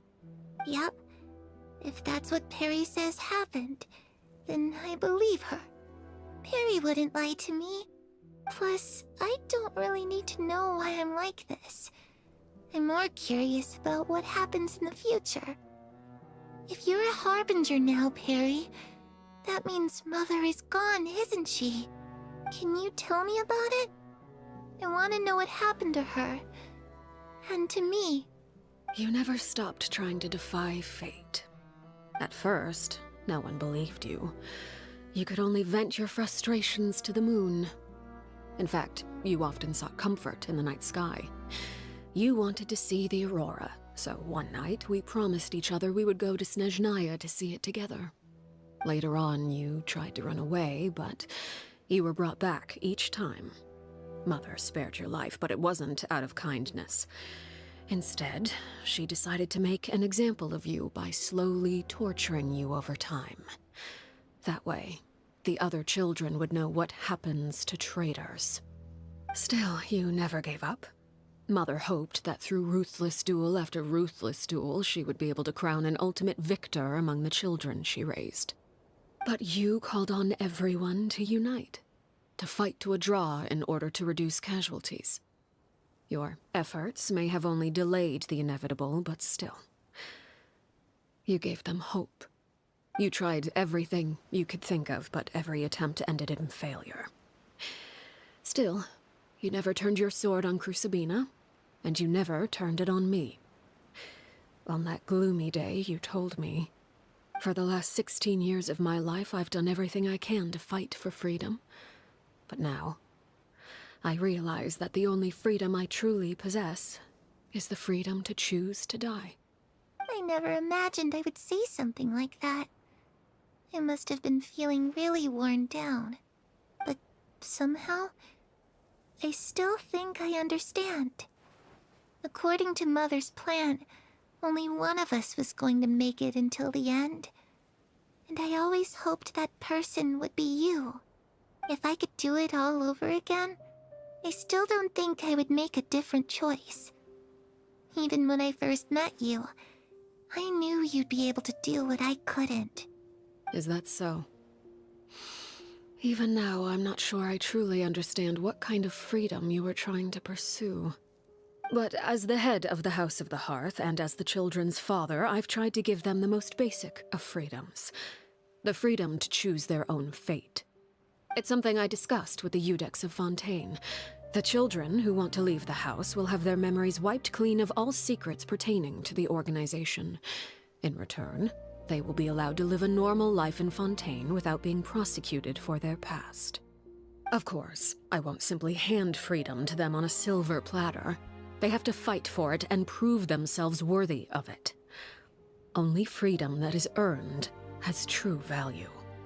That's more than enough. That's exactly the kind of life I was fighting for. You know, Perry, I think you're a pretty amazing king, and a really great father, too. I'm really happy that you're the one who took over the house. I guess I do have one regret, though. I still haven't seen the outside world. Well, it just so happens that our dear guests over here have been to many nations and traveled to countless places. Perhaps they would be willing to tell you what the outside world is like. Really? Of course! We've traveled all over the place. We've got so many stories, we could probably talk your ears off for 3 days straight!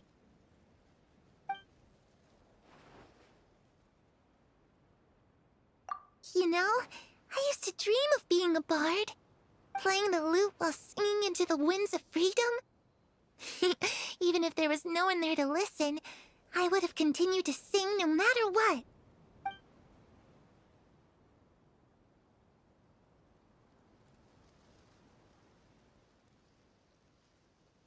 Ah, that's where Mora comes from. I never knew that before. If I had some Mora, I would buy 3 new dresses. One for me, one for Perry, and one for Mother. It's just too bad Perry doesn't like wearing dresses. And Mother, well, she probably wouldn't accept something like that either. I guess I'd just have to keep them all for me then. I could wear a different one every day.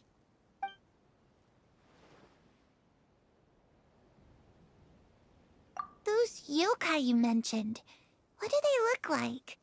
I once saw a drawing of this one guy with horns on his head and a super scary face.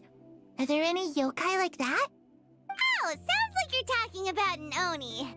Yep, we've met one, and let Paimon tell you, they're not nearly as scary as they look.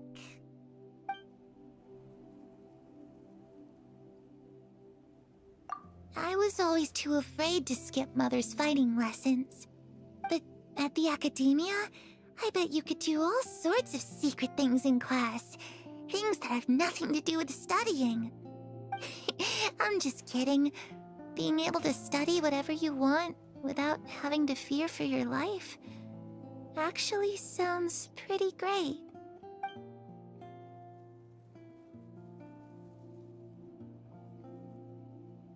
The situation was super dangerous. Lenny and Lynette were accused of committing a crime, and they were going to have to stand trial at the Opera Epicles.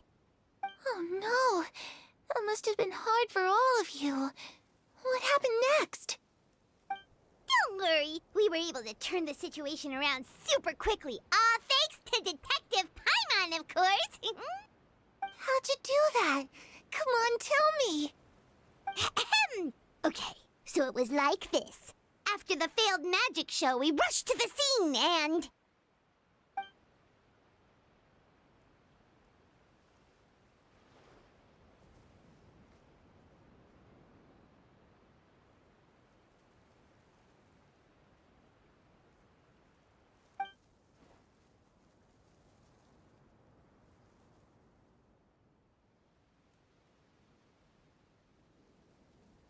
Shadows don't have the capacity to learn or grow. Any new information they encounter is quickly forgotten over time.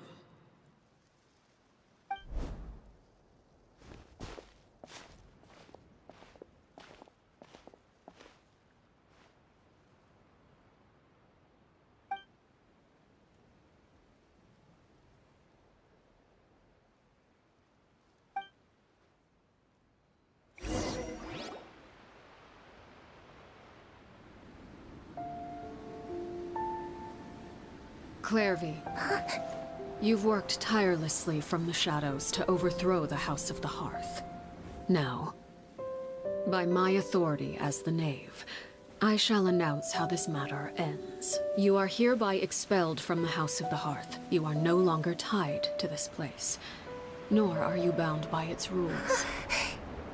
You're saying that I can finally leave? I get to experience the outside world as well? Oh, I almost forgot. There's no getting older for me. Still, seeing who you grew up to be makes me really happy, Parallel. Take care of yourself. Goodbye. May we meet again someday.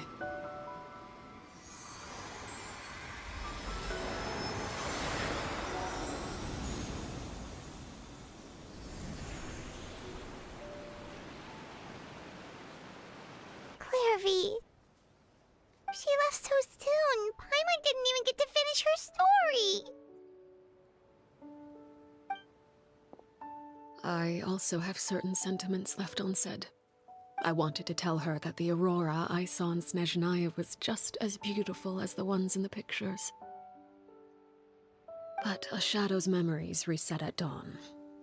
Had we delayed any longer, we wouldn't have had the time to say goodbye. Whatever regrets may linger, let them be lost to the coming of a new day. Father? It's Linny! Hey, Linny!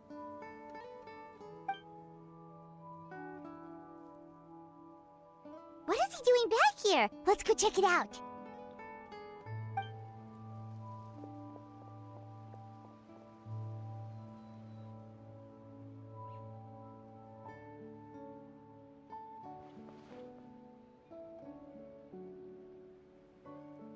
Father, the bottled flames have been administered. Filial and the others have left the house. And you? What have you decided? Thank you for giving us that choice, Father. But we never wanted to leave the house. It's the only home we've ever known. Lynette and Fremine feel the same way. They're recuperating back at the Hotel Bouffe d'été. But I decided to come back and tell you where we stood. I'm sure you're well aware of the expectations I have for you. I want you to follow in my footsteps and become the next king of the house. Yet you seem to have different ideas.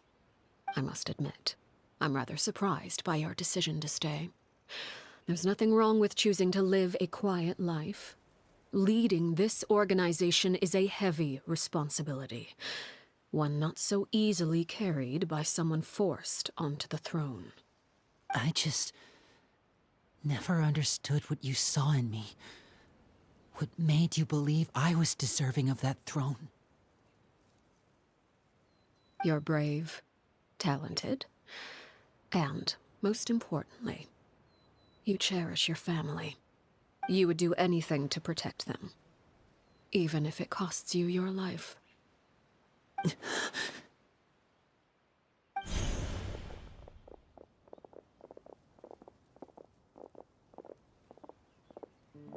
Speaking up back there was so brave of you, Linny. It's all thanks to you that we were able to convince Father to back down.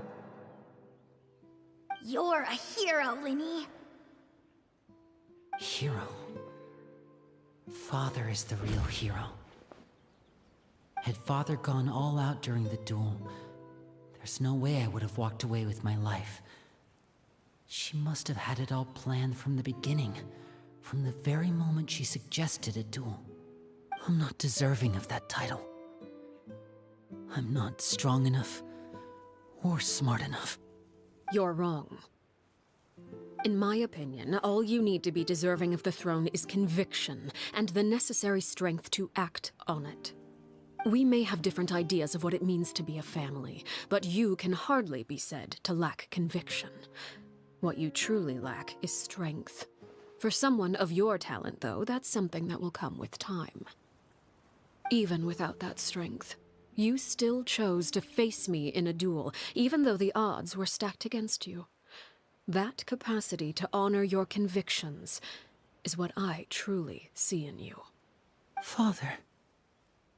No one knows what the future holds, what tragedy or triumph may be in store.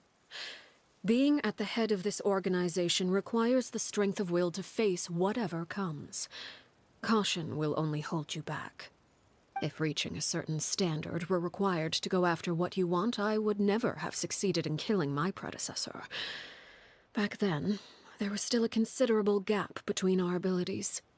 Strength may decide the ultimate victor, but those who let a lack of strength dictate their decisions or undermine their convictions will never be worthy of the throne. I understand, Father. Thank you. Children must grow up to surpass their parents. Only then can a family continue to flourish.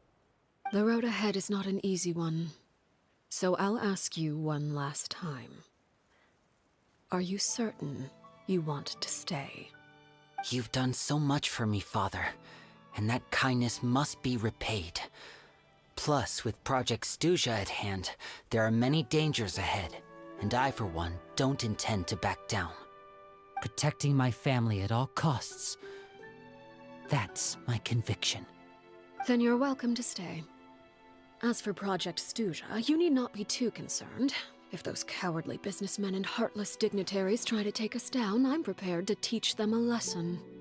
Having members who longed for the light was our organization's last weakness.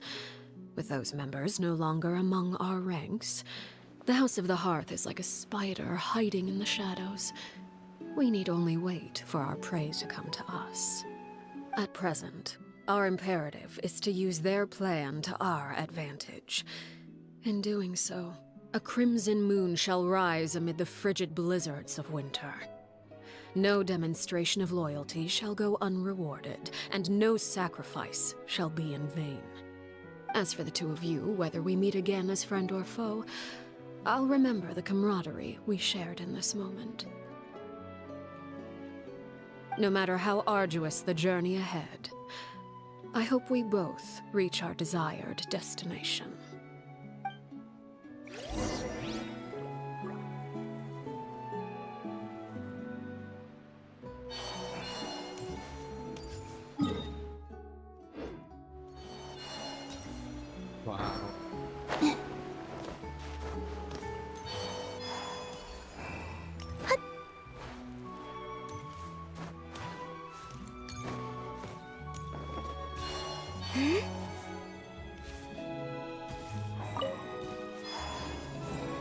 ไปได้เควสไปเนี่ยโอ้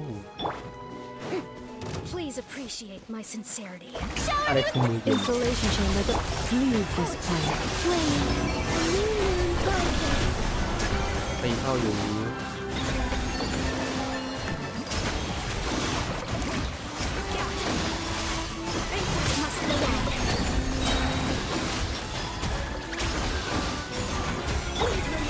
Die the frostmourne of old.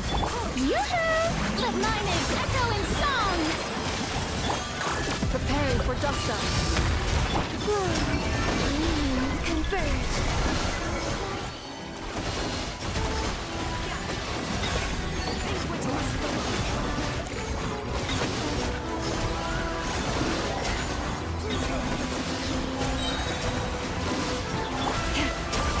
Poor last round. For the everlasting. Defensive mode engaged. Strike a pose! Time to shine!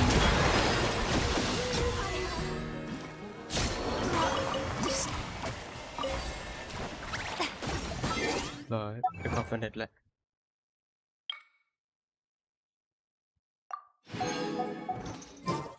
ไม่ได้ออกตามหาความสำเร็จนะก็ไม่รู้ว่ามันมีตรงไหนบ้างแต่ว่า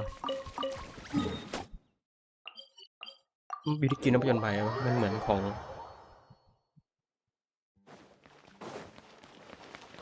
นัดใครว่าที่จะมีมอนปรากฏอยู่ในหนังสือมีไหมดูดิ Add astro. เนี่ยคือการต่อสู้ไม่มีฮะมีแต่ที่อยู่ในน็อตไฟหมดเลย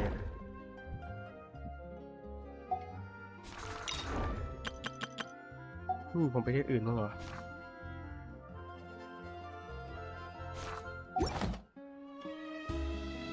Add astra. จะไม่มีแล้วมั้งปล่อย2 วันไป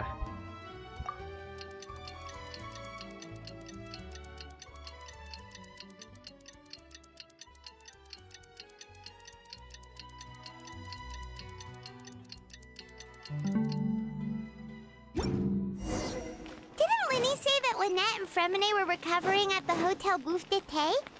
Ooh, Paimon wonders how they're doing. Maybe we should go check on them. นี่ถ้ามันใครมันพูดจบแล้ววาร์ปได้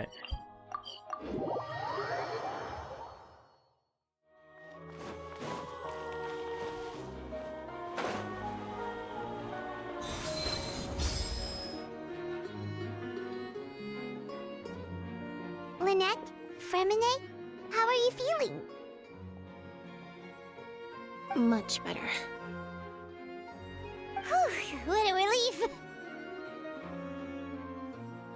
What about you? Are you feeling alright? I knew you'd come out unscathed. Us, on the other hand, well, we've been bedridden for 2 days. I couldn't even turn over. Oh, and I wanted to ask, is Clairvy gone? Linny and the other members have left Poisson and returned to the House of the Hearth. According to him, there haven't been any more sightings of a spirit roaming the house. I see. I'm glad. Father came to check up on us 2 days ago and told us about what happened with Crusabina and Clairvy. Actually, I've met Crusabina before.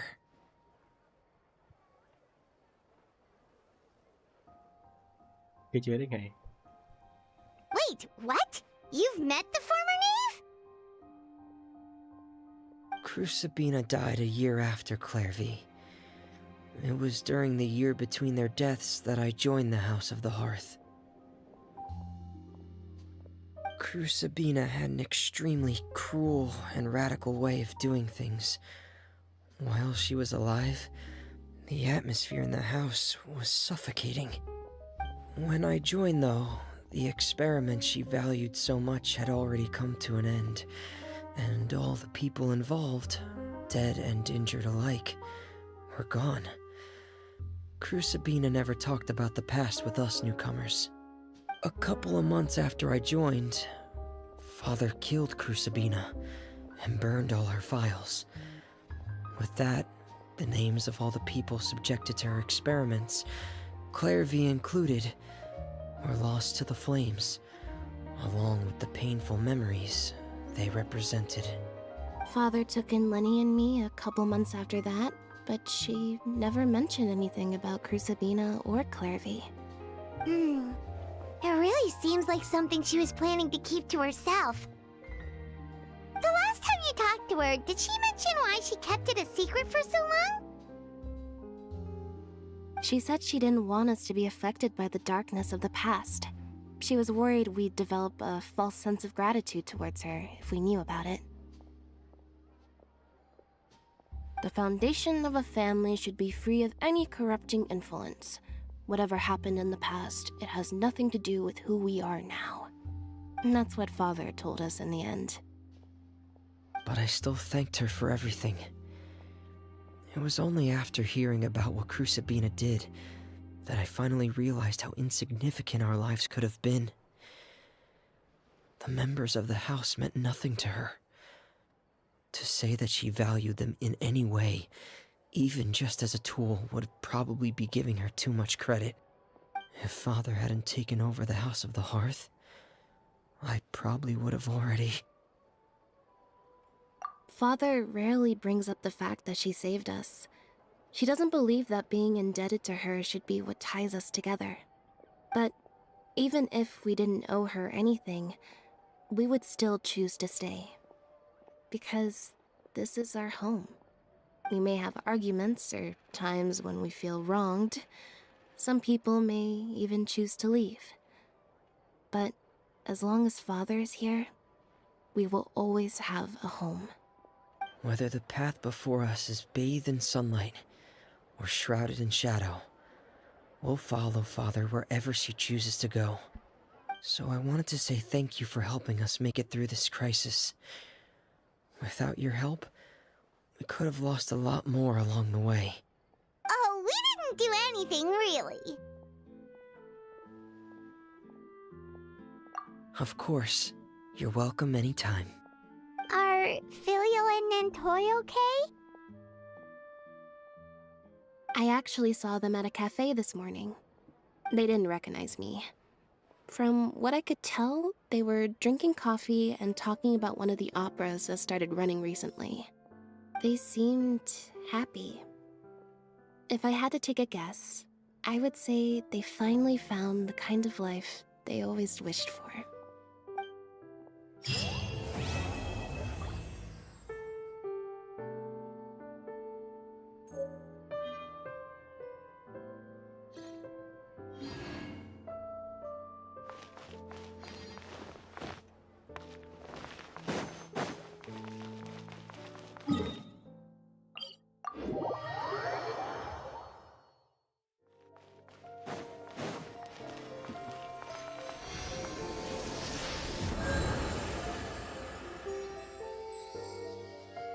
น่าจะพอแล้วสำหรับวันนี้ถ้าเล่นต่อมีหวังว่าได้นอนแน่ๆจดหมายอะไรอ๋อวันเกิดเบนเน็ต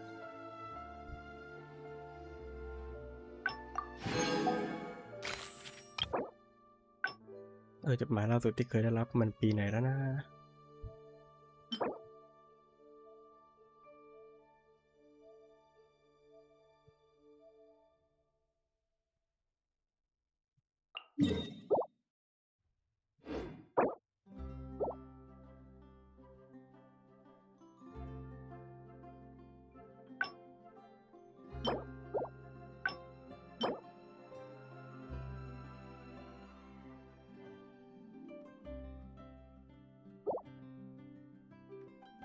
จดหมายเยอะอยู่เนี่ยดูซิเยอะแค่ไหนกันเชียวจดหมายฉบับแรกมาจากฉี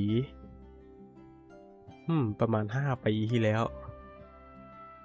เล่นคลิปนี้มา5 ปีแล้วเล่นมานานยังเลย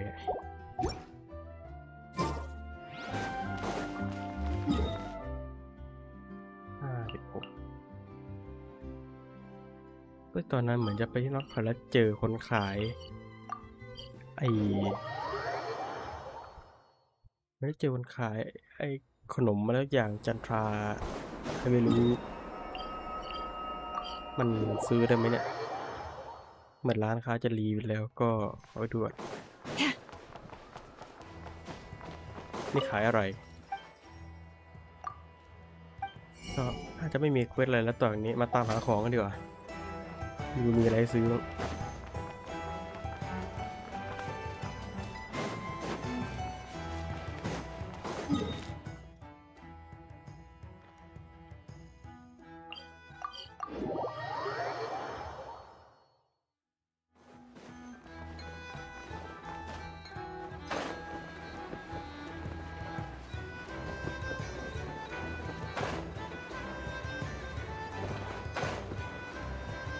นี่อะไรเนี่ยคืออะไรลืมไปแล้วโอ้ขายอะไรเนี่ย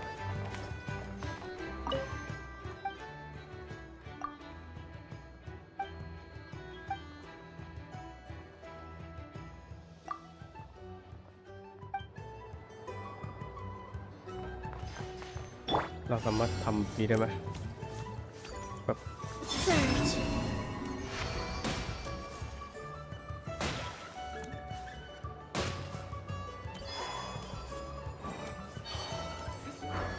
มันมีร้านขายขนมจันทราอยู่อยู่ไหนแล้วนะ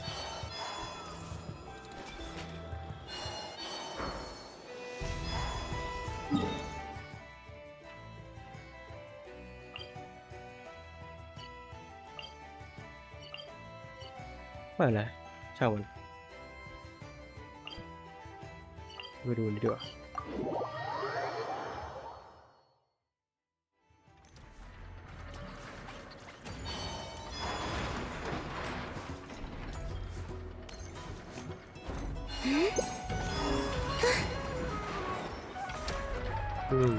ดูดิอีเดฟ้าโดนดูดขึ้นไปเปล่าเอาไปยืนนะ Accelerating. ดูคนยืนกองขยะได้ไหมจะโดนดูดขึ้นไปเปล่ามีกิมมิกก็ดูดไม่ที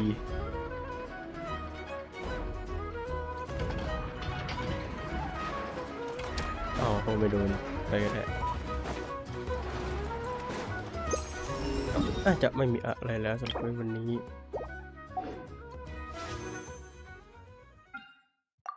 ขอพักโล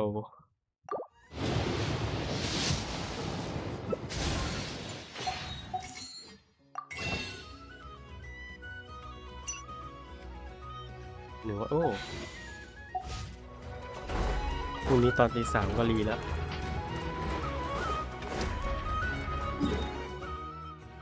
พร้อมกับวันนี้ใช่ไหมใช่57เราขึ้นตี 3แล้วค่อยใช้เดี๋ยวโอเคก็วันนี้ก็ไม่มีอะไรแล้วนะปิดไลฟ์ที่ไหนดีไปที่นี่แล้วกัน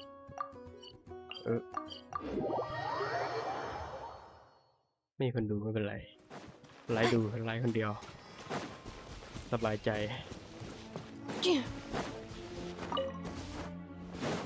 มันยังดูไหมมันพิเศษมันชอบมาเกิดแถวนี้แต่ว่ามันน่าจะเกิดที่อื่นแหละน่าจะไม่มีตรงนี้วันนี้น่าจะไปเกิดที่อื่นนู่นเลยก็มายืนนัดรูปปั้นกัน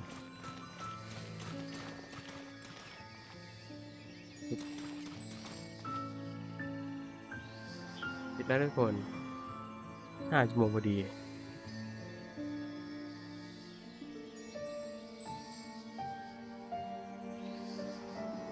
ท่านโชคดี